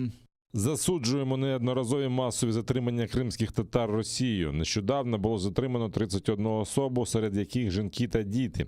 Усі затримані мають бути негайно звільнені, а переслідування та залякування в незаконно анексованому Криму мають припинитися. В окупованому Сімферополі ввечері 23 листопада силовики затримали активістів, які прийшли до будівлі ізолятора тимчасового тримання, щоб зустріти адвоката Едема Сімідляєва, який вийшов на волю. Окупанти затримали 31 людину, зокрема 10 жінок, журналістів та кореспондентів Кримської солідарності, які мали при собі прес-карти. Згодом 15 кримсько-татарських активістів було заарештовано від 12 до 14 діб, нібито за порушення громадського порядку. Російська окупаційна влада чинить тиск на непідвладні релігійні громади та обмежує свободу віросповідання в окупованому Криму. Про це заявила перша заступниця міністра закордонних справ України Емінія Джепар, звертаючись до учасників форуму Міжнародного альянсу з питань свободи релігій та віросповідань. Джепар закликала організацію налагодити співпрацю з Кримською платформою. Вона повідомила, що російська окупаційна влада переслідує кримських татар та українців за релігійні переконання. Тим самим окупанти руйнують традиційно толерантне конфесійне середовище на нині окупованих українських землях, додала Емінія Джепар.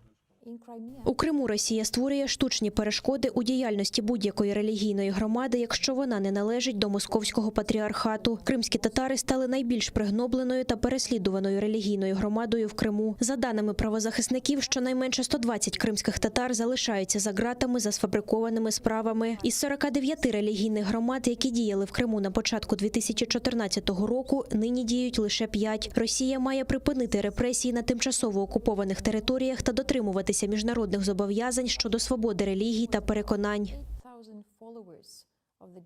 Новий напад на Україну буде занадто дорого коштувати Росії. Про це заявив міністр закордонних справ України Дмитро Кулеба. Очільник МЗС наголосив, що ситуація на кордонах з Росією залишається напруженою внаслідок дій країни-агресорки. Але завдання дипломатів – організувати високий рівень міжнародної підтримки, щоб не було нової хвилі війни. Скупчення російських військ, інтенсивна аеророзвідка, погрози Україні, які лунають від російських чиновників різних рівнів, свідоме блокування Росією роботи нормандського формату та тристоронньої контактної групи – все це має розглядатися як складові єдиної агресивної політики Росії проти України.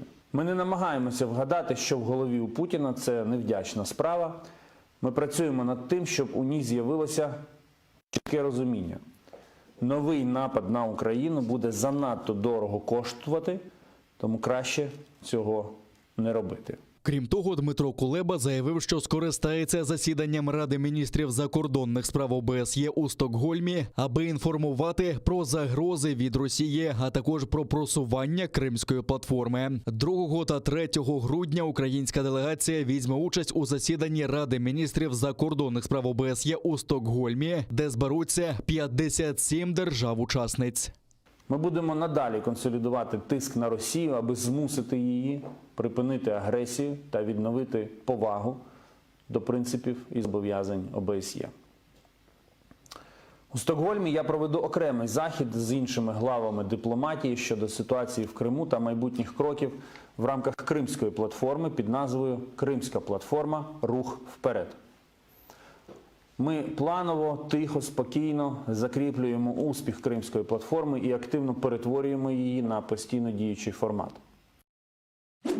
Ракетні комплекси «Джевелін», «Байрактари», а також ударна та винищувальна авіація повітряних сил України. На полігоні «Широкий лан» на Миколаївщині українські військові тренувалися знищувати сухопутні сили ворога, що суне з півдня. Головнокомандувач Збройних сил Валерій Залужний заявив, що бригади та полки українського війська продемонстрували нову тактику застосування високоточної зброї, зокрема в умовах ночі та поганої видимості. Спирались при цьому на бойовий досвід, отриманий на Східному фронті.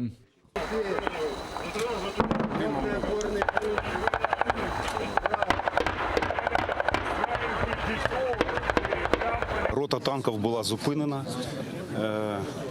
точний вогонь, підготовлений особовий склад, ну і засоби доставки, новатори показали себе теж дуже непогано. Крім головнокомандувача та міністра оборони, за навчаннями спостерігали уповноважені країн-партнерів, зокрема з Великої Британії, США, Канади, Швеції та Туреччини. Я отримав дуже важливі сигнали від наших партнерів про те, що ми наодинці не залишаємось. Вони вже розпочали дуже серйозні консультації зі всіма іншими партнерами, як Євросоюзу, так і, в принципі, країн Альянсу НАТО. Реакція буде дуже жорсткою. Про це вже попереджено безпосередньо очільника Кремля під час візиту серйозної посадової особи Сполучених Штатів. На материковій частині України за добу майже 17 тисяч нових хворих на COVID-19. Найбільше знову у Києві. У столиці майже 1700 хворих. 628 людей померли від цієї хвороби в Україні. Тим часом уряд посилив карантинні правила для регіонів у жовтій зоні. Передусім обмеження торкнуться невакцинованих людей. Скоротиться і термін дії жовтого ковід-сертифіката. Тобто, коли введена лише перша доза вакцини. Замість 120 діб він діятиме лише 30. Якщо раніше бізнес міг обирати моделі діяльності у жовтій зоні, не перевіряти документи про вакцинацію або негативний тест, але працювати відповідно до певних обмежень по площі, або перевіряти документи і працювати без цих обмежень такого рівня, то тепер вони втрачають цю опцію. Відвідувати громадські заклади на жовтому рівні можна буде лише тим людям, які отримали принаймні одне щеплення проти COVID-19 або мають негативний тест чи сертифікат про одужання. Ця ж норма поширюється і на співробітників. Також Віктор Ляшко розповів, за яких умов Україна придбає експериментальні ковід-ліки. Йдеться про препарат Ритонавір від компанії Pfizer і таблетки Молнупіравір від Merck. Тому у разі отримання успішних результатів клінічних випробувань ми будемо готові придбати Молнупіравір та Ритонавір для лікування хворих на COVID-19. Перемовини з компаніями-виробниками вже проведено, і ці ліки вже забороньовані для України. А в окупованому Криму число хворих на COVID-19 теж знижується. Окупанти зафіксували 930 нових випадків COVID-19. Але смертність ще дуже висока. За минулу добу 37 людей не змогли подолати цю хворобу та пішли з життя. Тисячі турків стоять у чергах за бензином і лають уряд. Заправки працюють на межі можливостей. Опівночі очікується різке подорожчання палива. Зазвичай я не турбуюся, чи зможу заправитися, але подивіться на це. Люди лізуть головами. Подорожчання спричинене рекордним падінням ліри, національної валюти Туреччини. У вівторок її курс упав більш ніж на 15% до долара. Незважаючи на те, що потім валюта трохи відновилася, очікують, що ціни зростуть не лише на бензин, а й інші товари. У таких складних економічних умовах люди чекають на ці черги, щоб заощадити 30 лір. І це свідчить, у якому становищі наша країна. З початку року ліра втратила 45% від своєї вартості, і приблизно половина втрат припала на минулий тиждень. Мені 45 років. Уряд став біля керма 20 років тому. У кожному виступі вони говорили, що черги по бензин були раніше, але не зараз. Однак тепер нас, напевно, замучила ностальгія. Ми скучили за цим. Причина спаду в урізанні відсоткових ставок, на якому наполягає президент Реджеп Таїп Ердоган. Це, на його думку, збільшить експорт, залучить інвестиції та створить робочі місця. Але багато економістів називають таку політику безрозсудною. Опозиція вже закликала провести дострокові вибори. На вулицях міст почали спалахувати антиурядові протести. Це Стамбул. У житловому районі Кадикьой демонстрацію влаштували сотні людей. Проте їх швидко розігнали поліція. Десятки заарештували. Німеччина посилила коронавірусні обмеження і почала активніше відстежувати тих, хто не вакцинується. Тепер у всіх поїздах країни обов'язково потрібно мати при собі паспорт вакцинації, довідку про одужання від ковіду чи негативний результат свіжого ПЛР-тесту. Такі перевірки наразі відбуваються регулярно. Вона зробила лише перше щеплення. Тесту теж немає. Вона іноземка, німецькою не розмовляє. Ми дозволимо їй вийти у Лейпцигу, щоб вона могла протестувати. Перевіряють також у ресторанах, кафе, громадському транспорті, на різдвяних ярмарках та інших місцях масового скупчення людей. Країна намагається упоратися із четвертою хвилею пандемії. Число нових випадків з кожним днем зростає. Тепер чимало німців, особливо літніх людей, підтримують обов'язкову вакцинацію. Я підтримую, особливо у секторі догляду за людьми, у школах і лікарнях. Будь-хто, хто не зробив щеплення, нестиме відповідальність. Думаю, вакцинація має бути обов'язковою. Крапка. Але так вважають не усі. Я вже робив щеплення тричі. То і що? Кожен має вирішувати сам за себе. Утім, про обов'язкову вакцинацію говорять не лише перехожі, а й Міністерство охорони здоров'я Німеччини. Воно вже запропонувало з 1 січня зробити обов'язковими щеплення від ковіду для усіх працівників будинків для літніх людей та лікарень Німеччини. Кримські сонети Адама Міцкевича прочитали українською, польською та кримсько-татарською мовами. Відеоролик оприлюднив президент Польщі Анджей Дуда. У дописі він зазначив, що з нагоди 30-річчя української незалежності та відвідин Києва передав переклад кримських сонетів українською та кримсько-татарською. Рядки видатного польського поета та діяча визвольного руху Адама Міцкевича цитують, зокрема, голова Меджлісу Рефат Чубаров, перша заступниця міністра закордонних справ України Емінє Джепар, а також військові з передової та митці. Адам Міцкевич, Кырым сәнәтләре, Бахчисарай. Безлюдні та німі, гіреїв двір і сад.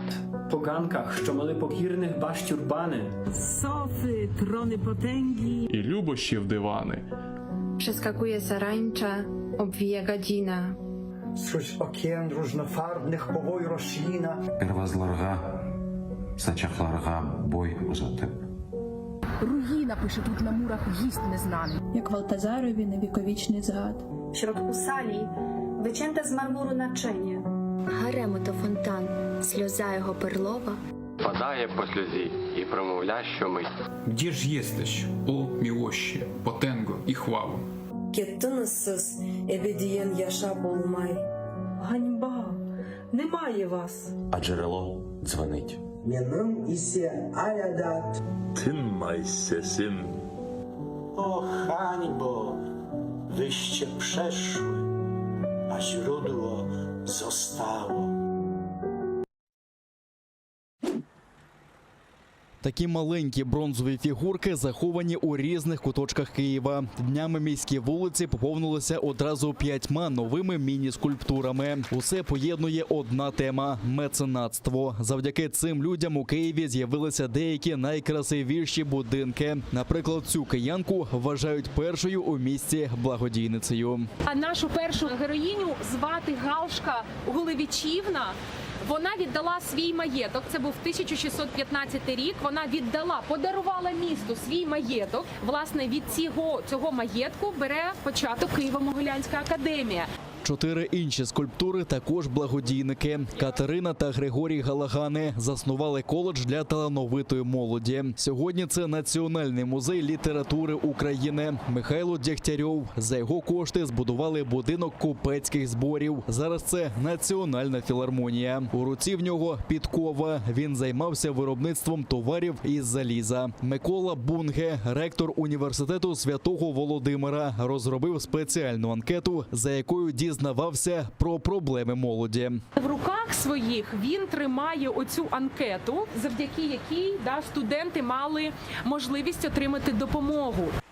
Після смерті ученого його учні зібрали гроші та збудували училище. Сьогодні це Державна судова адміністрація. Давид Марголін був одним із найщедріших меценатів Києва, володів пароплавством на Дніпрі. Наразі у Києві вже 36 бронзових міні-скульптур проєкту «Шукай». Організатори створили туристичні маршрути, якими кияни можуть гуляти та шукати мініатюри.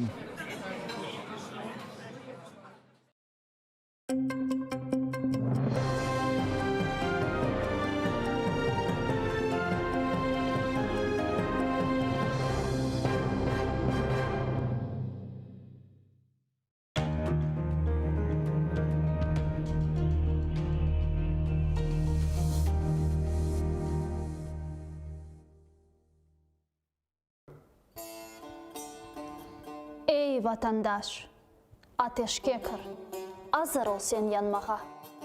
Vatan için can vermesen, ne için geldin dünyaya? Güzel Kırım toprağında ecdadının kanı var. Her bir terek yaprağında milletinin canı var. Kerek olsa fırtınaday atıl düşman üstüne. Göster ona asırlarla toplangan бар күчіңні. Yenmegence omur billah көреш кене ve kene. Al dediler al almagan intikam ve uçumna. Sen milletsin bir vakitlar Moskvada at oynatkan. Aciz kalgan getmunlarga yardım kolu uzatkan. Bugün ne için andamında korkup pısıp yüresin. Öz yurtunda suçlu gibi boynun kısıp yüresin.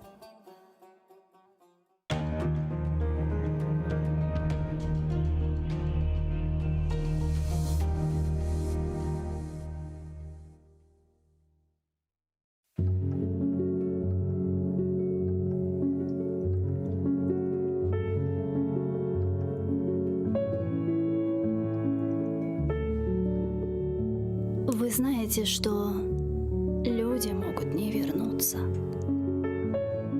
Зажав всю волю в кулаке, вас отпустить. И как-то утром с мыслями, но не о вас проснуться. И больше вас не ждать и не о вас грустить. Вы знаете, что люди могут не вернуться. Не выдержав свой мир, сломав, вас не простить. И со слезами на глазах от вас на 1000 ключей замкнуться. И понимая, что нет сил вас навсегда забыть. Вы знаете, что люди могут не вернуться. И могут не писать, не волноваться, не звонить. И никогда вам больше к ним не прикоснуться. Задумайтесь. А кто еще вас сможет так же полюбить?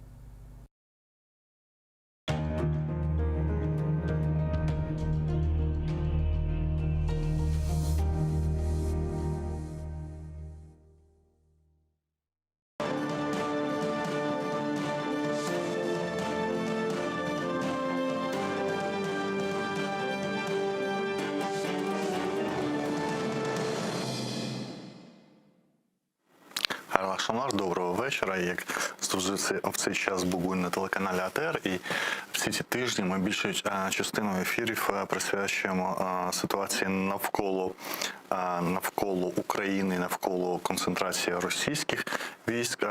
Те, що спочатку спростовувалося українським керівництвом, а потім згодом було визнано, і те, що останнім часом американці робили, не ділячись вже розвідданими з України, а просто розповсюджуючи цю інформацію через близькі засоби масової інформації. Але закінчимо тему, яку ми почали в попередньому ефірі. Це девальвація турецької ліри. І ми не встигли в той час, під час минулої години, включити до нас координатора напрямку міжнародної політики Центру політичних досліджень Дениса Москалика. Будемо говорити з ним про девальвацію турецької ліри, яка вчора опустилася нижче відмітки 13 лір за один американський долар. І це стало новиною для всього світу. За один день валюта втратила 15%, а взагалі протягом року здешевшала на 42%. Якщо базу брати 13 рік, зрозуміло для українців, це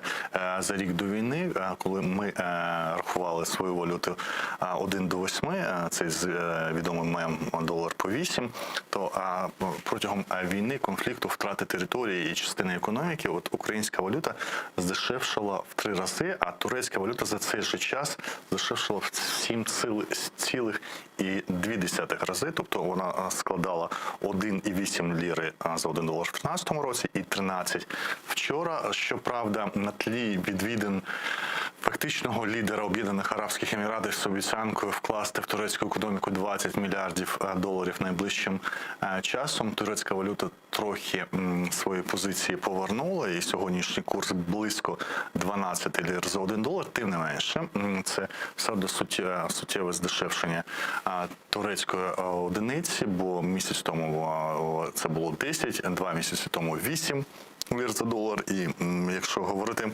про те, що мінімальна зарплата в Туреччині 3000 лір, це сьогодні складає менше 250 доларів, і це на цю зарплату мінімально працюють 14 мільйонів турків, значна частина працюючого населення, і це робить турецьку економіку по показнику соціальному, за мінімальна зарплата, найбіднішою країною Європи, хоча от в 2013 році зростання турецької економіки впродовж 10 років попередніх, до 2002-2013 роки, робило її вже настільки міцною, що вона випереджала 6 країн Євросоюзу з цим показником мінімальної зарплати і наближалася до польського рівня. Вплив падіння турецької валюти на сусідні економіки поговоримо з Денисом Москаликом, координатором напрямку міжнародної політики Центру політичних досліджень. Пане Денисе, доброго вечора. І Reuters, і Bloomberg, і всі міжнародні агенції присвятили перші матеріали падінню. А дехто спрогнозував, що це велика така девальвація вплине і на сусідні економіки. Зокрема, кажуть про навіть країну Євросоюзу Румунію. Чи може це якось вплинути на Україну?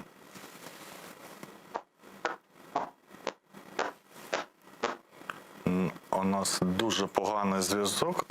Ми спробуємо повернутися до цієї теми, можливо, хвилин за 10-15, а продовжуємо безпекову тему. Анатолій Матвієв, генерал-майор у відставці, начальник Головного управління військової розвідки, контррозвідки СБУ в 95-99 роках у нас в студії. Доброго вечора. Доброго дня. Доброго вечір, до день. Хай буде так. Дві теми, які обговорюємо дуже так щільно останнім часом. Вагнергейт – одна тема, і безпекова ситуація навколо кордонів України – друга тема. Ви все ж таки займалися контррозвідкою, але можете коментувати дотичні питання так само.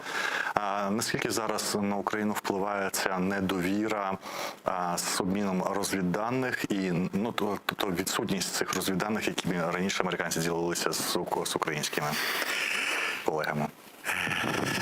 Є класика, яка стосується добування інформації. Є структури розвідувальні, на яких покладені функції щодо виду інформації. Служба зовнішньої розвідки. Вона займається добуванням, в основному отриманням політичної інформації. Військова контррозвідка. Вона має забезпечити Генштаб, Міністерство оборони розвідувальною інформацією військового змісту. Тобто на тих ймовірних театрах військових дій, які можуть виникнути. Є прикордонна розвідка. Вона веде розвідку в зоні можливих загроз, незаконного перетинання кордону і загроз, які можуть існувати чи існують з боку суміжних держав. Я не веду мову про ті розвідки, які займаються суто кримінальним напрямком, а вони також існують. Те, що стосується сьогоднішньої ситуації, звичайно, вона має відношення як до Головного управління розвідки, так і до Служби зовнішньої розвідки. І ті проблеми, які у нас виникли, що в Криму, що на сході України, вони теж пов'язані в певній мірі з діяльністю розвідок. Мені тяжко сказати, наскільки повно Головне управління розвідки інформувало керівництво Міністерства оборони, яка інформація поступала до політичного керівництва нашої держави щодо підготовки до військової агресії. Ви кажете військову агресію 7-річної давно, тоді 14-й рік, так? Так. В такій же степені невідомо, але можу прогнозувати, що мала поступати інформація по тим загрозам від політичної розвідки, від Служби зовнішньої розвідки. Ефективність використання цієї інформації, якщо вона поступала, звичайно, неефективна. Тому що ми бачимо, що без жодного пострілу був, по суті, окупований Крим. Я не можу сказати, чому наше політичне керівництво не приймало рішень відносно відбиття агресії. По-іншому не можна назвати, тому що якщо брати міжнародну термінологію, то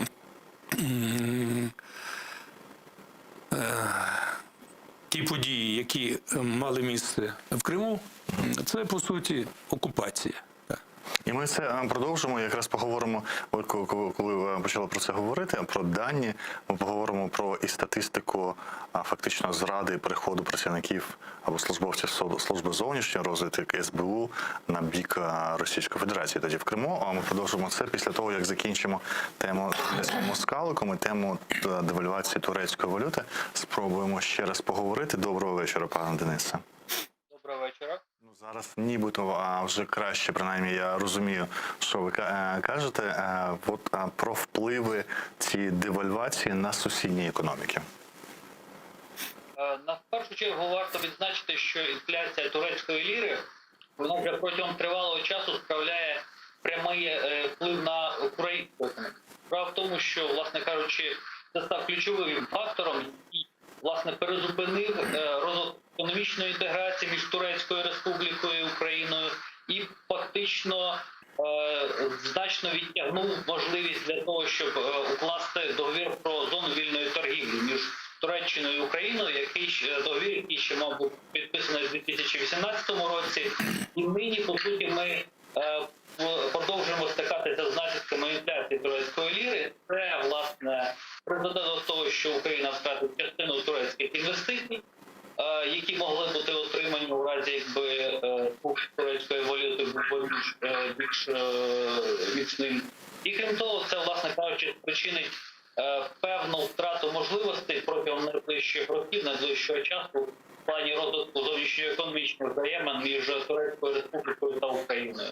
Власне кажучи, це регіональна більшою мірою проблема, ніж проблема самої Туреччини, оскільки Туреччина є чільною економікою Чорноморського регіону. Відповідно, будь-які події, які відбуваються зараз там, вони так чи інакше впливають на більшість, власне кажучи, економік регіону, зокрема України, яка зараз активно розвиває економічні відносини з Туреччиною. Чи в такому разі дешевшують турецькі товари для українців в разі такої великої девальвації валюти?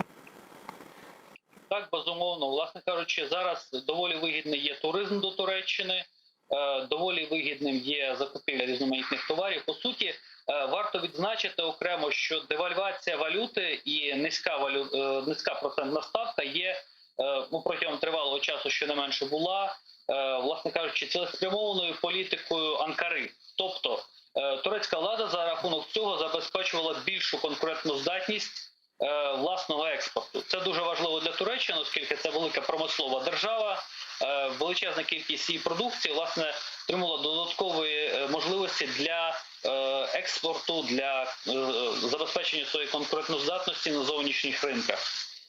Безумовно, це все добре для зростання економіки, зокрема, це сприяло зростанню економіки, але проблема в тому, що це більшою мірою б'є, власне кажучи, по можливостям внутрішнього ринку і можливостям саме турецьких громадян купувати товари в умовах зростання цін.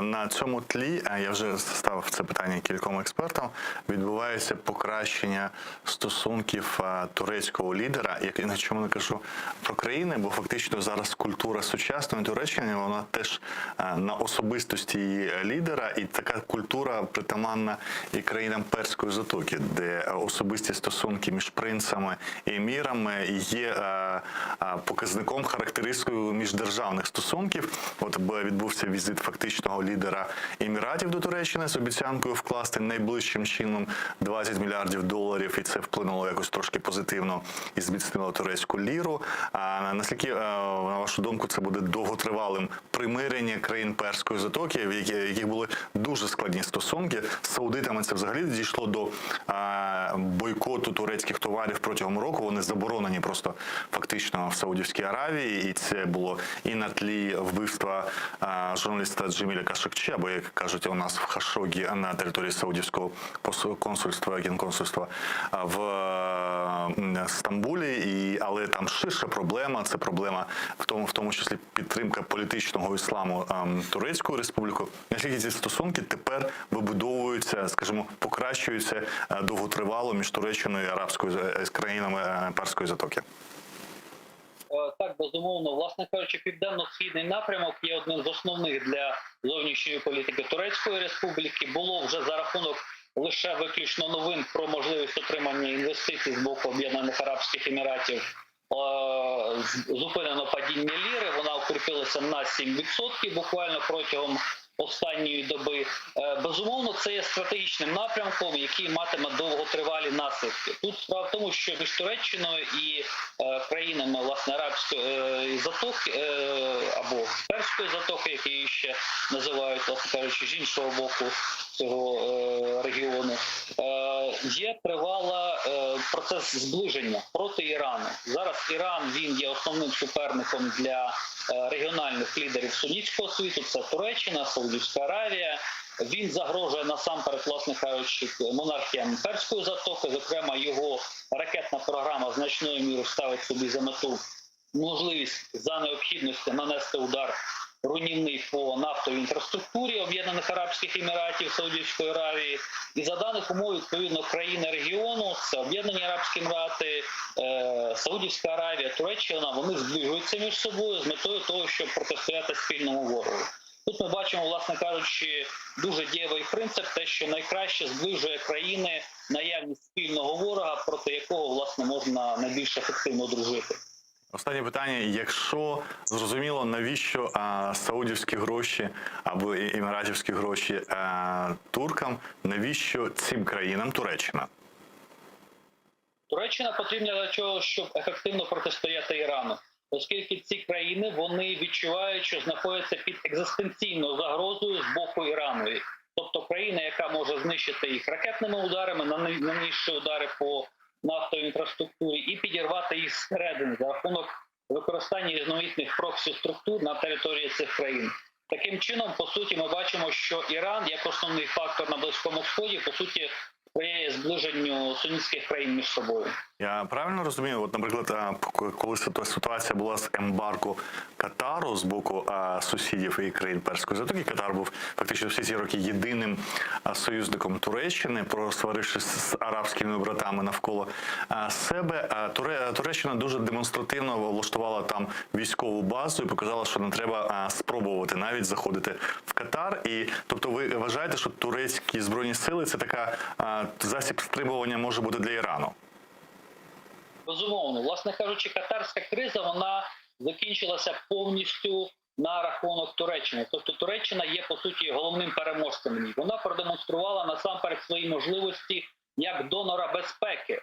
Тобто те, що вона у разі необхідності зможе своїми військами, які зможе відправити там за сотні тисячі кілометрів, зможе підтримати союзника і, власне кажучи, здійснювати ефективну і рішучу зовнішню політику. Це якраз на Близькому Сході в умовах експансії Ірану особливо важливо, оскільки країни Перської затоки, вони все менше сподіваються на підтримку європейських, західних партнерів, насамперед Сполучених Штатів, оскільки Сполучені Штати зараз мають більше проблем в інших регіонах, власне, виходять з Близького Сходу, перетягують сили проти Китаю.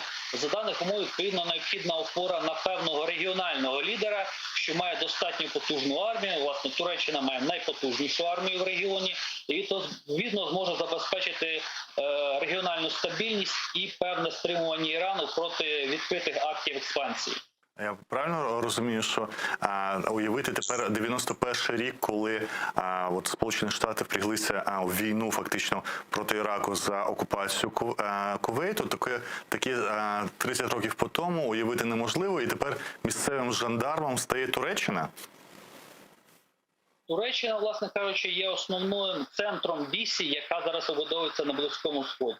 Зараз в Сполучених Штатах доволі популярна концепція так званої регіональної відповіді. Тобто в умовах, коли певні загрози зростають в регіонах, чи це в районі Тайваню, чи це на Близькому Сході, відповідно необхідно насамперед не за рахунок безпосереднього залучення американських військ вирішувати ці проблеми або здійснювати стримування військ агресора, а за рахунок певних сил об'єднань регіональних країн, що зможуть за рахунок розподілу між собою ресурсів, військових, економічних, забезпечити таким чином відносну стабільність в регіоні. По суті, Туреччина тут є основною ланкою, саме як донор безпеки. Вона себе зарекомендувала ефективною в цьому плані, і, відповідно, інші країни намагаються з ним налагодити відносини саме виходячи з цих принципів і того, чому вона може бути корисною. Дякую, Денис Москаль, координатор напряму міжнародної політики Центру політичних досліджень. Ми продовжуємо розмову з Анатолієм Матвієвим, генералом-майором у відставці, колишнім керівником головного управління військової контррозвідки СБУ в 95-99 роках. І ми розмовляли про сьогоднішнє загострення навколо наших кордонів і роль розвідки в тому, і послаблення її через Вагнер-Гейт і недовіру розвідок партнерів західних, зокрема американських, які раніше ділилися розвідувальною інформацією. Ви згадали про Крим і агресію російсько-семирічної давнини. А вас дивували ці показники, коли от офіційно оприлюднювалися, що там і в СБУ, і в службі зовнішньої розвідки до 80% службовців перейшли на бік Росії тоді в 2014 році? Звичайно, для мене це явище досить таки дивне є. Чому? Всі вони були військовослужбовцями. Яка робота виховна, яка робота суто по формуванню патріотизму, по формуванню професійній відданості серед них велась. Тому що симптоми, я думаю, в різній степені проявлялись відносно професійної надійності тих осіб. Здається, це послаблення існувало, якщо така ситуація сталася. Були і організаційні помилки, на мій погляд.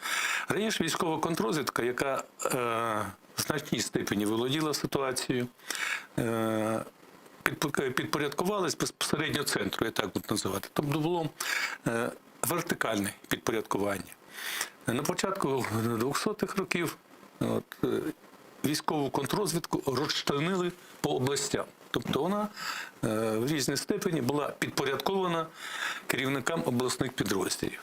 І от уявіть собі, проросійськи налаштований керівник Кримської контррозвідки, якому підпорядковувалась військова контррозвідка, Севастополя, якщо не помиляюсь, прізвище Зима, отримує інформацію з військової контррозвідки щодо потенційних загроз з боку Російської Федерації і спецслужб. Та інформація акуратно гаситься на рівні Криму.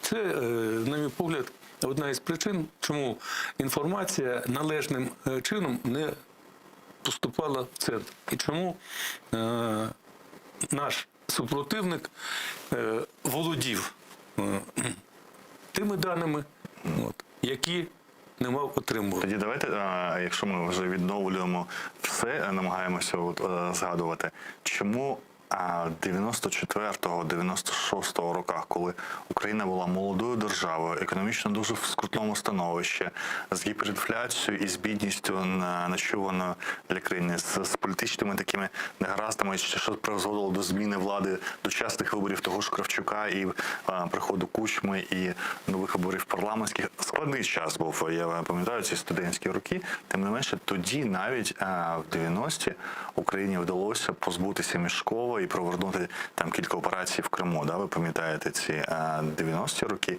І коли ж це означає, що можна було спиратися на кого? Хоча казали, що туди направили взагалі з інших регіонів України і не залучали навіть Кримську Альфу до всіх цих процесів, коли треба було затримувати оцих сепаратистських лідерів в Криму. Як так сталося, що 25 років по тому повністю в регіоні розвідка, контррозвідка, СБУ, поліція, всі силові структури фактично опинилися в руках іншої держави? Я був, напевно, був учасником тих подій, які мали місце при Мішкову. По затриманні Мішкова, так? Да? Не затриманні Мішкова, але по стабілізації ситуації в Криму. Скажу відверто, тоді служба всі свої сили кинула на те, щоб забезпечити стабільність ситуації в регіоні. В регіоні, де створювались сепаратистські настрої. І включаючи проросійські безпосередньо діями Мішкова. Але все було зроблено професійно, і ви, напевно, не чули шуму якогось навколо того, які операції проводились. Вони проводились. Для того спецслужба і існує, маючи певні механізми реалізації завдань державного характеру. Я рахую, що вони були кваліфіковано виконані. Наш народ, наша держава побачила тільки наслідки. Мешков попрощався з Кримом і з Україною. Результат? Результат. Так, але, значить, 2014-го, коли ми ще не бачили цих зелених чоловічків, фактично службістів Росії, поки вона прикривалася, що це вона не втручається, можна було взагалі локалізувати це на рівні оцих Верховної Ради Криму, окремої частини. Ми певні навіть, що половина дійсно депутатів брала участь в так званому оголошенні референдуму про вихід зі складу України. Чи можна було так само локалізувати швидко, чи саме безвладдя і перехід не дозволив це зробити, і служба не знала, на кого орієнтуватися? Я думаю, що це показник, як відносились до служби з позиції нашого політичного керівництва. Хто керував спецслужбою? Вам відомо. Коли? В роки Януковича. Так. Але, знаєте, можна було б сказати, що дійсно і голова СБУ, і міністр оборони, бо виявилися громадянами Російської Федерації. З іншого боку, в цей час міжвладдя фактично до керівництва прийшов Турчинов, у якого ж був досвід керування СБУ. Фактично не чужа людина для служби, яка швидко могла зануритися в цю ситуацію. Я не хочу людину в якійсь степені образити, але це все одно, що я буду керувати сільським господарством. Так. Якщо навіть я можу керувати, не в стані керувати, я маю навколо себе розмістити фахівців. Це проблема, яку ми і зараз маємо. Який досвід роботи в спецслужбі Турчинова? Трошки більше від 0. Він політична фігура. Як він керував спецслужбою, мені тяжко сказати. Я, слава Богу, працював з фахівцями високої гільдії. Це і Маліков, це і Радченко, з якими більш так тісно доводилось спілкуватись. Основу того, звичайно, заклали професіонали, які не втягували спецслужбу в політичне протистояння. Дуже багато зараз нарікань висловлюються, там колишні ДБшники. І, звичайно, були люди, які властива була в рамках напрямку діяльності, так звана п'ята лінія, займалися ідеологією. Боролись з дисидентами.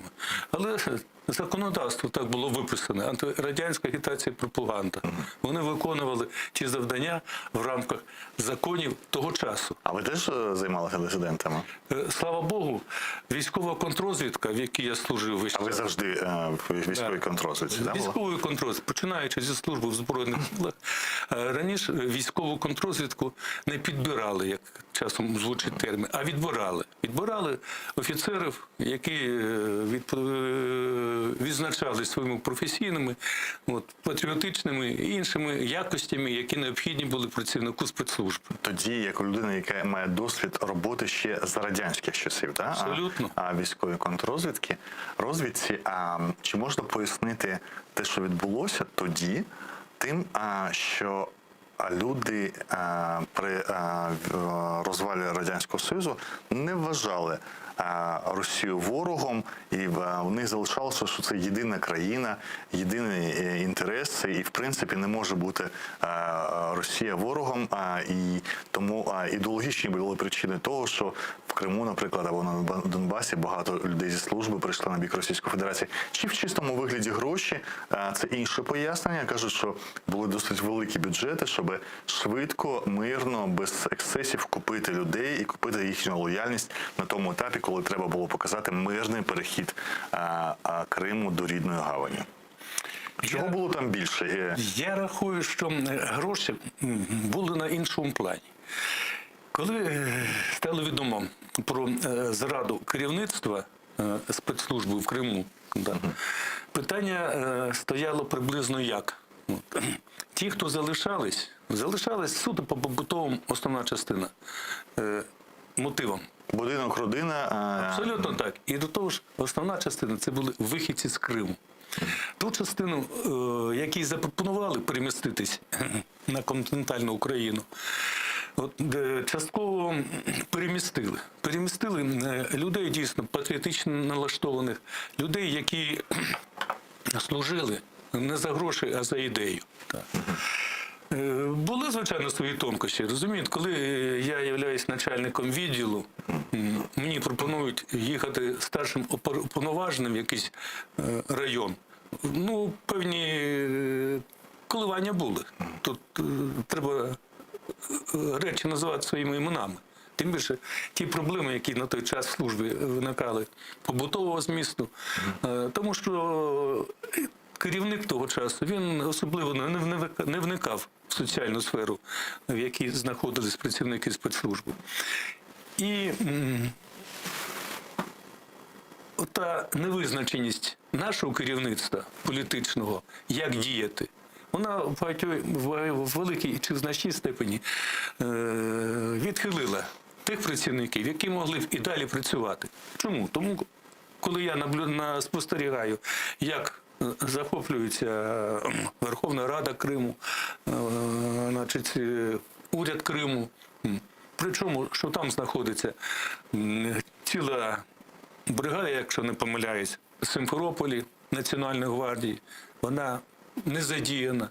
Ну що таке? Маючи таку силу, бригада спецназ Керчі не задіяна. Розкидати зелених чоловічків, я думаю, це не було проблемою. Треба було просто дати команду, щоб виконували свої обов'язки.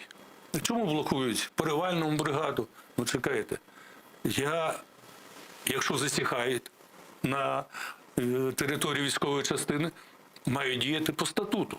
Багато хто списує це на тиск міжнародних партнерів, таких міцних, як Німеччина і Сполучені Штати, які вимагали, щоб Україна не застосовувала зброю і щоб все було мирно. І до речі, от зараз, коли йдеться про загострення і побільшення збільшення військ російських навколо кордонів, я сьогодні вже читав, що от Лавров фактично як діє. Він каже, що Мінські угоди, їх виконання – це є залог стабільності. Це означає, тобто війни не буде, якщо вцілять Мінські угоди, і нібито Захід теж переконує Україну знову зараз негласно до Мінських угод. А це такий боснійський сценарій, а ми бачимо, що з себе представляє Боснія. Боснія – країна, яка фактично не керується або керується в різних частинах різними силами, а центральний уряд не здатен вибудовувати єдину політику. От коли тиснуть нібито друзі, є ворог, а є ще й тиснуть друзі разом з ворогом, то як діяти тоді політичному керівництву? Я виходжу з позиції одного класика. Державні інтереси – це інтереси вищої гільдії. І ніхто не може на мене тиснути, щоб я відступав від тих позицій державницьких, які я маю займати. Це, знаєте, несерйозно. Нам порадили, нам підсказали, ну як мені можуть порадити, якщо до мене підходить агресор, з ним протягати йому руку. Я тих речей просто не можу зрозуміти, як професіонал.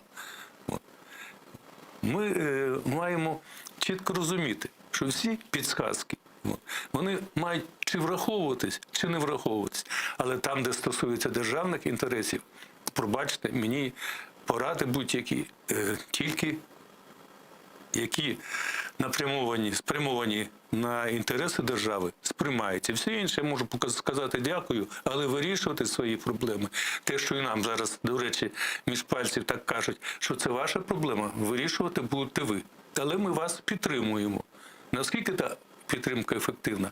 Ми дивимось. Там, де економічна складова домінує, Франція, Німеччина, так, вони нас підтримують, але Північний потік-2 як будувався, так і будується.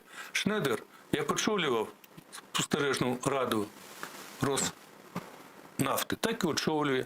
Прийшов новий канцлер. Він соціал-демократ, однопартієць Шнедера. Як він себе поведе, мені тяжко сказати. Хоча обіцянки продовжувати позицію і політику Меркель він вже довів офіційно. Але доводити і діяти – трошечки інші речі. Розумієте? І ті ситуації, які зараз існують, я розумію чіткість позиції Британії. бригада, спецназ вам буде надана.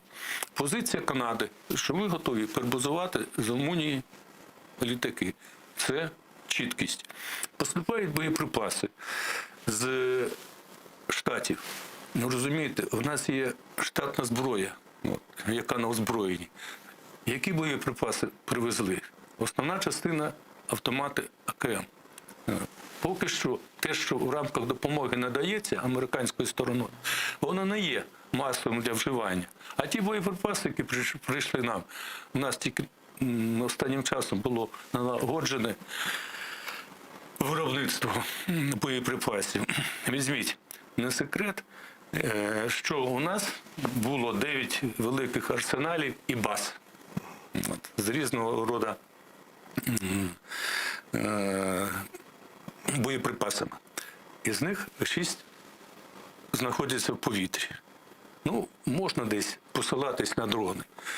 Але взяти кордони Росії, Калинівка під Вінницею.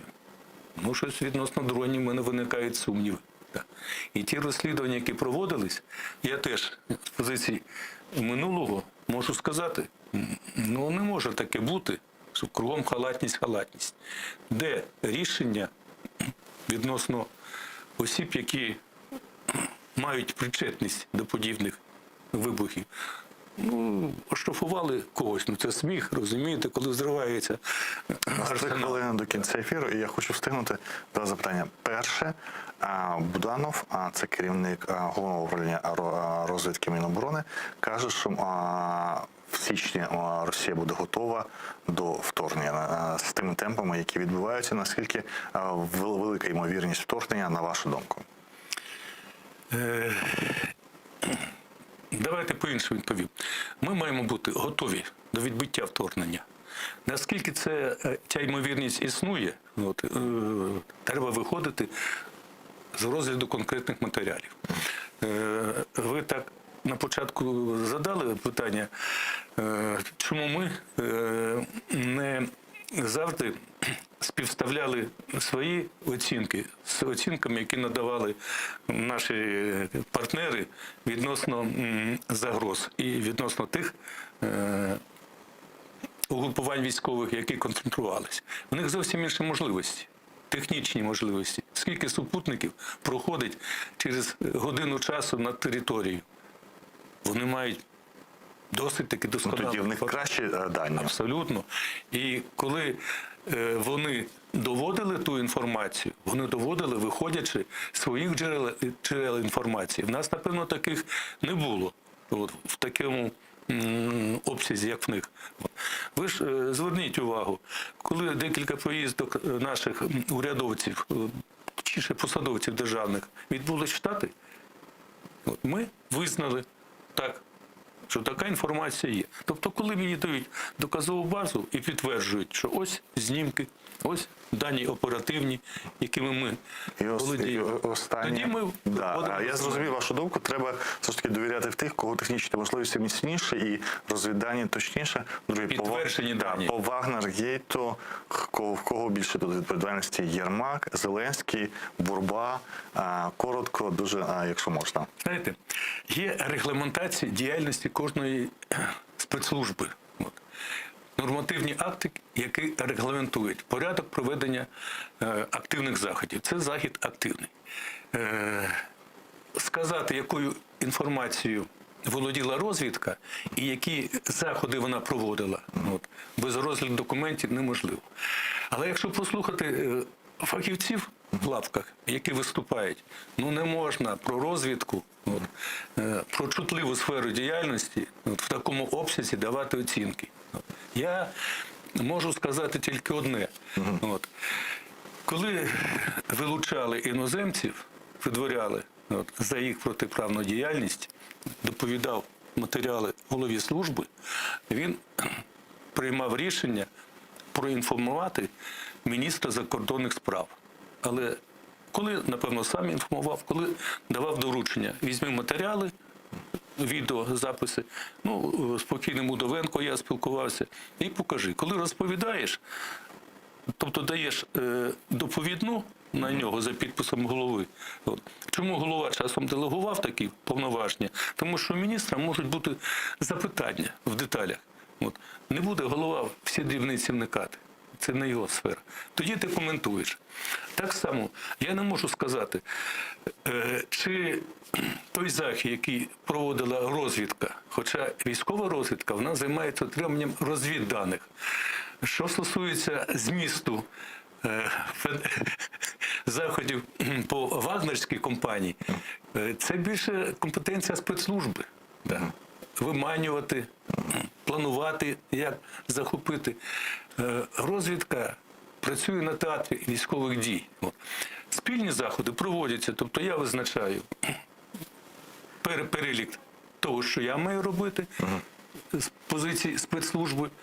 Розвідка визначає тобто військова. Без документів всі вам важко казати. Це регламентується наказами. От. І так само я, як керівник спецслужби чи військового розвідного органу, йду до президента і йому довожу, що Дякую. я планую таке зробити. Анатолій Матвіїв, генерал-майор у відставці, начальник головного управління військової контррозвідки СБУ 95-99 років, коментував нам останні події і загострення навколо українських кордонів, і Вагнергейт, відповідальність чия, на жаль, без документів, як справжні службісти, ні на кого відповідальність не покладають. Дякую, залишайтеся з нами далі новини і повернемося в студію.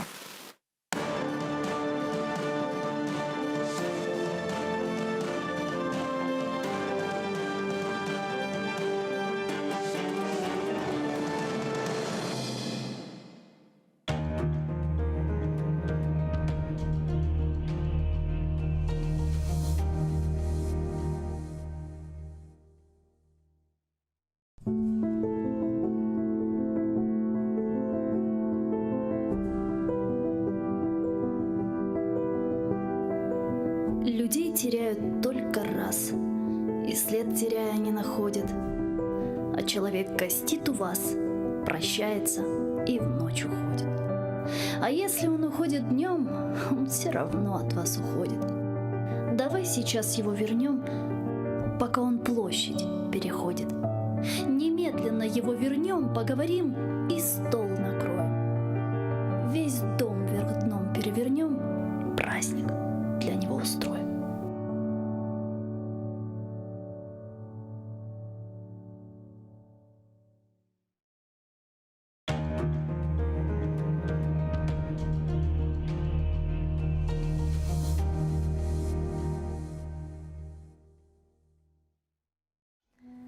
Кичичик олғанда, ағам да мен де чечектен ятканда қардашым шейде. Құртқаға телі шал марама бергенде, бізім үшін ақ чеккен, сен де келмедің. Өзіміз межалсыз, бабам да пек қарт. Йоқ екен азбарда араба ве ат, құмшудан бір тілім, отмекні сорап, ала алмаған бір қапым, сен де келмедің. Тек айлар де келде, йыллар да кечкен. Қарт фақыр бабайым, ачылықтан өлген. Сен де қартанайым, 60-та екен, біздерге көз тіккен. Сен де келмедің. Артық урве сербест олғанымыз вақыт, епіміз іш көріп, чалышқаны вақыт. Ашаған аққымыз ақ олғаны вақыт, ескісін сөйлеген. Сен де келмедің.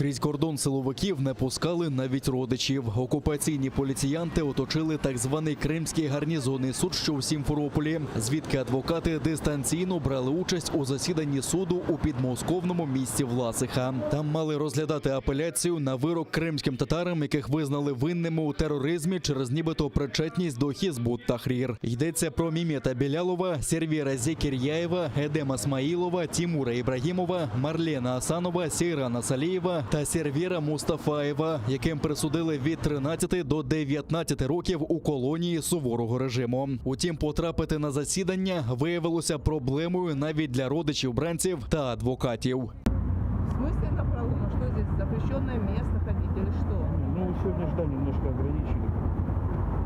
Это незаконное ограничение. Чимало людей з усього Криму приїхали, щоб висловити солідарність з кримсько-татарськими бранцями. Але потрапити усередину – зась. Співробітники окупаційної поліції перевіряли документи в усіх, хто навіть просто йде поруч з будівлею окупаційного суду. На работу? Нет, ну здрасте. Вы скажите, вы куда идете? Я иду на работу, я ведущий Куда на работу? в университете. Посмотрите, сзади вот стоит куча милиции, которые не пропускают никого туда дальше. Ну и вот как нам быть, то есть нам уже и на суд нельзя приходить. Интересная история. Вот положение вот такое сегодня, да, что если ты сегодня рот открываешь, то тебя могут на 14 суток закрыть. Если ты что-то неправильно говоришь, тебя могут вообще упрятать, или ты можешь вообще потеряться в этой стране. То есть, ну вот, как бы не сидите в стороне. Это противозаконно, это вызывает возмущение, естественно. Сейчас стою здесь. Хочу быть просто рядом с родственниками, которые сейчас переживают такой сложный период своей жизни. Хотят устрашить крымско-татарский народ, чтобы они не проходили, не поддерживали из средств массовой информации, чтобы затихало это ихний беспредел. Алхамдулилля, наш народ, иншаллах, я думаю, не сломится. Он будет бороться с этим. И сколько бы трудностей они бы не препятствовали, не создавали бы, по возможности будем бороться с этим, чтобы отстаивать наші права конституційні. Оскарження так і не відбулося. Засідання відклали, але до зали допустили матерів політв'язнів, і вони нарешті змогли, бодай відеозв'язком, побачити загратованих окупантами синів.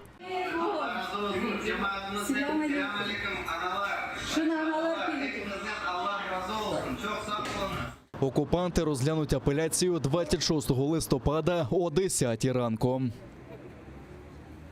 Глава представництва ЄС в Україні Маті Масіка закликав Росію негайно звільнити затриманих кримських татар в окупованому Криму. Він вимагає припинити переслідування та залякування жителів окупованого півострова.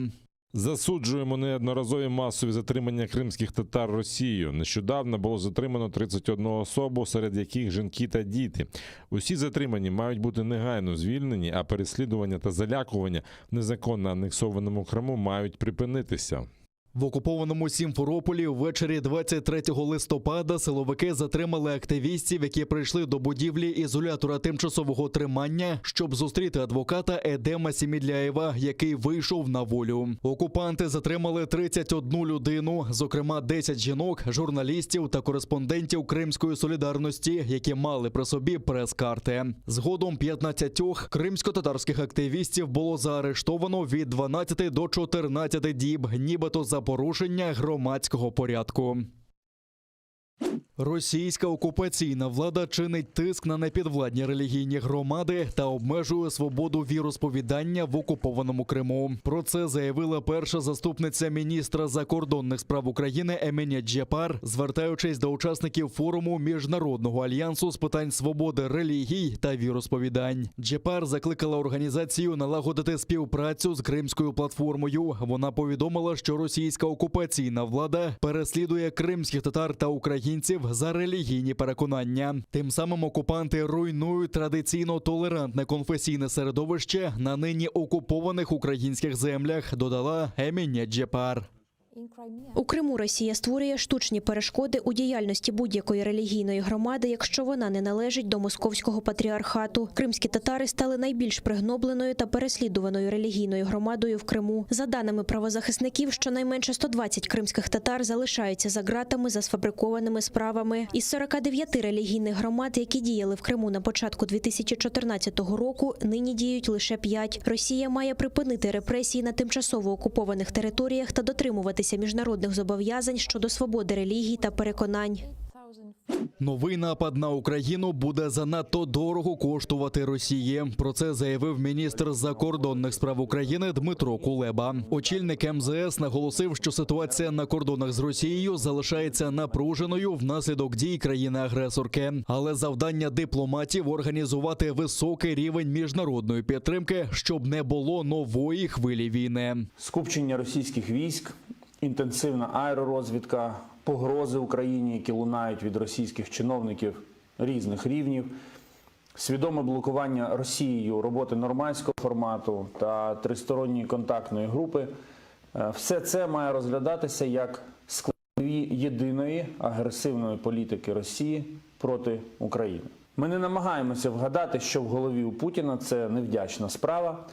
Ми працюємо над тим, щоб у ній з'явилося чітке розуміння. Новий напад на Україну буде занадто дорого коштувати, тому краще цього не робити. Крім того, Дмитро Кулеба заявив, що скористається засіданням Ради міністрів закордонних справ ОБСЄ у Стокгольмі, аби інформувати про загрози від Росії, а також про просування Кримської платформи. 2 та 3 грудня українська делегація візьме участь у засіданні Ради міністрів закордонних справ ОБСЄ у Стокгольмі, де зберуться 57 держав-учасниць. Ми будемо надалі консолідувати тиск на Росію, аби змусити її припинити агресію та відновити повагу до принципів і зобов'язань ОБСЄ.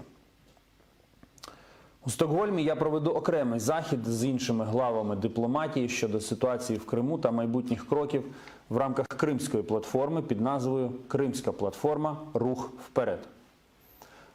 Ми планово, тихо, спокійно закріплюємо успіх Кримської платформи і активно перетворюємо її на постійно діючий формат. На Східному фронті втрат немає. Про це повідомили у штабі Об'єднаних сил. Російські окупанти обстріляли селище Нью-Йорк на Донеччині з озброєння БМП. З мінометів гатили у бік Водяного на Приазов'ї та Мар'їнки. Там під ворожий вогонь потрапив загін прикордонників першого оборонного рубежу, що входить до складу місцевого КПВВ. Іншим озброєнням окупанти провокували українських захисників неподалік Верхньоторецького, Луганського, Кам'янки та шахти Бутівка. Ворога вгамували вогнем, але вже зранку обстріли поновились. В бік Луганського противник відкривав вогонь з ручних протитанкових гранатометів. В напрямку Авдіївки ворог здійснив обстріл з мінометів калібру 82 мм. Втрат серед військовослужбовців Об'єднаних сил внаслідок дії ворога немає. Українські захисники відкривали вогонь у відповідь, не застосовуючи забороненими мінськими домовленостями озброєння, та змусили противника припинити обстріли. Завдяки зусиллям наших воїнів рубежі українських підрозділів залишилися незмінними. Ракетні комплекси «Джевелін», «Байрактари», а також ударна та винищувальна авіація повітряних сил України. На полігоні «Широкий лан» на Миколаївщині українські військові тренувалися знищувати сухопутні сили ворога, що суне з півдня. Головнокомандувач Збройних сил Валерій Залужний заявив, що бригади та полки українського війська продемонстрували нову тактику застосування високоточної зброї, зокрема в умовах ночі та поганої видимості. Спирались при цьому на бойовий досвід, отриманий на Східному фронті.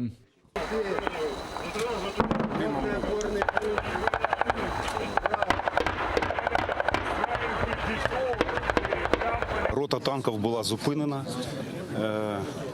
точний вогонь, підготовлений особовий склад, ну і засоби доставки, новатори показали себе теж дуже непогано. Крім головнокомандувача та міністра оборони, за навчаннями спостерігали уповноважені країн-партнерів, зокрема з Великої Британії, США, Канади, Швеції та Туреччини. Я отримав дуже важливі сигнали від наших партнерів про те, що ми наодинці не залишаємось.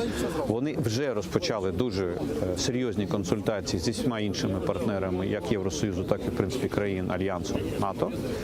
Реакція буде дуже жорсткою. Про це вже попереджено безпосередньо очільника Кремля під час візиту серйозної посадової особи Сполучених Штатів.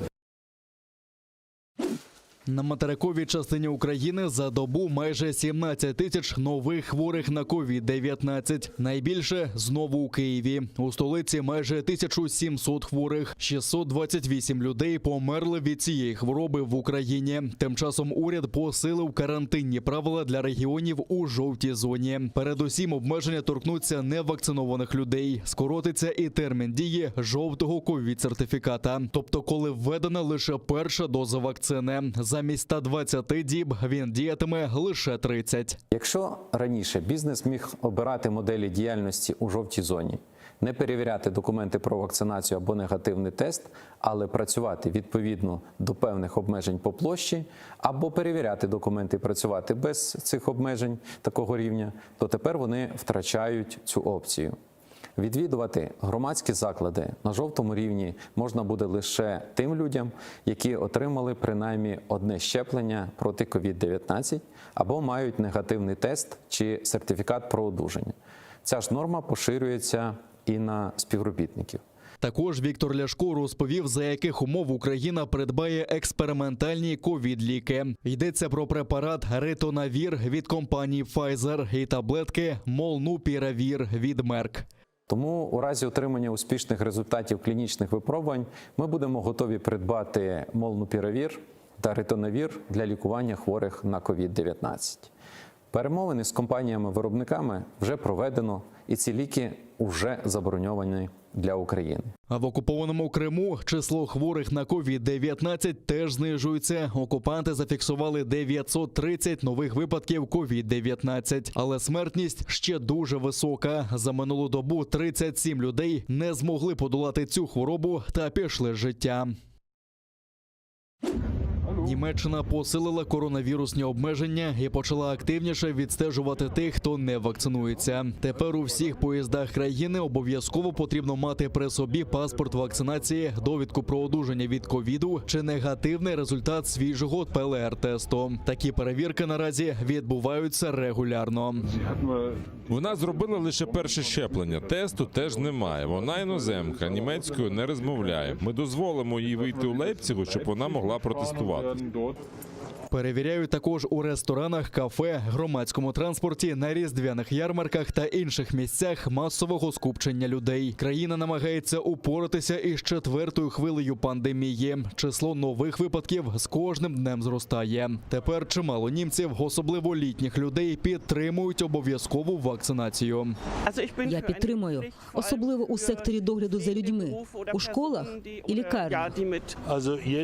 Будь-хто, хто не зробив щеплення, нестиме відповідальність. Думаю, вакцинація має бути обов'язковою. Крапка. Але так вважають не усі. Я вже робив щеплення 3. То і що? Кожен має вирішувати сам за себе. Утім, про обов'язкову вакцинацію говорять не лише перехожі, а й Міністерство охорони здоров'я Німеччини. Воно вже запропонувало з 1 січня зробити обов'язковими щеплення від ковіду для усіх працівників будинків для літніх людей та лікарень Німеччини. Тисячі турків стоять у чергах за бензином і лають уряд. Заправки працюють на межі можливостей. Опівночі очікується різке подорожчання палива. Зазвичай я не турбуюся, чи зможу заправитися, але подивіться на це. Люди лізуть головами. Подорожчання спричинене рекордним падінням ліри, національної валюти Туреччини. У вівторок її курс упав більш ніж на 15% до долара. Незважаючи на те, що потім валюта трохи відновилася, очікують, що ціни зростуть не лише на бензин, а й інші товари. У таких складних економічних умовах люди чекають на ці черги, щоб заощадити 30 лір. І це свідчить, у якому становищі наша країна. З початку року ліра втратила 45% від своєї вартості, і приблизно половина втрат припала на минулий тиждень. Мені 45 років. Уряд став біля керма 20 років тому. У кожному виступі вони говорили, що черги по бензин були раніше, але не зараз. Однак тепер нас, напевно, замучила ностальгія. Ми скучили за цим. Причина спаду в урізанні відсоткових ставок, на якому наполягає президент Реджеп Таїп Ердоган. Це, на його думку, збільшить експорт, залучить інвестиції та створить робочі місця. Але багато економістів називають таку політику безрозсудною. Опозиція вже закликала провести дострокові вибори. На вулицях міст почали спалахувати антиурядові протести. Це Стамбул. У житловому районі Кадикьой демонстрацію влаштували сотні людей. Проте їх швидко розігнала поліція. Десятки заарештували. Кримські сонети Адама Міцкевича прочитали українською, польською та кримсько-татарською мовами. Відеоролик оприлюднив президент Польщі Анджей Дуда. У дописі він зазначив, що з нагоди 30-річчя української незалежності та відвідин Києва передав переклад кримських сонетів українською та кримсько-татарською. Рядки видатного польського поета та діяча визвольного руху Адама Міцкевича цитують, зокрема, голова Меджлісу Рефат Чубаров, перша заступниця міністра закордонних справ України Еміня Джепар, а також військові з передової та митці. Адам Міцкевич, Крим Сонетлери, Бахчисарай. Безлюдні та німі, гіреїв двір і сад. По ганках, що мали покірних баш тюрбани. Софи, трони потęgi. І любощів дивани. Przeskakuje sarańcza, obwija gadzina. З окien różnofarбних повой росліна. Ервазларга, сачахларга, бой узатеп. Руїна пише тут на мурах гість незнаний. Як Валтазарові невіковічний згад. W środku sali wycięte z marmuru naczynie. Гаремо то фонтан, сльоза його перлова. Падає по сльозі і промовля щомить. Де ж єстеш, о мілощі, потенго і хвалу? Кеттинсіз ебедієн яша болмай. Ганьба, немає вас. А джерело дзвонить. Менің ісе аядат. Тинмайся син. O hańbo, wyście przeszły, a źródło zostało. Такі маленькі бронзові фігурки заховані у різних куточках Києва. Днями міські вулиці поповнилися одразу 5 новими міні-скульптурами. Усе поєднує одна тема – меценатство. Завдяки цим людям у Києві з'явилися деякі найкрасивіші будинки. Наприклад, цю киянку вважають першою у місті благодійницею. А нашу першу героїню звати Галшка Гулевічівна. Вона віддала свій маєток, це був 1615 рік, вона віддала, подарувала місту свій маєток. Власне, від цього маєтку бере початок Києво-Могилянська академія.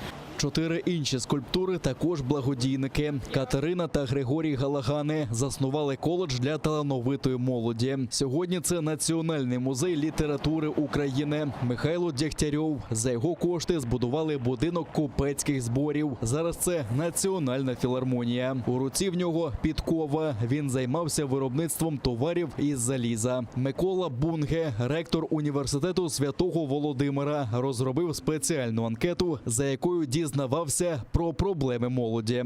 В руках своїх він тримає оцю анкету, завдяки якій студенти мали можливість отримати допомогу. Після смерті ученого його учні зібрали гроші та збудували училище. Сьогодні це Державна судова адміністрація. Давид Марголін був одним із найщедріших меценатів Києва, володів пароплавством на Дніпрі. Наразі у Києві вже 36 бронзових міні-скульптур проєкту «Шукай». Організатори створили туристичні маршрути, якими кияни можуть гуляти та шукати мініатюри.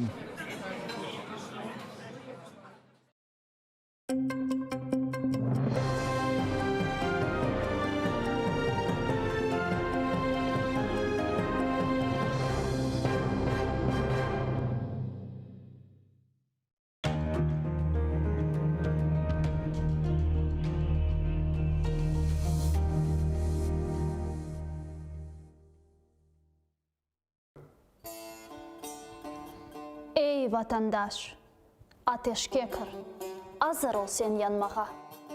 Vatan için can vermesen, ne için geldin dünyaya? Güzel Kırım toprağında ecdadının kanı var. Her bir terek yaprağında milletinin canı var. Kerek olsa fırtınaday atıl düşman üstüne. Костер она асырларнен топланган бар күчімна. Енмегенже омыр билля көреш кене векене. Ал деделер ала алмаған интихамге очумна. Сен миллетсін, бір вақытлар Москвада ат ойнатқан. Ажиз қалған гетмунларға ярдым қолы ұзатқан. Бүгін не үшін андамында қорқып пысып жүресін. Өз юртында сұчлы кебі бойнын қысып жүресін.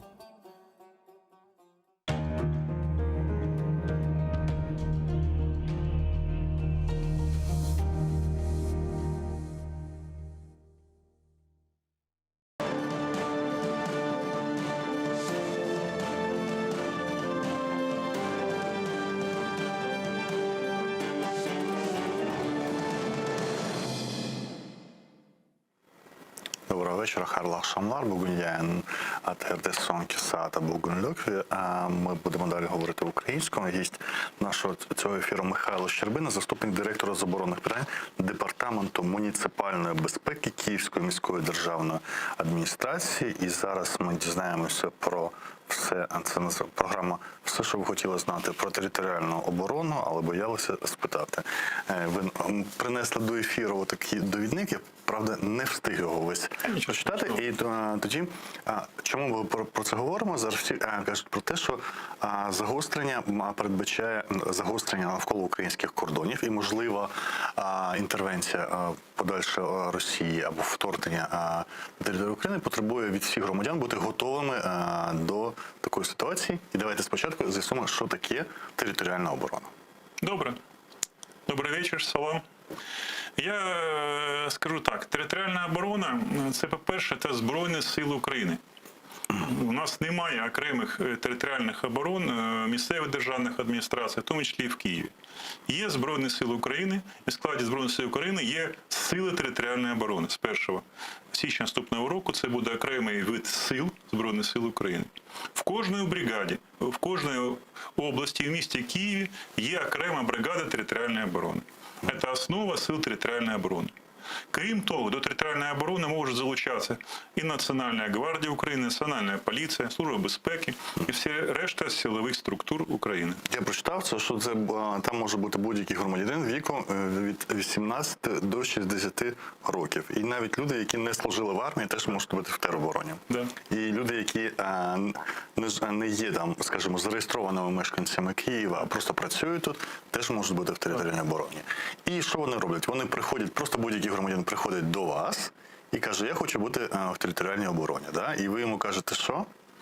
Ну, по-перше, в місті Києві і в будь-якій області України, якщо ви бажаєте вступити до територіальної оборони, вам потрібно звернутися до територіального центру комплектування районного. Раніше це називався військовий комісаріат. Там є заступник військового комісара з територіальної оборони, там є командир батальйону територіальної оборони, які повинні вам надати допомогу в оформленні необхідних документів, проходженні військово-лікарської комісії і підписанню контракту резервіста територіальної оборони. Це не дуже складна процедура. Вона, максимум тиждень займе у вас. От в місті Київ, крім того, у нас є гаряча лінія, на яку можна звернутися, є сайти територіальної оборони. Якщо ви звернетеся на них, то вам буде надана ще додаткова допомога, якийсь супроводжувач, який не дасть можливості всяким тим бюрократичним припонам, щоб вони заважали вам вступити. Раніше були військкомати в кожному районі. Це і є вони, да? Їх по-старому так військкоматами. Ні, зараз у них нова назва – Територіальний центр комплектування та соціальної підтримки. І будь-якого бажаючого беруть, чи тільки після медичної комісії? Тільки після медичної комісії, безумовно. Спочатку проводиться перевірка, збираються справки, що чоловік здоровий, що він не судимий, і після цього вже з ним підписується контракт. Проводиться бесіда командиром батальйону, підбирається йому посада. Я хочу звернути ще на що увагу, що громадянин може жити, наприклад, в одному районі міста Києва, а підписати контракт з батальйоном або підрозділом, який він вибере для себе, де буде посада, та, яка йому підходить. Наприклад, є у нас мінометні батареї, у нас є підрозділ такої рота контрдиверсійної боротьби, яка виконує якісь спеціальні завдання по протидії диверсійним групам. Є люди, які бажають вступити саме до цього підрозділу. Ну, давайте подивимося ваш ролик. Я, щоправда, його не бачив. Ви кажуть, він не короткий, 20 секунд. Саме про територіальну оборону, який підготувала Київська міська державна адміністрація. Саме для того, щоб закликати громадян, мешканців Києва вступати до територіальної оборони. Саме так.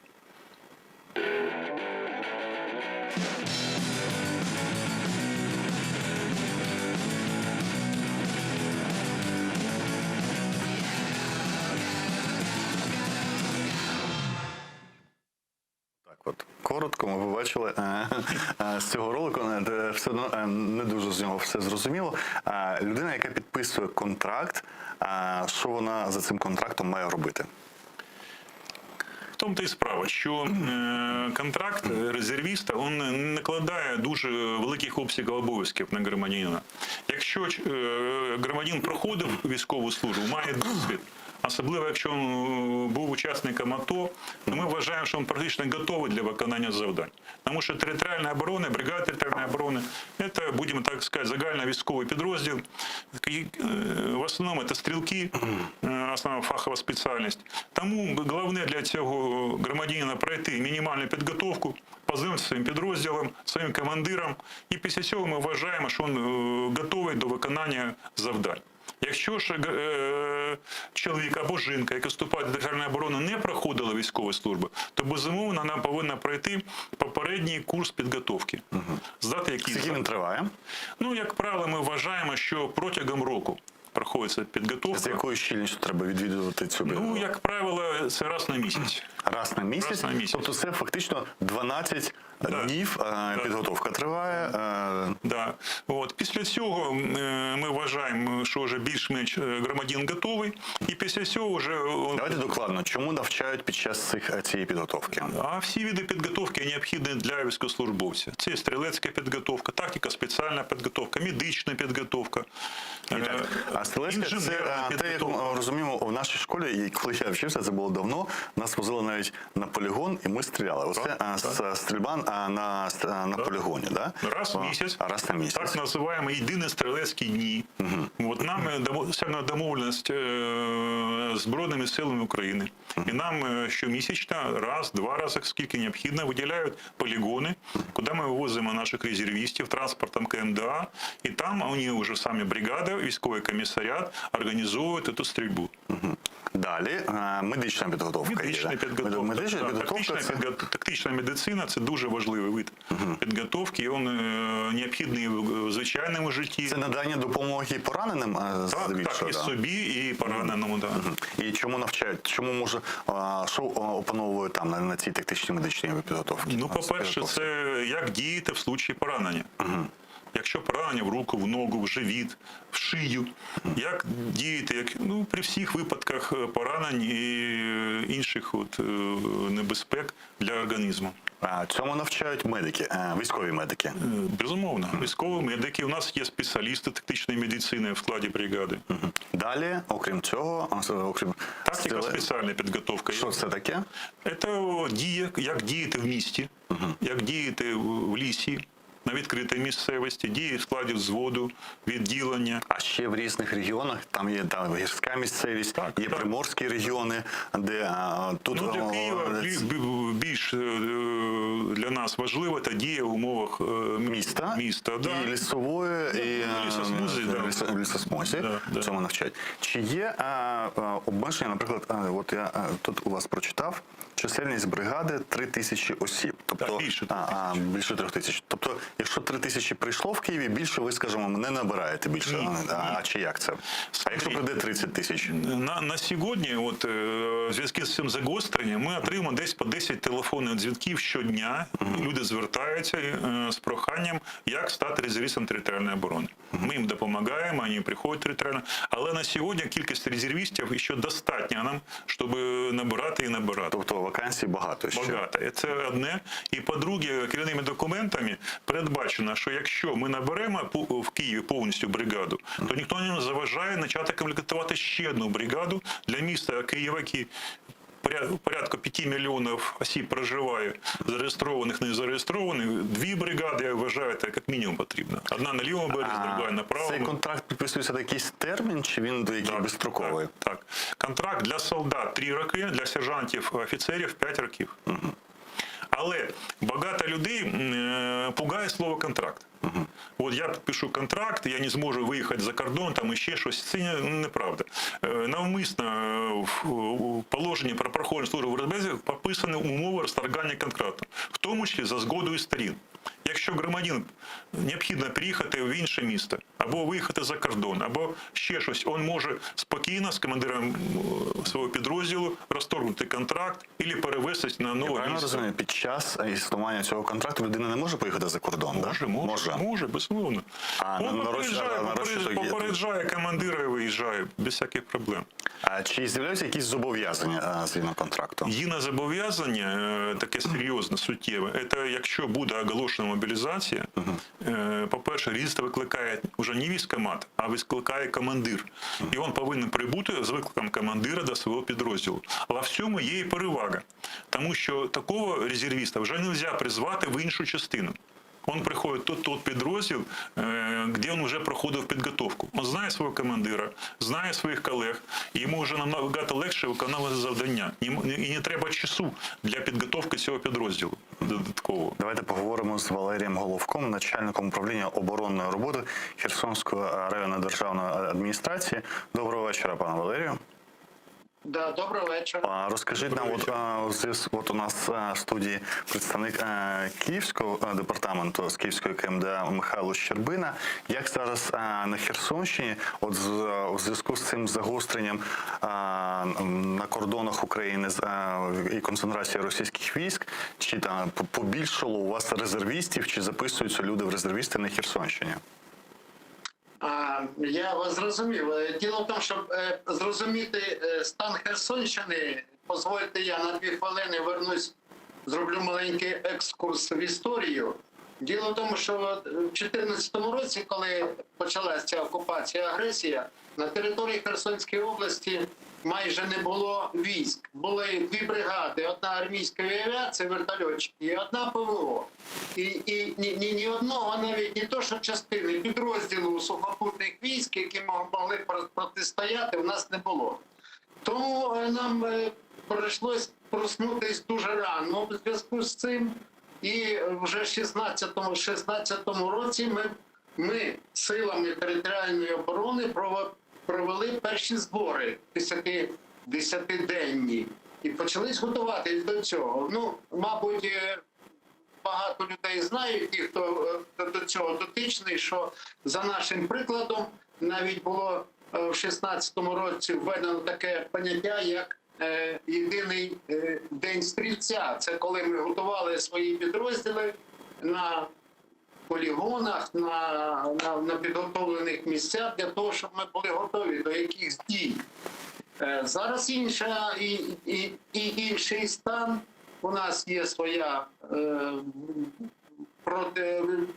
мотопіхотна бригада своя, у нас є 2 полігони, є багато інших частин і підрозділів, які несуть службу на території Херсонської області. А тоді, на жаль, ми надіялись тільки на себе і на ті невеличкі підрозділи, які змогла Батьківщина відрядити на Херсонщину для того, щоб захищати рубежі зі сторони Криму. Я можу сказати, що з 16-го року ми, мабуть, ніхто в Україні, скільки не збирали підрозділи територіальної оборони, як ми, це було 7 разів. І ми тренувалися так, що коли в 18-му році було введено військовий стан, то за 3 дні ми розгорнули повністю бригаду територіальної оборони, а це 6 батальйонів і управління.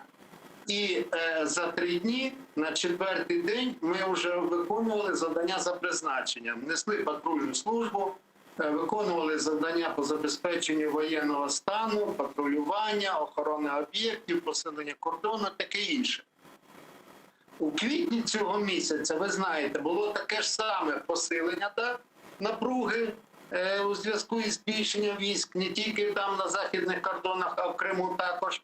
Тому ми теж в квітні місяці розгортали бригаду, правда, не повного складу, а скороченого. Але ми були готові в будь-який момент розгорнути до повного складу, і це більше 3000 чоловік. У липні місяці ми знову проводили тренування, теж скороченим складом. Так що у нас питання про те, як кого куди залучити, в нас не стоїть. У нас стоїть питання, коли ми отримаємо завдання і ми будемо готові до цього виконання. Все у нас заложено, готове, і ми будемо діяти по по накатаній дорозі, тому що ми це вже навчились робити.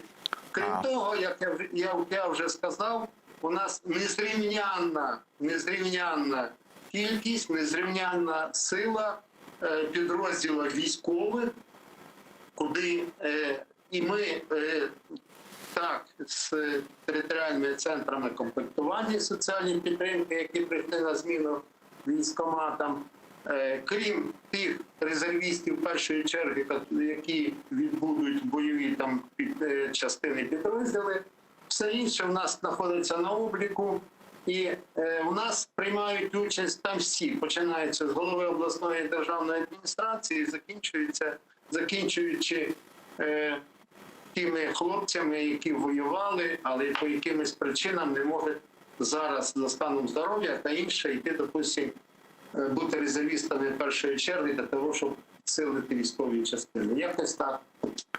Питання до обох. Які співвідношення жінок і чоловіків серед резервістів територіальної оборони? Давайте я ж тоді, коли я трошки... Ну, давайте. Ви так активно з Херсонщини розповідаєте нам. Да, рік назад ми захотіли зробити щось типу пілотного проєкту, і ми по прикладу Естонської Республіки їздили навіть туди. Для того, щоб залучити більше жінок, більше молоді, ми навіть збори 2 рази провели за участю студентів наших ПТУ, які були там чоловік 40. Для цього залучили, але у зв'язку з ковідом у нас це трошки, на жаль, притормозилось. Але я скажу, що у нас невеликий, на жаль, відсоток, але так, я думаю, 10% жінок приймають участь і приймали участь в навчаннях.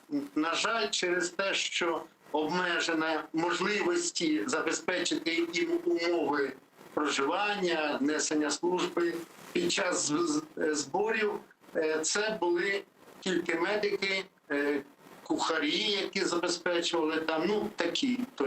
Бачите, давайте в Києві спитаємо. Бачите, на Херсонщині навіть ці 10%, які є, дуже традиціоналістські кухарі, лікарі.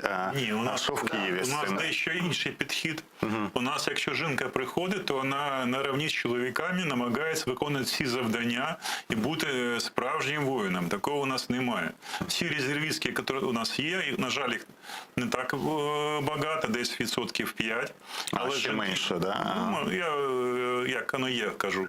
Але люди приходять, дівчата звертаються, укладають контракти і виконують завдання на рівні з чоловіками. З'ясовували, чому в Києві такі низькі відсотки на Херсонщині, пояснили, що не можуть забезпечити їм умови проживання відповідні. Ні, для резервістів таких умов немає під час занять. А під час останніх зборів, які ми проводили в місті Києві, було дозволено Збройним силам, що резервісти під час зборів ночували вдома, якщо це не вимагає умовами служби.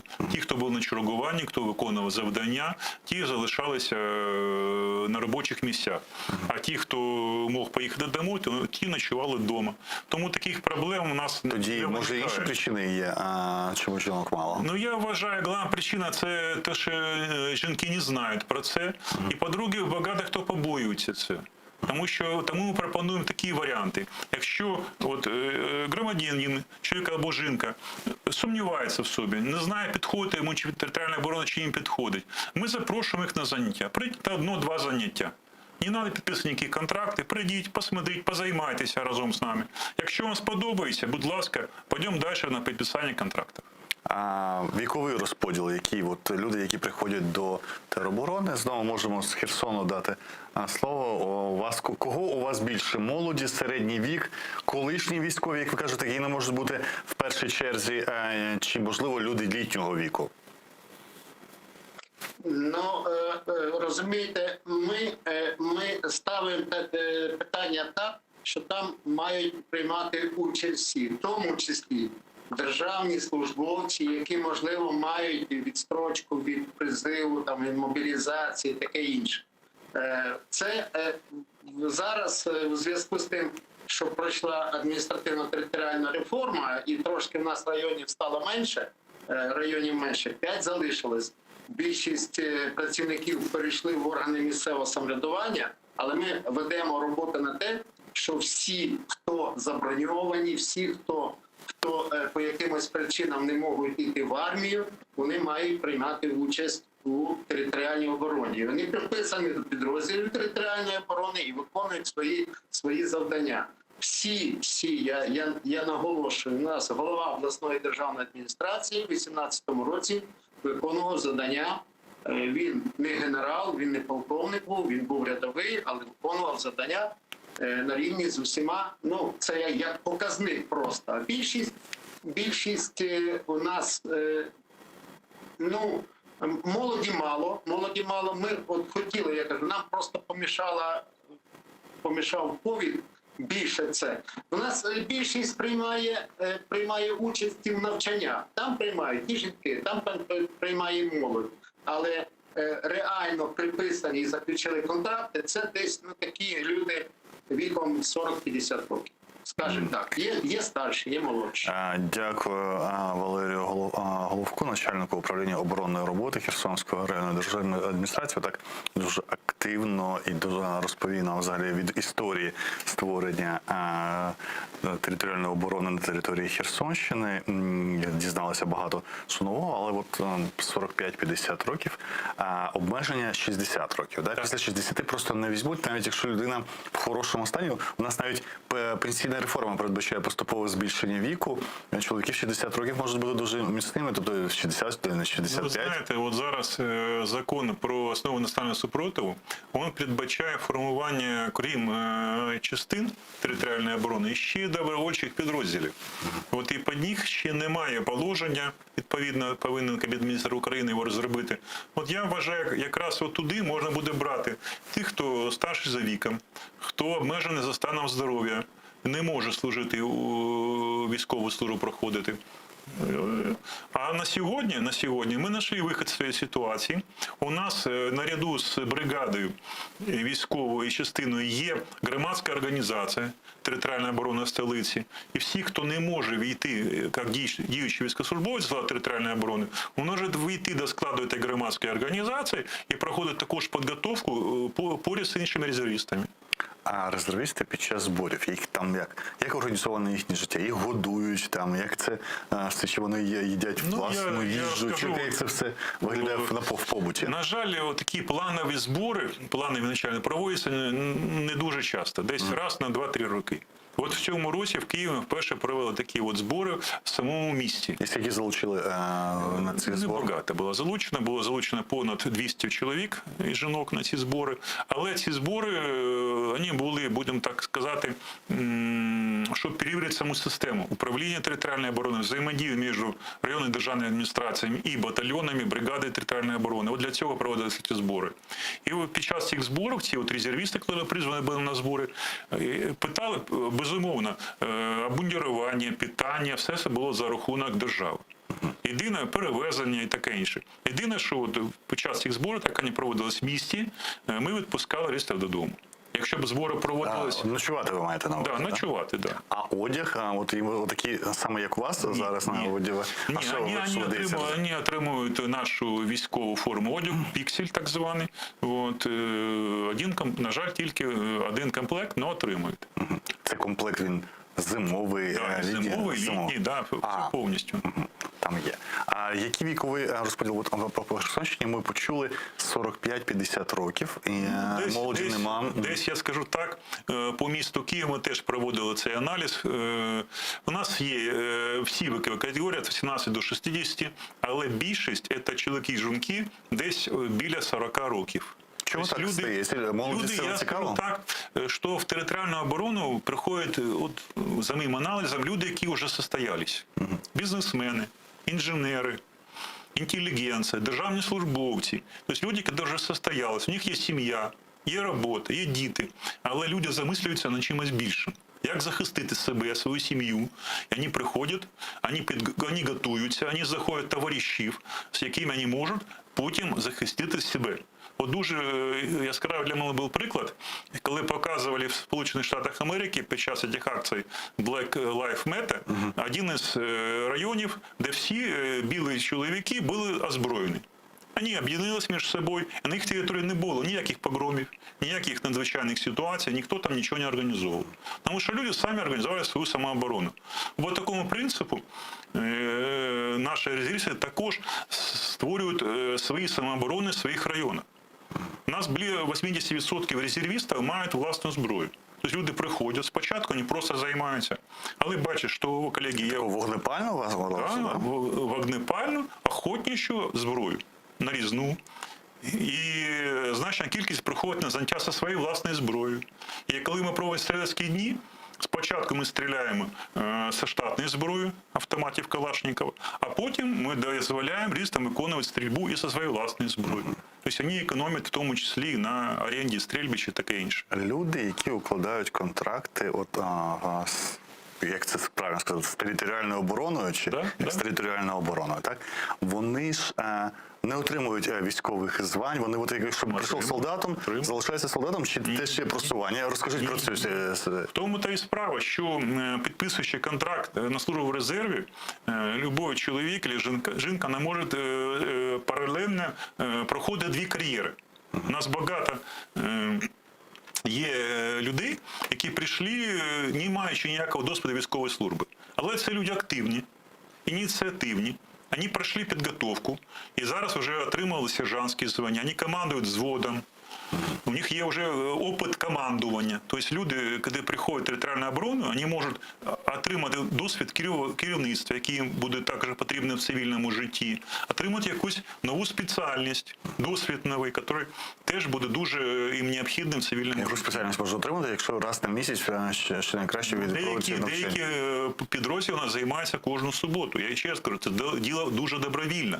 Це мінімум. Тоді яким спеціальностям навчають, саме як спеціальностям в територіальній обороні? Ну, наприклад, той же зв'язківець, той же медик. А які затребувані? От ви кажете, ми теж не можемо, в кожному районі можна знайти той фах, яку людину влаштовує. Що затребувано, чого багато, а чого не вистачає в Києві? Ну, я ще раз відповідаю. У нас основний фахівець – це стрілець для бригади. Але у нас є мінометний підрозділ, нам потрібні мінометчики. От їх не вистачає дещо. Ви їх навчаєте на справжніх мінометах стріляти? Безумовно. Ну, поки що, скажу відверто, ще не було бойових стрільб, але міномети є. І було організовано вже заняття з ними і таке інше. А чим ще займаються в звичайний час, коли нема такого загострення резервістів? Певний час з 18-го року, в 18-му останній раз воєнний стан оголошувався, 3 роки було більш-менш спокійно, окрім навчання, а що ще відбувається?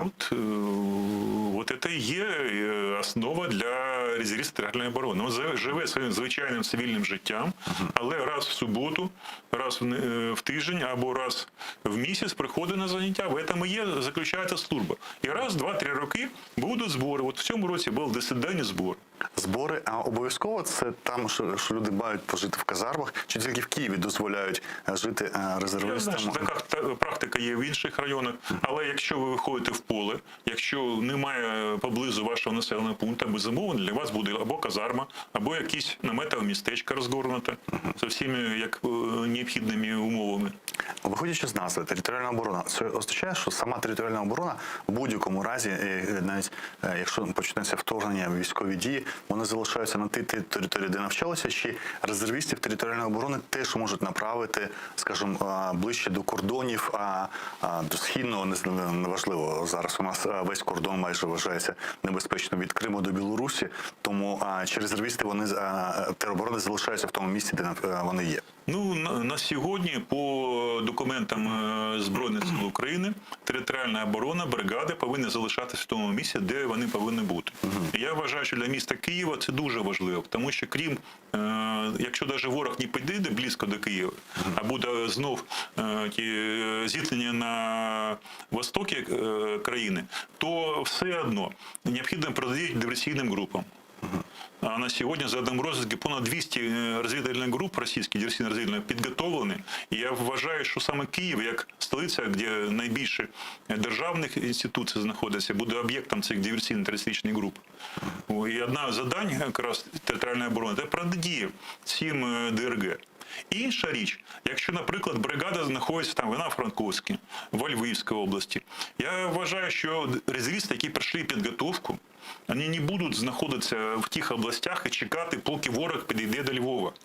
Вони саме напишуть рапорт і підуть до бойових бригад. І така практика в нас вже була. І наприкінці до ефіру ви сказали, що ви зустрічалися з кримсько-татарською громадою в Києві, яким теж запропонували, саме з ким, як, де... Я не буду називати прізвищ, на жаль, тому що люди звернулися не називати їх прізвищ.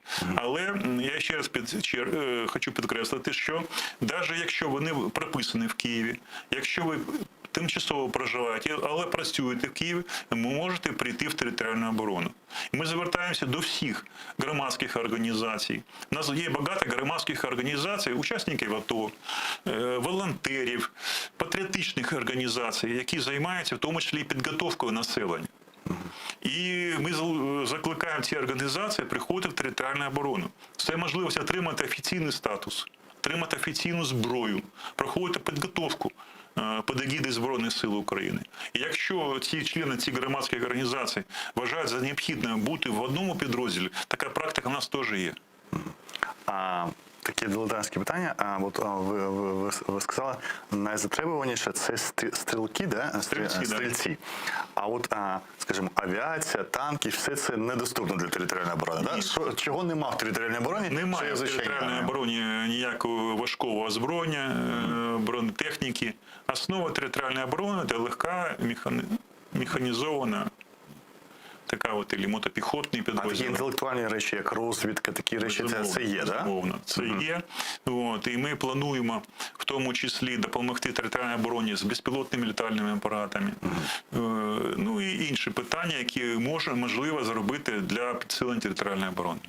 Дякую вам за те, що ви взяли участь в програмі і закликали людей доєднуватися. Багато чого почув, чого не знав про територіальну оборону, зокрема те, що легко в неї вступити, легко з нею розстатися і навіть можна зробити навіть якусь військову кар'єру невелику всередині територіальної оборони. Це був Михайло Щербина, заступник директора з оборонних питань Департаменту муніципальної безпеки Київської міської державної адміністрації. Чому говорили про це? Тому що всі розвідки світові кажуть про загострення навколо наших кордонів, і кожен громадянин має бути готовим до будь-якого сценарію розвитку і навіть вторгнення, в тому числі і в Києві. Дякую вам за те, що брали участь в цій програмі. Дуже дякую вам за запрошення і всіх запрошую в територіальну оборону. Спасибі.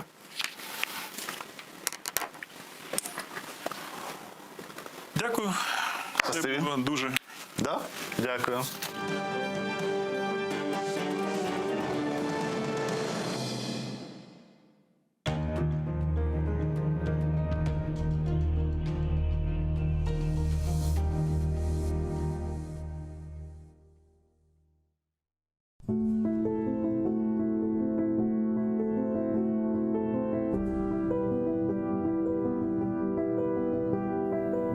Людей теряют только раз, и след теряя не находят. А человек гостит у вас, прощается и в ночь уходит. А если он уходит днем, он все равно от вас уходит. Давай сейчас его вернем, пока он площадь переходит. Немедленно его вернем, поговорим и стол накроем. Весь дом вверх дном перевернем, праздник для него устроим.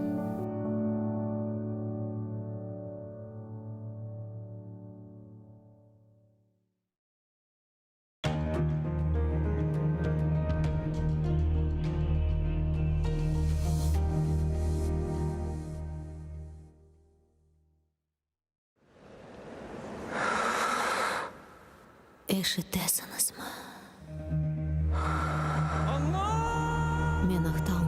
мазмұн.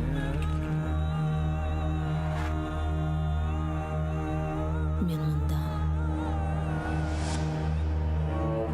Бұл менің топырағым.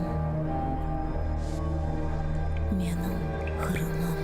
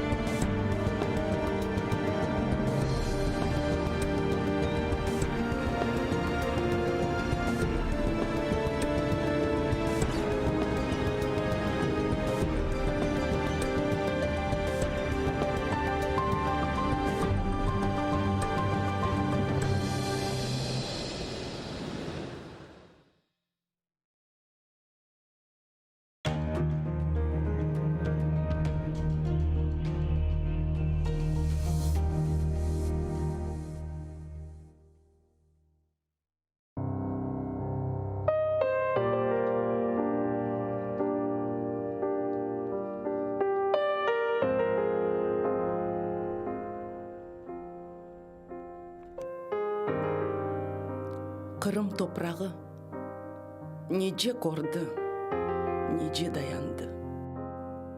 Неже көз яш, қар дертлер башындан кечті.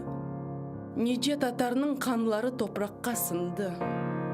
Қан тамчылары қараны алға жебірді. Ал топыраққа түшкен қандан тереклер өсер. Ал топыраққа басқан дұшман пешманлар етер. Ал топырақны тұтып алған сабасыны көрмес. Ал топырақтан Қырым татарының ізі сіренмес. Ақ ватаным, сорғы сорған жевап істемей. Әр шейдайым текрарланса, аят деңішмей. Кағытқа ятқан сөзлеріні девірлер сүртмес. Артта қалғанларны заман тоқтап беклемес. Огде ярық. Шубесіз дырдайым қыш олмас. Озыну сайып санған инсан yolundan қалмас. Келір бар. Ят байрақлар кечмішке батар. Мавы көкте, сары тамға, йылтырап янар.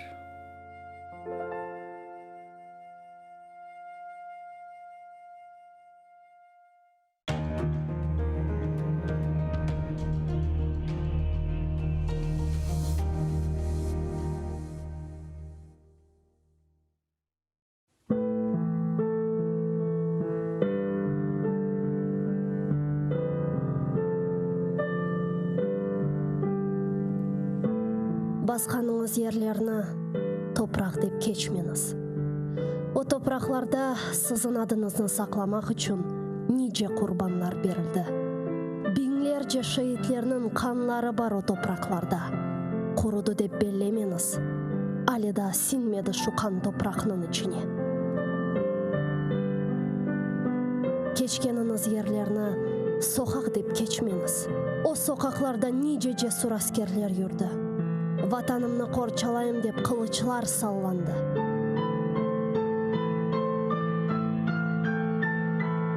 Юргеніңіз аралықларда иханетлер де олды үлбет. Сапланды ханчерлер сыртларға. Көтергеніңіз байрақны тамғалы басма деп кечмеңіз.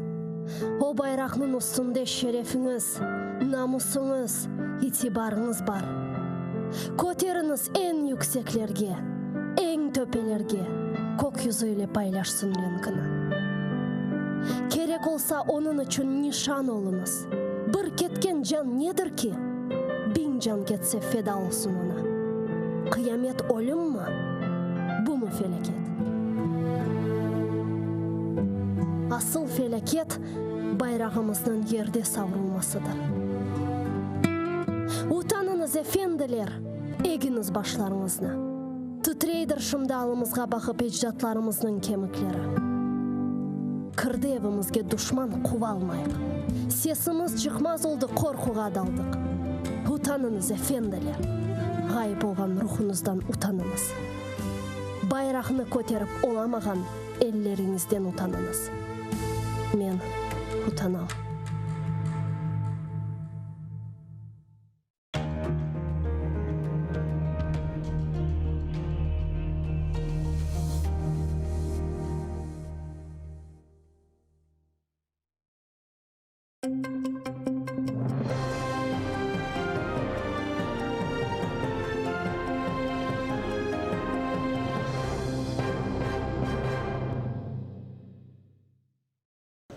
Рус күвечілері махкемеге автомобюслерінің сой сопларыны кірсетмеді. Полис хадимлері Ахмеджеттеке Қырым гарнизон махкемесіні қаршавлады. Анда адвокатлар видео бастасынен Москва вилетіндеке Власиха шерінде кечірілген махкеме отырышында іштірак еттілер.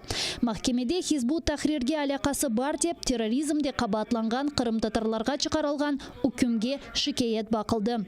Сөз Мемет Белялов, Сервер Зекирияев, Эдем Смаилов, Тимур Ибраимов, Марлен Асанов, Сиран Салиев ве Сервер Мустафаев ақында кете. Оларны 13 жылдан башлап 19 жылға қадар серт режимлі колонияға махкум еттілер. Фақат ишғалчылар махкеме отырышына автомобюслерінің сой-соплары ве адвокатларны ебермеге ред етті. В смысле направлено? Что здесь? Запрещенное место ходить или что? Ну, сегодня же немножко ограничили. Это незаконное ограничение. Бутун Қырымдан чоқ инсанлар Қырым татар мабюслерінен бірдемлік білдірмек үшін келділер, ама оларны махкемеге ебермеділер. Полис хадимлері сөзде махкеме бинасы янына келген еркесінің весиқаларны тешкереді.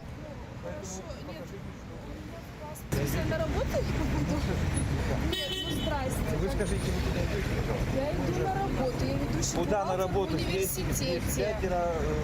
Посмотрите, сзади вот стоит куча милиции, которые не пропускают никого туда дальше.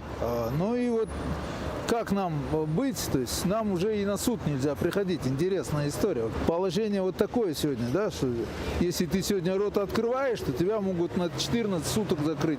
Если ты что-то неправильно говоришь, тебя могут вообще упрятать, или ты можешь вообще потеряться в этой стране. То есть, ну вот, как бы не сидите в стороне. Это противозаконно, это вызывает возмущение, естественно. Сейчас стою здесь. Хочу быть просто рядом с родственниками, которые сейчас переживают такой сложный период в своей жизни.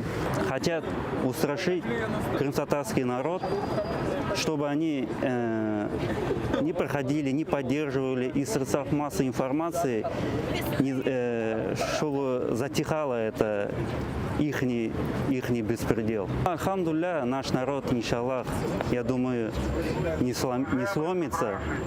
Он будет бороться с этим, и сколько бы трудностей они бы не препятствовали, не создавали бы, по возможности будем бороться с этим, чтобы отстаивать наши права конституционные. Шикает бойледі бақылмады, амма махкеме залына мабюслерінің аналарыны еберділер. Олар еч олмағанда видео вастасының өз оғыларыны көріп болды.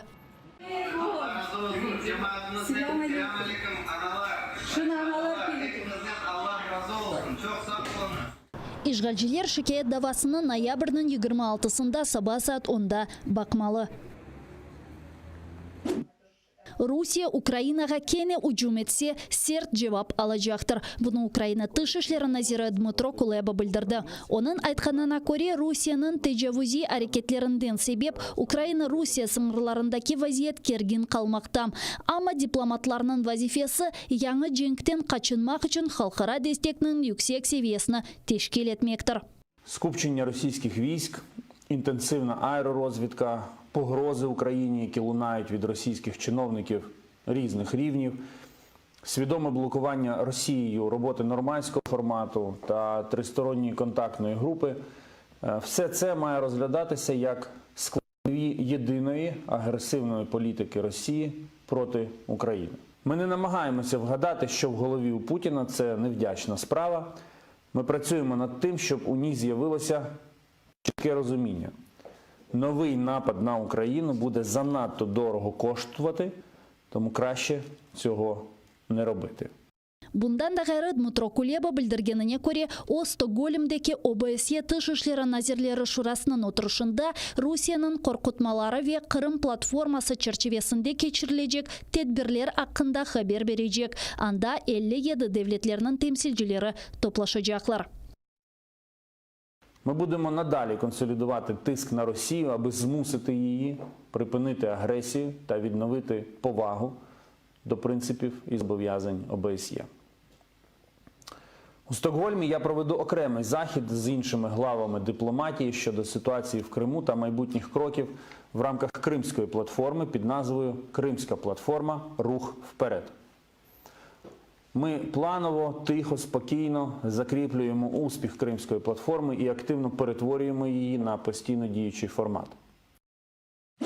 Украинада Avrupa Birligi temsilciliginin yıl başçısı Mati Masikas Rusiyanı işgal etilgen Kırımda tutulgan Kırım Tatarlarını derhal azat etmege çağırdı. O, işgal etilgen Kırım sakinlerinin takip etülüvü ve korkutulmalarını toktatmaga talap etti. Засуджуємо неодноразові масові затримання кримських татар Росією. Нещодавно було затримано 31 особу, серед яких жінки та діти. Усі затримані мають бути негайно звільнені, а переслідування та залякування в незаконно анексованому Криму мають припинитися. İşgal etilgen Ahmedjit'te noyabr'nın 23'ünde Rus kuvvetçileri azat etilgen advokat Edim Semidlayevni karşılamak için izolator binasına kelgen 31 failni tuttu.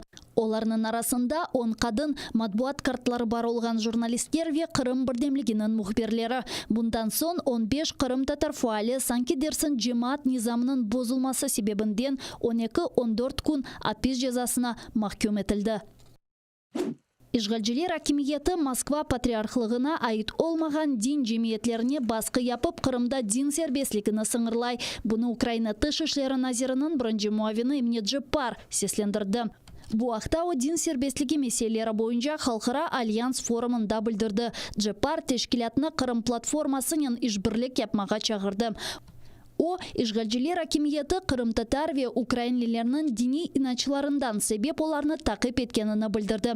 Bunun beraber Djepar kaydetkenine göre böyle etip işgalciler Ukrayna'nın nezariyetinde vaxtınca bulunmagan yerlerde erdinge толерантlık muhitini boza.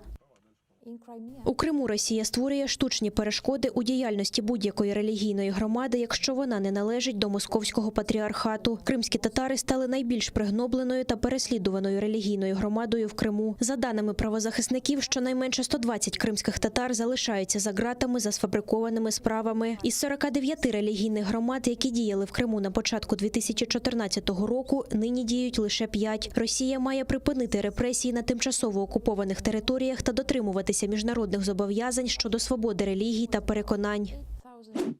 Şarkı cebede insan gayıpları yok. Bunu Birleşken Kuvvetler Operasyasının ştabında bildirdiler. Rus işgalcileri New York kasabasını piyade muharebe maşinasının silahsının hücum etti. Maryanka şehri ve Azaq denizi yalısındaki Vadinoy koyunun yönelişinde taşlangan mayınlar yerli yoklav keçitinin sığırcıları bulungan yerge vurdu.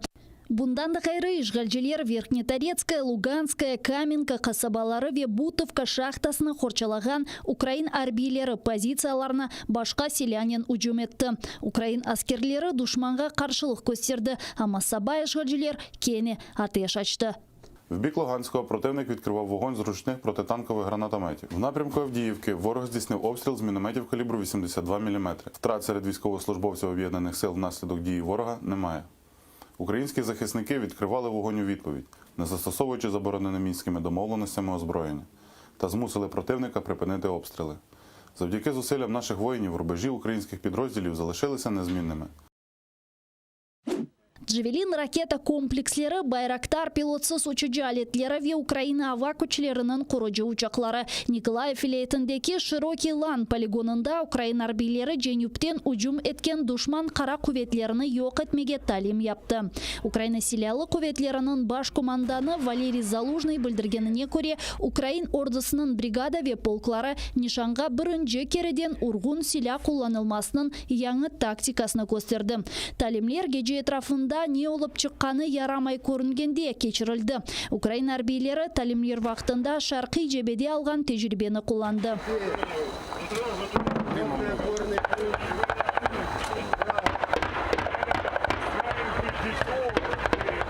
Рота танків була зупинена,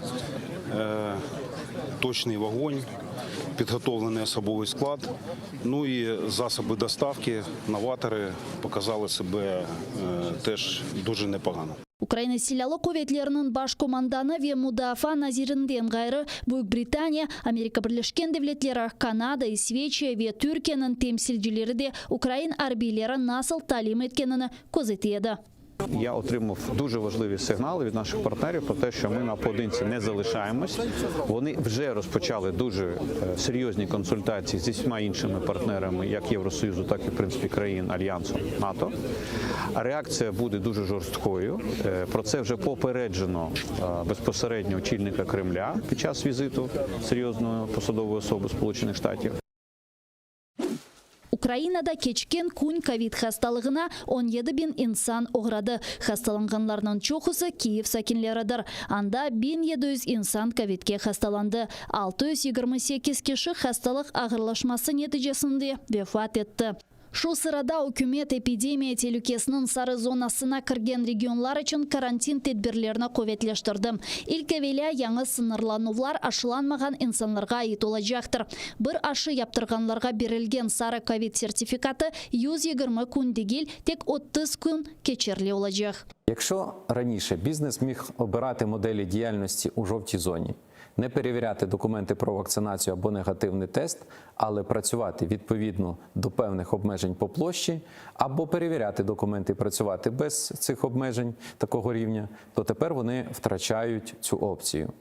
Відвідувати громадські заклади на жовтому рівні можна буде лише тим людям, які отримали принаймні одне щеплення проти COVID-19 або мають негативний тест чи сертифікат про одужання. Ця ж норма поширюється і на співробітників. Бунен Берабер Виктор Лешко айтқанына көре Украина ковидке қаршы эксперименталь илачларын алacak. Сөз Pfizer шirketінің Ritонавир илачы ве Merck шirketінің Molnupiravir аплары ақында үрсетіле. Тому у разі отримання успішних результатів клінічних випробувань ми будемо готові придбати Molnupiravir та Ritонавір для лікування хворих на COVID-19. Перемовини з компаніями-виробниками вже проведено, і ці ліки вже заброньовані для України. Ишғал етілген Қырымда ковид хасталанғанларының сайысы эксілмекте. Ишғалчылар Чин вирусыны 930 инсанда қайдетті. Ама хасталық ағырлашмасы нәтижесінде вефат еткенлерінің көстергеже yüksектір. Кечкен күн 37 кеші ковид хасталығы нәтижесінде вефат етті.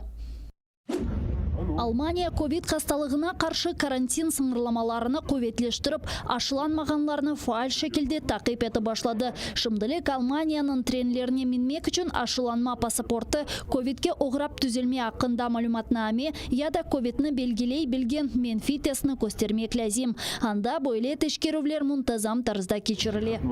Вона зробила лише перше щеплення. Тесту теж немає. Вона іноземка, німецькою не розмовляє. Ми дозволимо їй вийти у Лейпцигу, щоб вона могла протестувати. Алманиядаки ресторан, хавихане, жемаат нақлияты, миллиат ярмалығы ве башқа ерлерде де айны тешкерувлерін өткерелер. Бойлетіп, девлет пандемияның 4-ші далғасының көреші. Яны ковид хасталарының сайысы еп артмақта. Шымды чоқ алманлы, хусусан еслі башлы инсанлар мечбури ашыланувны яқшы таный. Я підтримую, особливо у секторі догляду за людьми, у школах і лікарнях. Будь-хто, хто не зробив щеплення, нестиме відповідальність. Думаю, вакцинація має бути обов'язковою. Крапка. Бунен разы олмаған инсанларды бар. Я вже робив щеплення 3-чи. То і що? Кожен має вирішувати сам за себе. Алмания сағлық назерлігі де мечбури ашылануыны дестеклей. Назерлік январның бірінден башлап Алманиядаки еслі башлы инсанлар үшін евлер ве хастаханелерінің хадимлері үшін мечбури ашылануыны кірсетмеге теклиф етті. Binlerce Türkler benzin almak için növbetini beklep hükümetten şikayet etti. Benzin stansiyaları er müşteriге hizmet etmege yetiştirmey. Yarı gecede Türkiye'de benzin pek pahalılaşacak. Зазвичай я не турбуюся, чи зможу заправитися, але подивіться на це. Люди лізуть головами. Benzin pahalılaşmasının sebebi Türkiye milli valutası yani lira kursunun eksilmesidir. Salı günü liranın kursu 15%'ga eksildi. Sonra valutanın kursu biraz artkanına bakmadan Türkler benzinden gayrı başka mallarının fiyatları da yükseleceğini düşünüyor. У таких складних економічних умовах люди чекають на ці черги, щоб заощадити 30 лір. І це свідчить, у якому становищі наша країна. Bu yılın başından beri liranın fiyatı 45%'ga eksildi. Мені 45 років. Уряд став біля керма 20 років тому. У кожному виступі вони говорили, що черги по бензин були раніше, але не зараз. Однак тепер нас, напевно, замучила ностальгія. Ми скучили за цим. Lira kursu eksilmesinin sebebi Recep Tayyip Erdoğan talep etken hesap faizinin eksiltuvidir.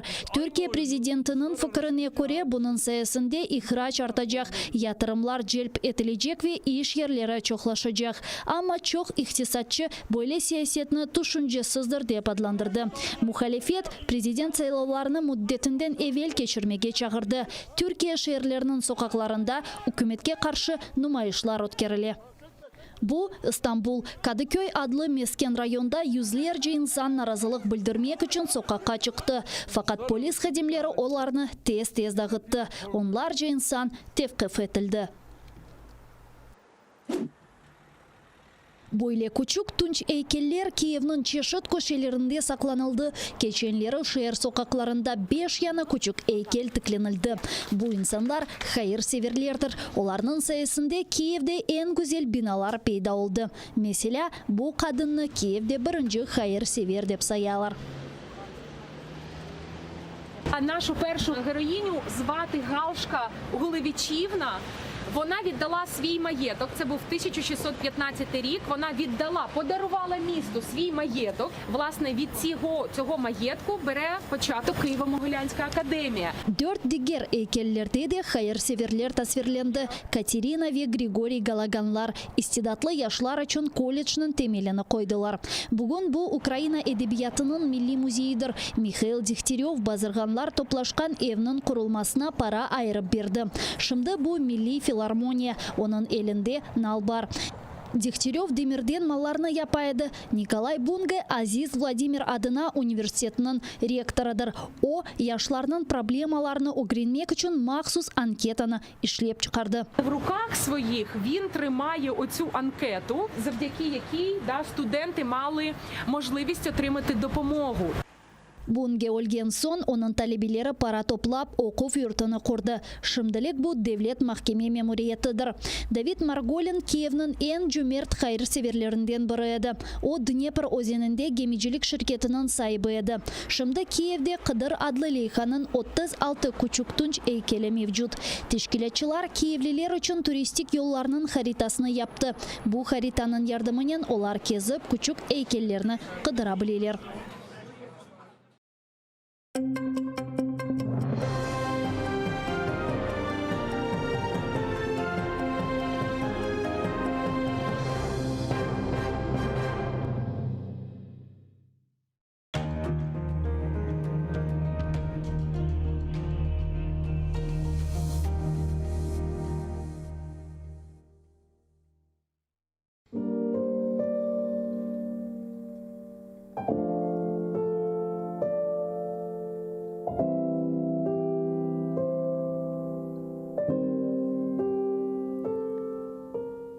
Etrafta tız, güneş yok. İsinmege ateş yok. Bıktım tiller botkasından. Laf etmege dildeş yok. Uymak için zamanğa, tükürüle vicdanğa. Bir kaç kaşık çın katıla, kazan yalanğa. Şefkatga kin aşlangan, yurt gözleri yaşlangan. Güya akının kara ile karışması başlangan. баба деде өлкесі, далғаларының өкесі, бұзыла ятқан евшанларының еңілдісі, өпкесі. Ашқыңа атландырдың, ақылымны алдырдым. Янмаз едім, тұташтырдым, севмез едім, севдірдім.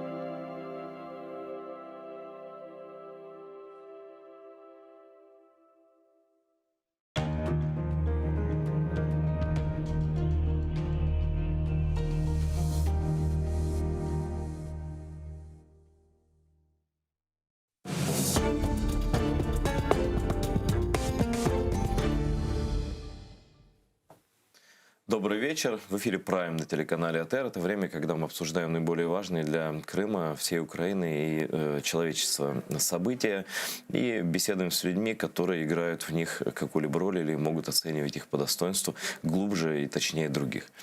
Сегодня у меня в гостях человек, которого я давно хотел здесь увидеть, поскольку читаю в Фейсбуке, смотрю, где-то вижу высказывания, аналитику по внешней, по внутренней политике.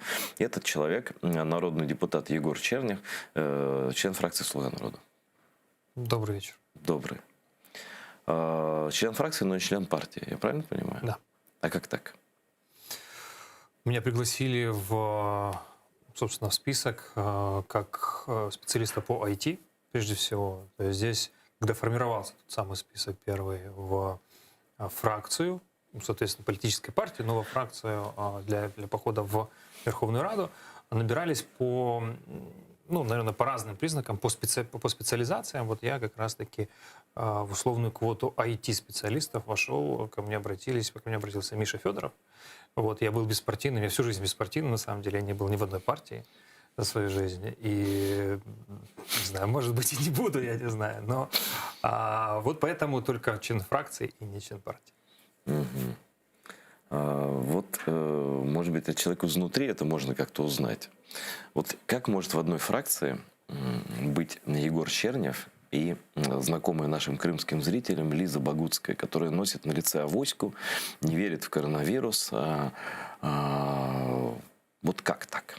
Как вы живете в одной фракции? Когда мы заходили, было 254 человека, представителей разных регионов, разных специальностей. Фактически «Слуга народа» это такая репрезентативная выборка всей Украины. И у нас есть действительно в Украине люди разных взглядов, от абсолютно проукраинских до, к сожалению, там, сочувствующих Российской Федерации. У нас есть целая пятая колонна ОПЗЖ в Верховной Раде. Вот у нас, в том числе, есть люди, которые поддерживают вакцинацию, которые как-то с опаской к ней относятся. Я лично, конечно же, выступаю за вакцинацию, потому что это все-таки медицински доказанный факт о том, что это снижает заболеваемость, и это все-таки ответственность не только за себя самого, но и ответственность за окружающих, когда ты не заражаешь других людей, и, соответственно, ответственность перед своей страной, которая на сегодняшний день имеет определенный порог заболеваемости и вот этих вот тех самых ковидных мест в больницах, при котором будет коллапс, если мы там достигнем определенной отметки. Вот. Но я знаю, что ты, Егор, человек, который может брать ответственность за себя, и ты доказал своей жизнью. В 2014 году пошел на фронт добровольцем. Что стало триггером таким, что ты встал и пошел? Знаешь, бывает, на руках виснет жена, мама, дети, на кого-то. Я знаю такие случаи, да, и всяко-всяко бывает. Что послужило триггером и как ты пошел?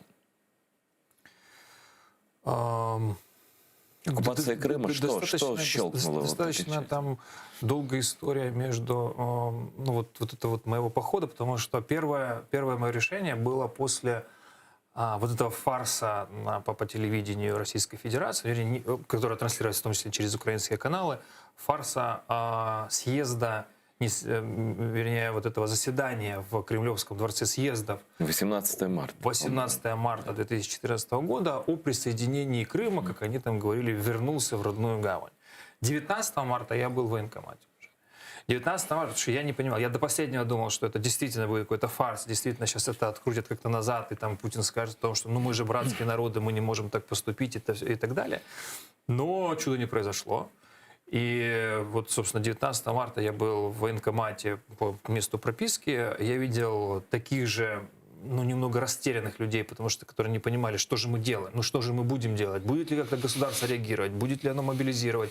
Это же даже наша часть территории, мы должны ее защищать. И прежде всего даже не территория людей наших, которые там живут. Там было от стар до млад, там от, наверное, 18-20-летних до фактически дедов за 70 или там, за 80. И точно такие же потерянные, растерянные глаза у этих операционистов, которые говорили, ну, нам ничего не сказали, ну, давайте перепишем ваши данные, обновим ваши данные, вашу прописку, ваш там, контактный номер телефона, и если что, мы с вами свяжемся. Вот, собственно, это одна из причин, а вторая... Когда уже более... Потом со мной никто не связался, так, в военкомате, потому что... В том числе по причине того, что я не годен к строевой службе по состоянию здоровья, поэтому мне пришлось условно терять свои документы и идти в Национальную гвардию, которая не является... И такие случаи я знаю. Да, там подразделение Министерства обороны, и там я проходил по новой медкомиссию, и там закрывали глаза на какие-то вещи, и там я уже становился годен.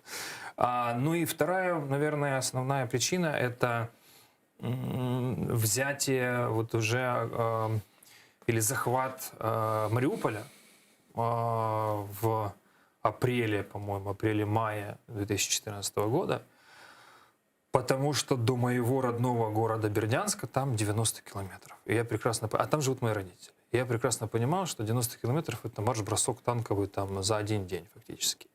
И я очень не хотел, чтобы в моем родном городе были вот эти вот так называемые ДНР, ЛНР, бандиты, боевики, которые захватывают власть. И мои родители, не дай бог, должны были бы жить под вот этой вот псевдо-республикой. Смотри, Егор, вроде столько времени прошло уже, но от окраины Мариуполя до твоего города все так же один бросок танковый, да? Да. И ты об этом пишешь постоянно. Сегодня пост твой читал.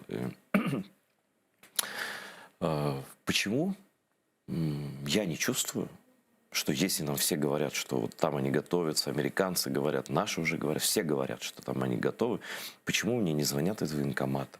Почему нет сбора с территориальной обороны?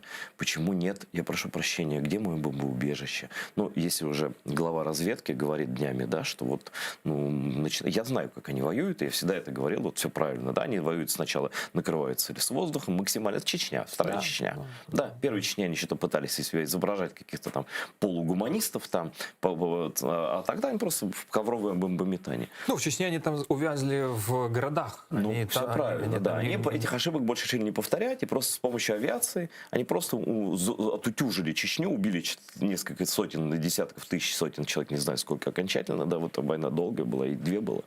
Вот, но их манера понятна. Начальник разведки военной об этом говорит. И ничего. И я не вижу ни в почтовом ящике, вот ваше убежище тут. Ничего не вижу. Мы не воспринимаем это всерьез, этого не будет, мы не готовимся, или готовимся, я не вижу, или население решено не тревожить. Вот твое ощущение как человека, который занимается сотрудничеством с НАТО, там, вот этими всеми вещами. Ну, здесь нужно все-таки разграничить резерв, запас и действующую армию, потому что у нас, в принципе, построена эшелонированная оборона. Что означает, что есть первый, второй, третий эшелон собственной обороны, который, если прорывается первый, то там идет второй и так далее. У нас есть оперативный резерв 1, так называемый. Это те, кто уже отслужили, и они имеют повестки в течение 24 часов явиться по... Это имеющие боевой опыт, скажем так. Да. Это те, кто, ну вот даже, да, не столько служили, которые были в зоне боевых действий, в зоне у каждого из этих людей есть своя часть, своя должность, БМП, танк, все есть. Не знаю, что самолет. То есть у них есть, у всех этих резервистов первого резерва есть своя военно-учетная специальность, есть, там, условно, часть, к которой они прикомандированы. И вот и соответственно, вот эта вот бумажка, которую они подписывали, когда уже уходили там в резерв, о том, что они обязаны в течение 24 часов явиться при получении извещения о том, что они обязаны явиться. Поэтому такая вот резервная группа у нас есть. Это первый оперативный резерв. Первый. Потом уже идут просто служившие, потом уже идут, может быть, даже гражданские, такие, которые запас и так далее, и так далее. Типа, То есть, там ну, уже то есть мне несколько- когда-то тоже позвонят. Лучше идти самому. Вот твой опыт показывает, что лучше идти самому. Это было в 2014 году. Это было в 2014 году, когда у нас, я напомню, что боеспособной армии было 6 тысяч человек, по большому счету, это тот самый спецназ, там, все остальное, это были сопутствующие подразделения, не знаю, от тылобеспечения Это мы все знаем. до оркестров Давай и так сейчас. далее. То есть сейчас это сработает? Вот сейчас. Система работает? Сейчас она отстроена лучше намного, конечно, чем, вот, допустим, те же силы специальных операций, они вообще полностью переведены на стандарты НАТО. То есть это вот сейчас такой, скажем так, образцовый... Костяк сухопутных войск, да? Да, образцовое подразделение. Оно потихоньку переводится и остальное, но вот у нас, опять-таки, там, благодаря получению статуса EOP, Enhanced Opportunity Partnership с НАТО, это вот последняя форма взаимодействия, которую до ПДЧ мы там уже получили, потому что до этого были другие формы, оно позволяет нам, во-первых, оперативно обмениваться разведданными, во-вторых, на более оперативном уровне взаимодействовать с подразделениями стран-членов НАТО. И вот это вот взаимодействие, оно как раз-таки выстраивается на стандартах НАТО. Поэтому вот сейчас это оперативный резерв, прежде всего, плюс усиление на сегодняшний день идет, переброска там, к вот этим вот основным нашим к фронтовой линии. Поэтому, в принципе, усиление-то идет, но там повестки придут. Я надеюсь, что они не придут. По поводу теробороны, там был же принят закон по теробороне. Это уже, не дай бог, но стадия. Там, конечно, там превентивные подготовительные меры, они должны проводиться уже в каждом непосредственно районе. Я думаю, что вот эта имплементация этого закона, она вот не заставит себя долго ждать. Может быть, что жизнь его имплементирует. Например, если пойдут бомбежки, условно говоря, эта тероборона, она сама по себе необходима здесь. Конечно. Потому что это бомбоубежище, опять же, где мое бомбоубежище? Простой вопрос. Тут даже не по бомбоубежищу, это даже не гражданская оборона. Это вот именно территориальная оборона, когда под ружье ставятся те самые люди, которые на сегодняшний день Короче, я не точно все время даю формулировки, а ты как профессионал меня как бы правильно ставишь на место, по-другому спрошу. Я не чувствую милитаризации сознания, вот готовности к войне. Я помню, когда... Помнишь, было, когда пошел корабль наш, и когда на него напали, это было реально военное нападение, и Порошенко объявил чрезвычайное военное положение. Да, на самом деле оно почти ничем, никак не коснулось жизни мирных городов. Где-то учения прошли, где-то что-то. Поднялся страшный вой, что он узурпирует власть. В итоге оказалось, что это неправда, никто за это не извинился. Ну, бог с ним, да? Я вот, скажи, пожалуйста, вот если будет необходимо, вот реально необходимо, просто будут сведения, что все, да, что надо просто мобилизовать просто людей, даже мирных, чтобы они знали, что их может ждать, чтобы не проснулись в панике, в истерике, а чтобы знали, что это может быть, да, когда телевидение начнет об этом рассказывать, там радио, там депутаты, я не знаю, политики и так далее. Не испугается президент Зеленский сказать, я объявляю военное положение после всех этих историй про узурпацию власти и так далее? Нет, это вопрос вообще не испуга, это вопрос реалий, потому что если действительно... Знаете, как если Родина в опасности, значит, всем идти на фронт, Высоцкого. Вот всем идти на фронт, значит, военное положение, значит, полная мобилизация. И он об этом говорил, на самом деле. Зеленский об этом говорил, о том, что если необходимо будет, то полная мобилизация будет объявлена. Поэтому тут... А по поводу вот военного положения, я прекрасно помню, что действительно там оно не коснулось, наверное, там гражданских, и слава богу. Но передислокацию войск я прекрасно помню. Да, это я тоже помню. Я следил, что там были доклады об учениях, там, да, тренировок. А, знаешь, вот мне кажется, это вообще порочная практика умиротворять население. Почему? Я считаю, что вообще задача власти не умиротворение или пугать, или умиротворять. Не смешить там и не залякивать, да? А задача говорить о реальности. Вот у нас в политике, к сожалению, о реальности говорить очень не модно. Вот с утра до вечера врать, обзываться, там, называть там зеленой шмаркой, там, барыгой, там, как угодно. Мне так кажется, что мы выглядим, вот если идет реальная угроза войны реально, да. Мы выглядим идиотами. Вот правда. вот в глазах Кремля, может быть, и Запада. Скажет, ребята, может, вот я не представляю себе, допустим, Литва под угрозой нападения, и такие литовские политики все ими, ты там такой-то, ты такой, мы тебя сейчас вот это... Мы так тебя... в этом Патрушев вот вчера сказал о том, что мы ожидаем внутренней дестабилизации в Украине. Да, ждут. Да. А это как раз-таки то, чего они ждали в 2014 году, и чем они воспользовались, собственно, в 2014 году, когда забрали Крым. Вот и все. Когда изнутри страна распорошена, раздраена, то тогда, конечно, проще извне нападать. И я вам скажу, меня больше даже удивляют другие факты. У нас на международной арене некоторые политики, оппозиционные, некоторые, не все, позволяют себе хаять, в том числе то, что происходит в середине.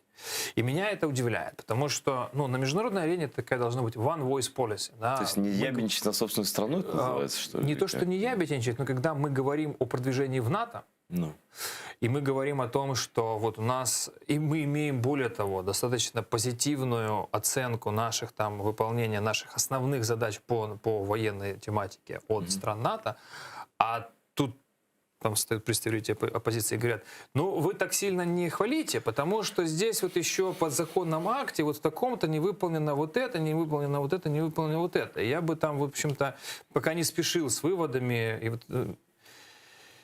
И меня это удивляет, честно говоря, потому что мы можем друг другу там рвать глотки на эфирах внутри страны, но если у нас все-таки государственная позиция по отношению к государственной внешней арене, то мы должны единым фронтом отстаивать и продвигать наши интересы на международной арене, на внешней. Согласен, иностранцам это странно слушать, они к такому, наверное, не привыкли. Мы же слышим про двухпартийную поддержку Украины в Сенате и в Конгрессе, да?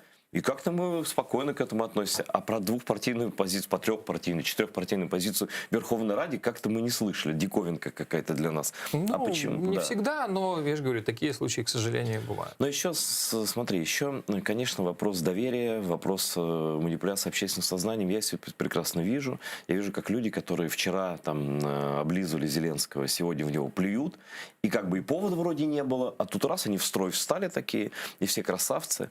И я этому не верю, честно сказать. Если смотреть по политикам, которые это делают, то эти политики же уже не первый раз там не только политики. В своей истории так себя ведут. То есть они раньше облизывали Порошенко, потом в него плевали, а до этого Януковича... А журналисты какие прекрасные. Здесь я не буду комментировать.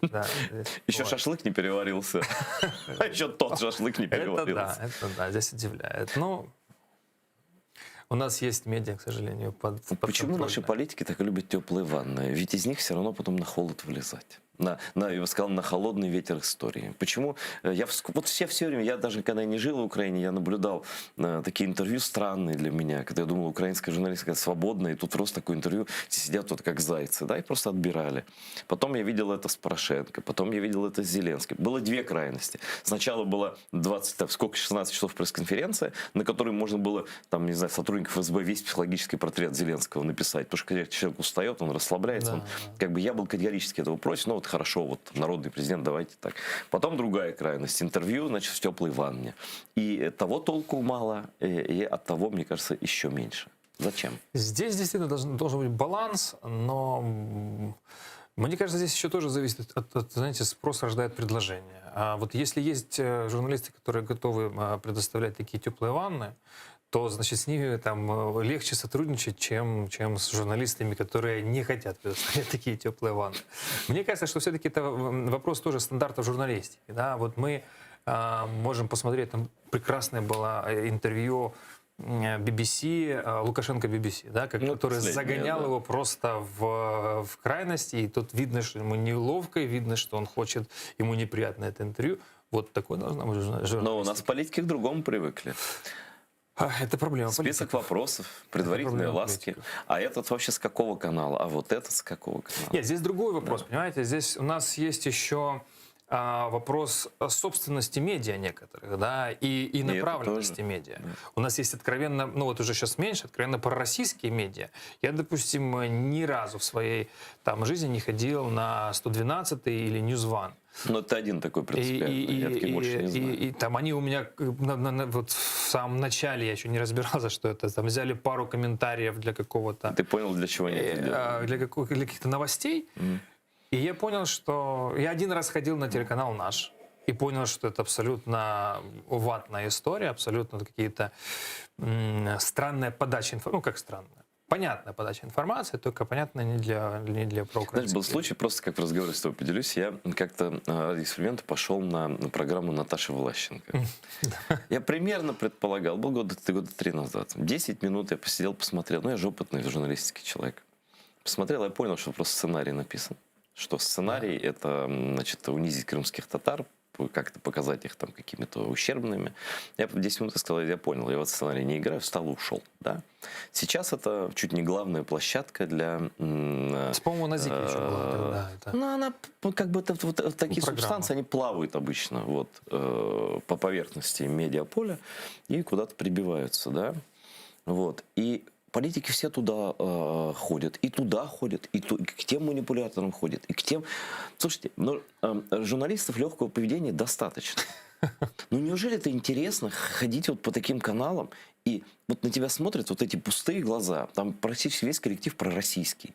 Они смотрят, вот просто я понимаю, что завтра Путин придет, и он будет прямо вот с утра гимн России исполнять. Это в лучшем случае все смотрят. А обычно это вот так вот читается с подсказки, какой задать вопрос, потому что они даже не хотят вникать. Ну, пустоглазые такие, просто подставь. К сожалению. Ну, или отрабатывающие абсолютно четкий нарратив. Но когда... почему ваши ходят? Почему слуги народа ходят? Меня удивляет некоторые журналисты или ведущие, которые вместо того, чтобы быть арбитром между, да, то есть фактически модерировать дискуссию между разными сторонами, они занимают одну из сторон и начинают рассказывать еще и вот какой-то давать свою точку зрения. Почти всегда так, очень редко не так, к сожалению. Ну, это же далеко от стандарта журналистики. Вообще, ток-шоу украинские, это, я прошу прощения. С одной стороны, как в каждой твари должен быть по паре, да? Такой Ноев ковчег, значит. Ну, вообще, если у меня получается параноев ковчег, когда приглашают, я не знаю, ну, условно, Рабиновича каждый день в эфир, да? И вот этот человек... Конкретных каналов. Да, конкретных каналов. И рядом сидит представитель власти, представитель Европейской солидарности, слуги народа, еще кого-то. Но... Я, конечно, против, чтобы не ходить там вообще бойкотировать. Ну, какие-то каналы, какие-то личности надо бойкотировать. Ну, это вот цирк бродячий по стране. Он просто уже вынес мозг всем. Вот они когда-то, значит, похоронили Порошенко вот этим ором. Они также похоронили Зеленского. Это же совершенно очевидно. И при помощи таких же вот политиков, которые туда ходят и так далее. Ну, это вот я же говорю, это те площадки, которые, к сожалению, имеют свою повестку дня, которые должны продвигать. То ли это пророссийская, то ли это олигархическая повестка дня. А других независимых медиа, к сожалению, нет. Ну вот АТР, например, да, он... Но мы просто не можем себе позволить такое ток-шоу большое. Да, это деньги. Это деньги. Мы делаем, оно дорого стоит. Мы делаем уж по минимуму про Крым ток-шоу, да, с телемостом и так далее. Это на последние деньги делали, вот сколько у нас было. Да, но у нас нет пророссийских товарищей в эфире, которые продвигают повестку. У вас нет. Но в каналы, в которые вливаются достаточно много денег, они есть, к сожалению. А вливаются они, понятное дело, по простой причине, для того, чтобы формировать общественное мнение через те нарративы, которые выгодны владельцам этих телеканалов. Знаешь, получается, ты же вспомнил сам Патрушева, это такой серый кардинал путинский, да? Это какой-то цирк имени Патрушева, вот честно. Вот это просто, они в Кремле смотрят, думают, ну, смотри-ка эти, все идет по плану. Сами друг друга жрут. Все идет по плану, вбрасывают. Вот я не хотел там, и вообще не комментирую там вопрос по Вагнергейту. Да, но я давай скажи, что... Я сел, посмотрел, почитал Bellingcat. Вот я специально до официальных каких-то официально опубликованной информации не хотел даже комментировать, какую-то оценку складывать. Я почитал Bellingcat, я посмотрел интервью Грозева, я почитал с Литой Яниной Соколовой вот эти данные по наших То есть ты в теме, в отличие, допустим, многих, в том числе меня, ты все читал. Нашей разведки. Ну, из того, что доступно на сегодняшний день, да. И я помню, что все-таки первая информация, которая появилась, она появилась в «Комсомольской правде». И фактически тот нарратив, который был заложен, он был заложен именно «Комсомольской правдой». Разве? А не Юрий Бутусов? Нет. Вначале была все-таки «Комсомольская правда», после которой Бутусов, собственно, опубликовал. И вот тут нарратив о сливе и о там кроте и все остальное, это было как раз-таки первый вброс оттуда. Потом уже оно раскручиваться начало Юрием Бутусовым. Так вот, в Беллинкете есть четкая там последовательность событий, как это все происходило. Во-первых, нужно понимать фон, контекст. Первый и, наверное, один из самых больших вот этих вот составляющих этого контекста — это перемирие. 27 июля 00 часов должно было вступить, и оно вступило в силу, перемирие. Операция планировалась на 25-е. Собственно, это единственная основная причина, почему была отложена операция на несколько дней. То есть твое мнение, что это было политическое решение? Это было политическое, ну, я сейчас не могу говорить. Нет, ты свое мнение. Да, по моей точке зрения, это было политическое решение, потому что действительно, я думаю, что если бы был произведен захват этих там 33 человек, то перемирие бы было сорвано. А если посмотреть за период с 27 июля там, по 11 марта, когда уже начались уже более активные боевые действия этого года, имею в виду, мы потеряли 19 человек, из которых во втором полугодии 2020 года, с 27 июля по 31 потеряли 4 человека. То есть фактически перемирие работало. Если посмотреть за такой же период предыдущего года, было около 100 человек потерь.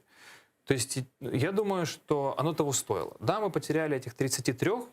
Опять-таки Грозев говорит в своем интервью, его тоже там спрашивают, так в чем основная причина, почему вот был провал операции? Является ли это там сливом или является ли это умышленными действиями? Он говорит о том, что в таких операциях задержка на один день, даже на несколько часов, она увеличивает риск, то, что такие операции будут сорваны. Вот первый контекст — это как раз-таки перемирие. Второй контекст — это паранойя Лукашенко, который был за 2 недели до выборов, находился вот в этом вот... Ну, слушай, 50 мужиков в автобусе, да, у него как стукачи там через одного. И КГБ, да. Опять-таки, если это там, как там раньше подавали, что был слив, они 24 числа, кстати, в этот же день Лукашенко давал как раз-таки пресс-конференцию и говорил, что он ожидает, что соседние государства для дестабилизации ситуации будут направлять сюда боевиков. И в этот день, когда пересекают границу... Он, наверное, все-таки Украину имел в виду. Судя по дальнейшей риторике. Ну, нет. Кстати, когда взяли этих товарищей, они же были все с российскими паспортами, он выдвинул такие же претензии Российской Федерации, что вы сюда прислали своих боевиков для того, чтобы меня качать. И это тоже показательно, потому что, во-первых, операция была перенесена 25-го, а выявили их только 29-го. Почему 4 дня не было... Ну, то есть было 4 дня, если бы это был слив, я думаю, что на следующий день бы их выявили. Это первое. Второе... следователи, вернее, вот эти вот КГБшные, и об этом говорят сами участники этого, сами боевики, что их с пристрастием пытали: вы сюда приехали качать ситуацию против Лукашенко, вы сюда приехали там высвобождать Тихановского, который на тот же момент был задержан. То есть они даже не понимали, кто эти люди и почему они там. Они все еще думали, что это действительно засланные Россией. И точно такая же реакция у России была, кстати. Они до 5 июля, до 5 августа говорили о том, что они вообще не понимали, кто эти люди, почему они там. И только 5 или 6 они увидели украинский след и начали уже вот раскручивать эту всю историю. Ну, ты все прочитал, да? Твое мнение, исключен вариант слива, вот просто такого прямого слива? Я думаю, да. Я думаю, что здесь можно говорить о какой-то беспечности. Да, если мы говорим о вот такого уровня спецоперациях, которые действительно, ну, наверное, нельзя откладывать на целых 5 дней, потому что все, ну, очень тонко, очень сложно. Пересечь границу союзной Белоруссии, союзной, я имею в виду, с Российской Федерацией. Учитывая политическую ситуацию. Да. И потом, когда ты меняешь билеты на рейс, это вызывает всегда... Ну, еще и украинским, да, туроператором. Да? Да. То есть там же есть много нюансов, которые... ну, к сожалению, играли достаточно критическую роль. Хорошо. То есть, по твоему мнению, кротов нет, есть политическое решение? Я не говорю, что кротов вообще нету. Я говорю, что вот по вот... Ну, конкретных кротов, вот, которых конкретно... называют, везде звучат, это две фамилии: Ермак-Демченко, Ермак-Демченко, Ермак-Демченко. Я что... говорю по этой конкретной ситуации. Ну, вот про них говорят нет. Ну, окей. Тогда, если нет, тогда это политическое решение. А можно ли считать это решение политической ошибкой тогда? Ну, в чем оценивать? Если оценивать в человеческих жизнях, которые я уже говорил, вот, да, там... Ну, это всегда немножко манипулятивно, потому что война есть война. И Путин, на самом деле, мог это перемирие прервать в любой момент. Да он его и прервал. И не было никакого захвата вагнеровцев. Он просто прервал это перемирие, когда он захотел. И начал снайперскую войну снова активизировать. Ну, мы же знаем ситуацию на фронте, ты же лучше меня знаешь, да? Ну, тем не менее, там мы продержались где-то полгода, даже чуть больше. Ну, это какой-то вопрос доверия к Путину, а будет ли он соблюдать? Да ничего он не обязан соблюдать. Это все тяжелые политические решения во время военных действий. Да? То есть мы здесь либо берем 33 человека, либо там, продлеваем перемирие, и это нам будет стоить там, каких-то количества жизней. Я не возьмусь оценивать, ошибка это или нет. Ошибка или нет. Я думаю, что вот... Что, наверное, было ошибкой, но опять-таки я не могу сейчас сказать почему, потому что я там ни с президентом, ни с Ермаком не общался на эту тему, что отвергать вообще факт этой операции. Вот второй этап, да. Зачем была... Вот я здесь не знаю. Я вот даже вчера думал честно, уже. Я бы вот на их месте я бы говорил о том, что мы не комментируем работу спецслужб. Ну как это делается в Израиле, там, не знаю, в Америке, да, где угодно. А зачем было говорить слова? Вот ведь им, используя именно эти слова, намекают, что есть кроты. Потому что если бы этих слов не было, то версия кротов была бы, но она была бы не первой, не второй, но, может быть, третьей. Одной из. Возможно, а здесь, когда идет прямые цитаты должностных лиц, которые отрицают просто очевидное, да, что делать сейчас президенту, чтобы восстановить доверие? Ну, я вот жду, что 1 декабря будет как раз-таки... Обращение. Да. Хотел сказать отчет, не отчет, а обращение. Не, оно, кстати, формулируется как в Америке. Как в Америке о состоянии Союза, да, вот так в Украине это о состоянии Украины, как бы вот так же примерно. Да, и я думаю, что вот мы услышим какую-то позицию по этому вопросу. Потому что действительно сейчас доверие подорвано, но потому что... Ну, это очевидно, просто это факт. И нужно выходить из этой ситуации. Опять-таки, я вот начинал с того, что я не хотел комментировать, потому что я не понимал всех составляющих этой операции.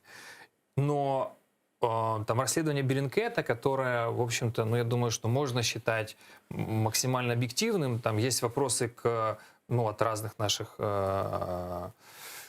политиков есть вопросы к ТСК и к там, его отчету этого ТСК. Но к Беллинкету, я думаю, что ни у кого нету. Да? И вот исходя из этого отчета, ну вот я не вижу именно, что это был слив или там какой-то конкретный круг. Но вот Беллинкет, не Беллинкет, мы все-таки себя уважаем. И кстати, я сейчас быстро закончу. Да? Тот же Христо Грозев, который давал интервью Латыниной, в «Новой газете». Тоже мне Латынин, это, конечно, великий тут вопрос не к Латыни. Да. Вопрос не к Латыни. Он говорит о том, что я не хочу занимать ни одну сторону. Да? Я попытаюсь сейчас более точно процитировать. Он говорит, что есть дезинформация там, с двух сторон. С одной стороны, что это был слив, с другой стороны, что такой операции вообще не было. То есть он считает и одно, и второе как бы дезинформацией. Ну, это полюсное мнение. Вот, и он говорит, это внутренний вопрос. Для него это вопрос смерти репутационной жизни. Поэтому он никогда не скажет, что он на чьей-то стороне. Это же очевидно. Иначе все это доверие просто обнуляется моментально. Но вот такой вопрос. Вот, что бы там ни было, наверное, президент и Ермак знают, что там было. Есть вопросы у меня, кстати, к начальнику разведки тоже. Потому что если тебе в коридоре дают указания, ну ты можешь переспросить. Можешь перезвонить. Ты можешь затребовать письменный приказ. Письменный приказ, конечно. Ну, конечно. Да? Слушай, даже с Януковича требовали некоторые люди письменного приказа. А что тут не такой, же не Янукович у нас президент, правда? Вот. А тут раз встал, пошел. У меня вопрос. Вопрос, почему, вот последнее откровение, почему полгода молчал? Тоже вопрос, да. И только раз ток-шоу. Просто мне кажется, что такие вещи, это не ток-шоу. Такие вещи должны быть в парламенте публично, но это не должно быть ток-шоу. Где-то закрыто, но не ток-шоу. Я вообще против того, чтобы спецслужбы вот вываливали все. Особенно, ну, я почитал вот этот вот рапорт наших спецслужб, который опубликовала Янина Соколова. Должен быть, конечно же, должен быть баланс между социально значимой информацией и закрытой информацией. Это вечная журналистская тема. Абсолютно. Она была в Америке, прецеденты в Британии, где Но когда раскрываются конкретные личности, но ведь я вот тоже почитал, да, там конкретный отчет, что зачем шло, там нету фамилий, да, но там есть законспированная особа, там турист. И она делала вот это. Там покупала билеты, там покупала... Ну что, белорусы не смогут вычислить, кто покупал в этот день билеты, на какой автобус, и какая-то фамилия? Я могу защитить Енину в том плане, что я знаю, просто она мне сама рассказывала первые порции документов, которые... Ну, все эти истории с флешкой мы знаем. У нас всегда флешки появляются, да, все это понятно, фигура речи, давайте так честно говорить. Я же, потому что старая журналистка, я знаю, о чем говорю. Вот, но это фигура речи. Но тем не менее, и первые документы, и вторые, она мне рассказывала, что она тщательно проверяла, взвешивала, что давать, что не давать, можно ли давать вообще.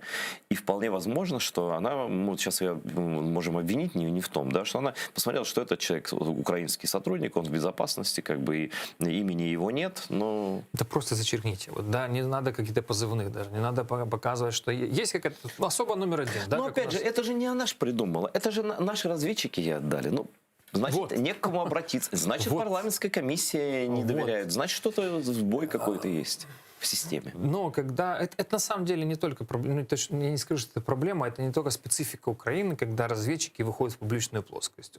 Это мы видели там... Ну, может быть. Но мы же должны институции заставить работать. Но да. Черт побери, нельзя так. Нельзя. Но мы не в Византийщине живем. Здесь, значит, одни называют там... Вообще у нас терминология политическая уже зашла за грань. Одни говорят, этот регент, этот тот, обзывают того так. Это... Слушайте, у нас есть институции, и у них есть обязанности. Давайте хотя бы раз парламент встанет и скажет, вот это можно делать, вот это нельзя. Ну, что-то надо до конца расследовать. Ну, понимаешь, это вот один такой случай. Да их может быть много. И тогда просто люди будут сидеть и думать, да вообще все вы шваль, никому я вам не верю. Да вообще Путин... А Россия будет хлопать в ладоши. А Путин скажет, да мы все ответы знаем. Да мы порядок наведем. Ну, кто эти ваши? Это их цель такая. Вот это ваше шобло политическое. Смотрите, они ничтожные все. Так на самом деле цель Путина — это же не захват и порабощение. Это попытка захват и порабощение. Нет. Ожидание того, что его попросят прийти навести здесь порядок. Вот когда это было бы идеально. Вот это, да, потому что он понимает, что с одной стороны, если он сейчас просто на танках сюда заедет, будет сопротивление внутреннее, там, партизанщина, тероборона, все остальное. Может, даже в России кто-то скажет, что он не так поступил, а тут вот. Скажут, что вот у нас здесь вообще бедлам, а вот в России какой порядок, а мы ждем Путина, и тогда он придет. Вот это вот и это я тебе даже больше скажу. Вот давай сценарий проговорим. Я вполне допускаю, что в случае такого хаоса, которого они прагнут, да, к которому стремятся, допустим, какой-нибудь губернатор, какой-нибудь приграничной области, а может не какой-нибудь, а может 5, а может 6 областей напишет: Владимир Владимирович, ну у нас тут такое, у нас свет вырублен, топлива нету, в Киеве черти что, но временный контингент нужен. Ну и мы уже проходили такое. Да. У нас были такие запросы. И я думаю, что это один из вполне рабочих сценариев для России, который они рассматривают. А вот энергокризис. Вот я просто жду и смотрю, просто столько людей предвкушают энергетический кризис, и думаю, наверное, на пустом месте. Вот я не знаю ничего про состояние ни правды, ни неправды, не знаю, да? Можно ли манипулировать, вот, допустим, с точки зрения условного олигарха, который владеет, у нас олигархи владеют этими сетями, можно ли манипулировать этими сетями? Конечно, можно. Конечно, можно. Но когда у тебя сосредоточено 70% фактически вырабатываемой энергии, ТЭСов в одних руках, а у тебя есть в руках рубильник, от которого зависит не только промышленность, предприятия, государство, ну и простые вот... Государство имеет рычаги, чтобы в экстренном режиме сказать «стоп»? Государство имеет рычаги. Государство имеет такой орган, как вначале Национальная комиссия по тарифам НКРЕКП. Вот. с трудноназываемой аббревиатурой. Вот они как раз-таки регулируют и тарифы, и объемы, и запасы, нормы запасов. Другой вопрос, что на сегодняшний день штрафы там просто ничтожно малы. Но в военное время это не сработает. Военное положение немножко по-другому работает. Военное положение фактически до национализации. А вот так. То есть это... то есть окончательно какой-то предохранитель есть против подобных гипотетических действий, да? Конечно. Ну, я надеюсь, что к этому не дойдет, но шантажировать государство и народ Украины просто ради того, чтобы свои интересы отстаивать, ну, я думаю, что это не самый правильный путь развития. Ты общаешься с натовцами. Насколько они серьезно оценивают возможность полномасштабной войны по России против Украины? Достаточно высоко, особенно это последнее вот время. Но выше, чем в предыдущие времена, за историю наблюдений, скажем так, 2014 года? Выше. Выше, потому что, ну и опять-таки, наверное, и готовность у них чуть выше, и реакция у них чуть лучше. И понимание чуть более глубже. Да. Вот на последней сессии парламентской ассамблеи НАТО в Лиссабоне, она была в начале октября этого года, там был доклад посвященный полностью России. России как угрозе евроатлантического сообщества. Там абсолютно четкое понимание, кто такая Россия, что она делает. Но какая-нибудь Германия вставала и говорила: нет, мы будем дружить, все равно они хорошие? Нет? Нет.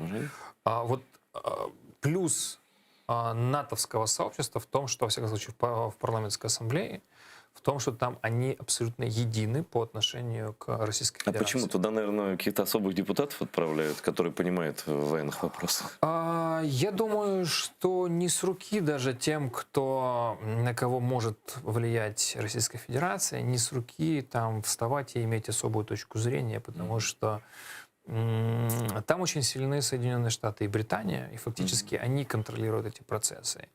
И второго мнения по поводу России там нет. Ну почему? Вот Болгария.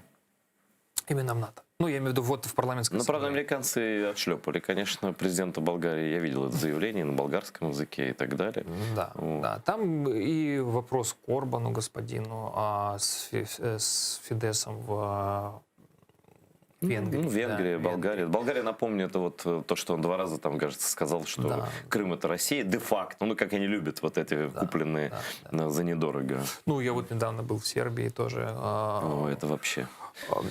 Ну, тут тоже не то, чтобы совсем плохо. Ну, они союзники. Ну, в случае чего они станут на сторону России? Ну, в крайнем случае отморозятся, в крайнем случае. И что они сейчас делают? Они сейчас там, по всем резолюциям по Крыму, они либо не голосовали, либо вставали и уходили из зала, имею в виду резолюциям ООН. Причем в частных беседах они говорят о том, что, ну, смотрите, во-первых, у нас 30% пророссийского населения абсолютно, и это во-вторых, не на Коsovo кивает сразу, наверное. Во-вторых, нет, Kosovo там, кстати, не разменная монета. Там, во-вторых, это газ. И сейчас им же подняли в 3 раза цену на газ Российской Федерации через... Было 22... Там, да, я слышал. Вообще, Егор, это нормально, когда люди прямо говорят, дипломаты, в кулуарах. Все понимают. Но это, как говорю, это детская тайна Поли Шинелькиной, да? Ну, все понимают, что газ прямо влияет на политические решения. Прямо. Да. Это энергетический рычаг, который влияет не только на Сербию, он же влияет, в принципе, на всю Европу.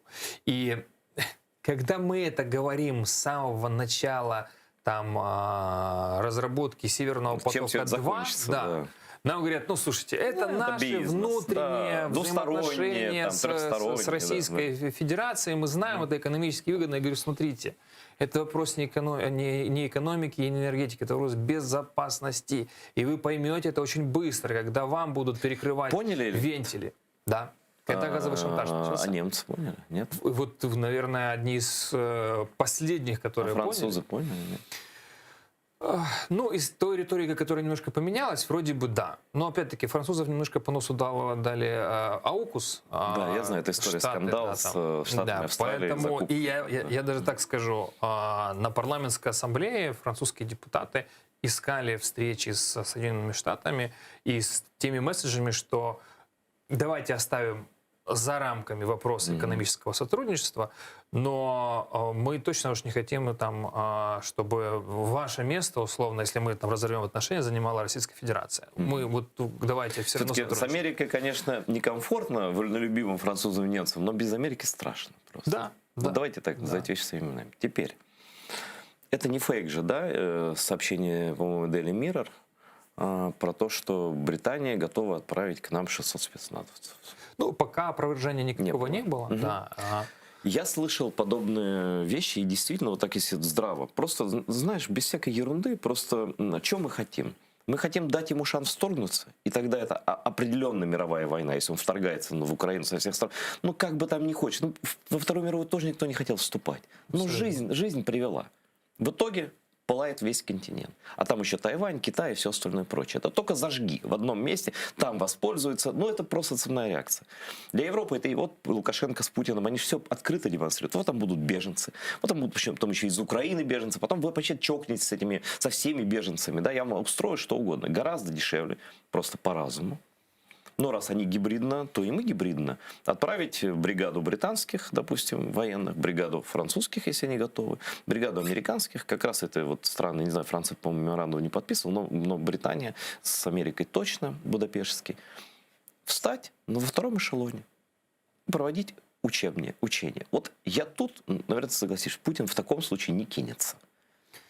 Я думаю, что он достаточно много сдерживающих факторов, по которым... Ну какие? Вот расскажи мне. ПВО, ракеты. Ведь вот этот сценарий, который описан, да, это... Ну я представляю себе, как мы узнаем о войне? Из заявлений каких-то из интернета? Нет, стекла затрясутся. Я всем так говорю, да? Потому что, когда... они же выберут там 100 целей, грубо говоря, да? И одновременно нажмут на кнопки. И одновременно в Украине станет 100 мостов, там, включая мосты, электростанции, командные пункты. И для паники они еще разбомбят жилые районы в нескольких городах. Ну, это всегда они так делали, да? Вот. Да. Что этому противостоит? Чего русские могут опасаться, чтобы этого не сделать? Вот сейчас, без натовских войск. Ну вот была аналогия, да, со Второй мировой войной. Ну, я думаю, что и с 2014 года, ну, я вот могу говорить о себе, да, там, с 2019 года мы проводим параллели о том, что Крыма с Судетами, когда вроде как оккупировали чешскую там территорию, и никто на это не обратил внимания. И все так, а это фактически начало там... Понятно же, такие аналогии детские вообще. Да, но при этом... В 21 веке почему-то люди думают, что история не повторяется, что этого уже не может быть. Сейчас, вот спустя уже там 7 лет, 8-й год войны, я вижу уже не просто мы глубоко обеспокоены со стороны наших партнеров, а уже готовность к конкретным решительным действиям.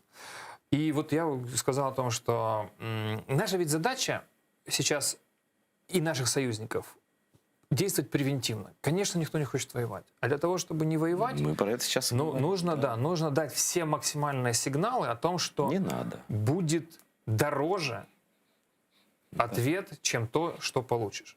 Вот наша задача сейчас сделать так, чтобы стоимость вот этого вторжения, она была выше, чем то, что он там получит по итогу. Понятно, что гарантии, что Путин не вторгнется, не даст никто. Абсолютно. Потому что... Абсолютно. Но есть рычаги, экономические санкции, которые могут быть усилены, и фактически Россия может быть отрезана от экономического взаимодействия. Знаешь, вот на самом деле, я понимаю, чем ты говоришь, просто времени не так много остается. SWIFT, да, все это знаем. Вот инструменты знакомые, тут ничего нового нет. У Северной Кореи, вот это хороший пример. Иран. Ну и что, они что, успокоились?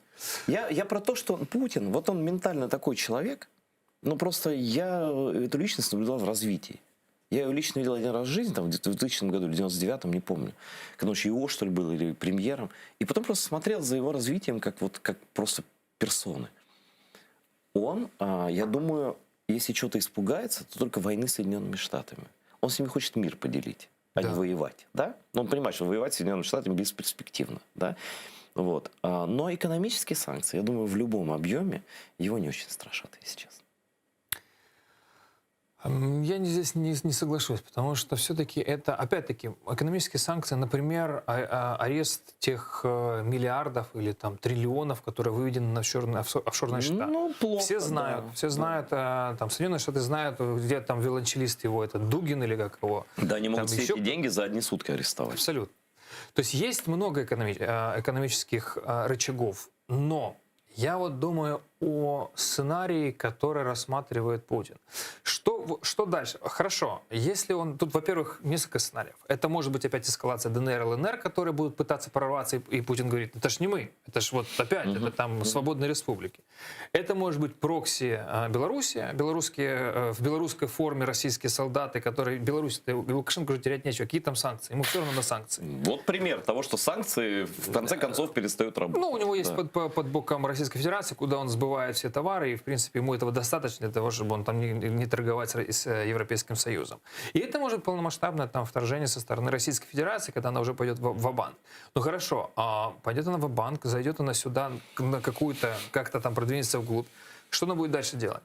Ставить свою оккупационную там власть, оставаться здесь? Или это будет сценарий Грузии, когда они чуть ли не дошли до Тбилиси, их остановили, но вот момент, когда танки остановились, это самый лучший момент переговоров, выторговать так себе... я думаю, что его... Вот выторговать себе что-то у Соединенных Штатов. Он сказать, ждет что... как? Если не будет вот препятствий под первого кидка, вот этого, то есть вот в принципе, если он сочтет возможным вот этот кидок по периметру какому-то совершить, то он будет просто рассчитывать на несколько областей Украины еще. Вот и все.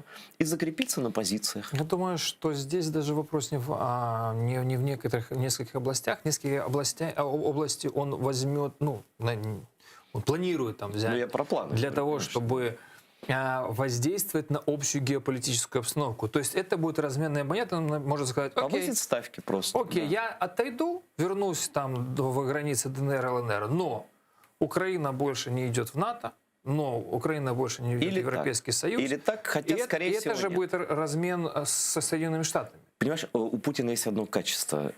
Дело в том, что он сакральный диктатор. Он не может идти, они назад не ходят. Понимаешь, в чем дело? Вот это многим в Украине непонятно. Ну, не особо. Они вернулись, все равно они больше территории имеют, чем до 8-го года. Все равно они имеют больше контролируемой территории. Он шагов назад, в принципе, больших не делает. Тем более тогда еще Медведев изображал из себя кого-то, еще такая разрядка была. Сейчас другая ситуация, сейчас просто вот иду на «вы» практически, да. Ну, не знаю. Ну, в любом случае мы должны быть готовы. Тут с нашей стороны, вот правильно мы говорили, что Россия начинает, ну, это правило войны, правило военных действий, начинать с авиаударов. Авиаудары, артиллерийская подготовка. Вот нам нужно у наших партнеров, что мы, собственно, сейчас и делаем, запрашивать больше ПВО. Противоракетная оборона. Да, противовоздушной обороны. Не только ПВО, не только против ракет, но и против авиа. Потому что, конечно, у них там сотни но не просто количеством, да, их надо просто, если сбивать в день по 30 российских самолетов, то в конце концов они закончатся. Это дорого, да. Да, они просто закончатся, все. Но у них есть ракеты. И вот смотри, входит ли в доктрину украинскую такое понятие, как вот наносится удар ракетный по Киеву, на Украину наносит ракетный удар по Москве? Ну, смотрите, если мы в состоянии войны да. со страной-агрессором, то, скорее всего, да. Ну, потому что не получается. Они-то планируют... условно устав военной службы. Если на тебя нападают, ты обязан стрелять. Но они планируют как? Воевать на территории Украины, а у них все хорошо, картошечка растет там, да, колосится. Другой вопрос, что это же ядерное государство. Ну, я понимаю, но если по нам летят ракеты, то туда тоже должны лететь ракеты. Если летит ракета в нашу электростанцию, значит, даже летит в их. Если на Банковую летит ракета сюда, значит, на Кремль даже лететь туда. Ну иначе это заранее проигрыш. Ну как? Да, силы неравные, но мы обязаны именно так. Я же говорю, это устав военной службы. Если на тебя нападают, ты должен открывать огонь. Мы видели действие этого устава в Крыму, в оккупированном. К сожалению. Да. И видели цифры людей, которые вышли. 20%, если вот общее количество. А по некоторым нашим правоохранительным органам там и 5% не было тех, кто вышел. Ну, то есть просто не наши органы были. Чьи-то другие в нас вставленные.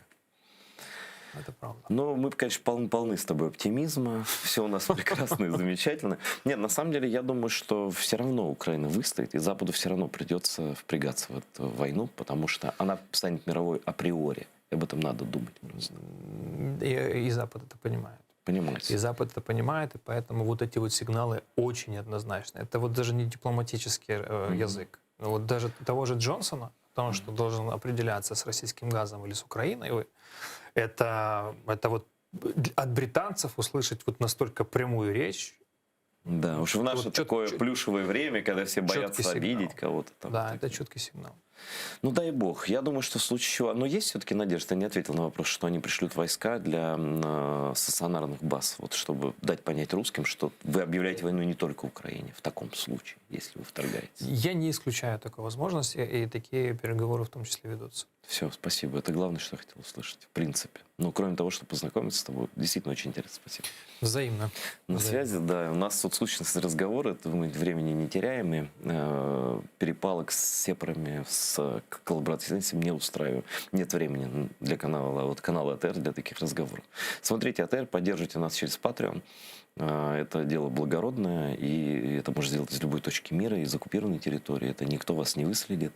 Вот, а нам будет большая поддержка, потому что мы работаем для вас. Русский рейх будет разрушен. До новых встреч. Смотрите АТР.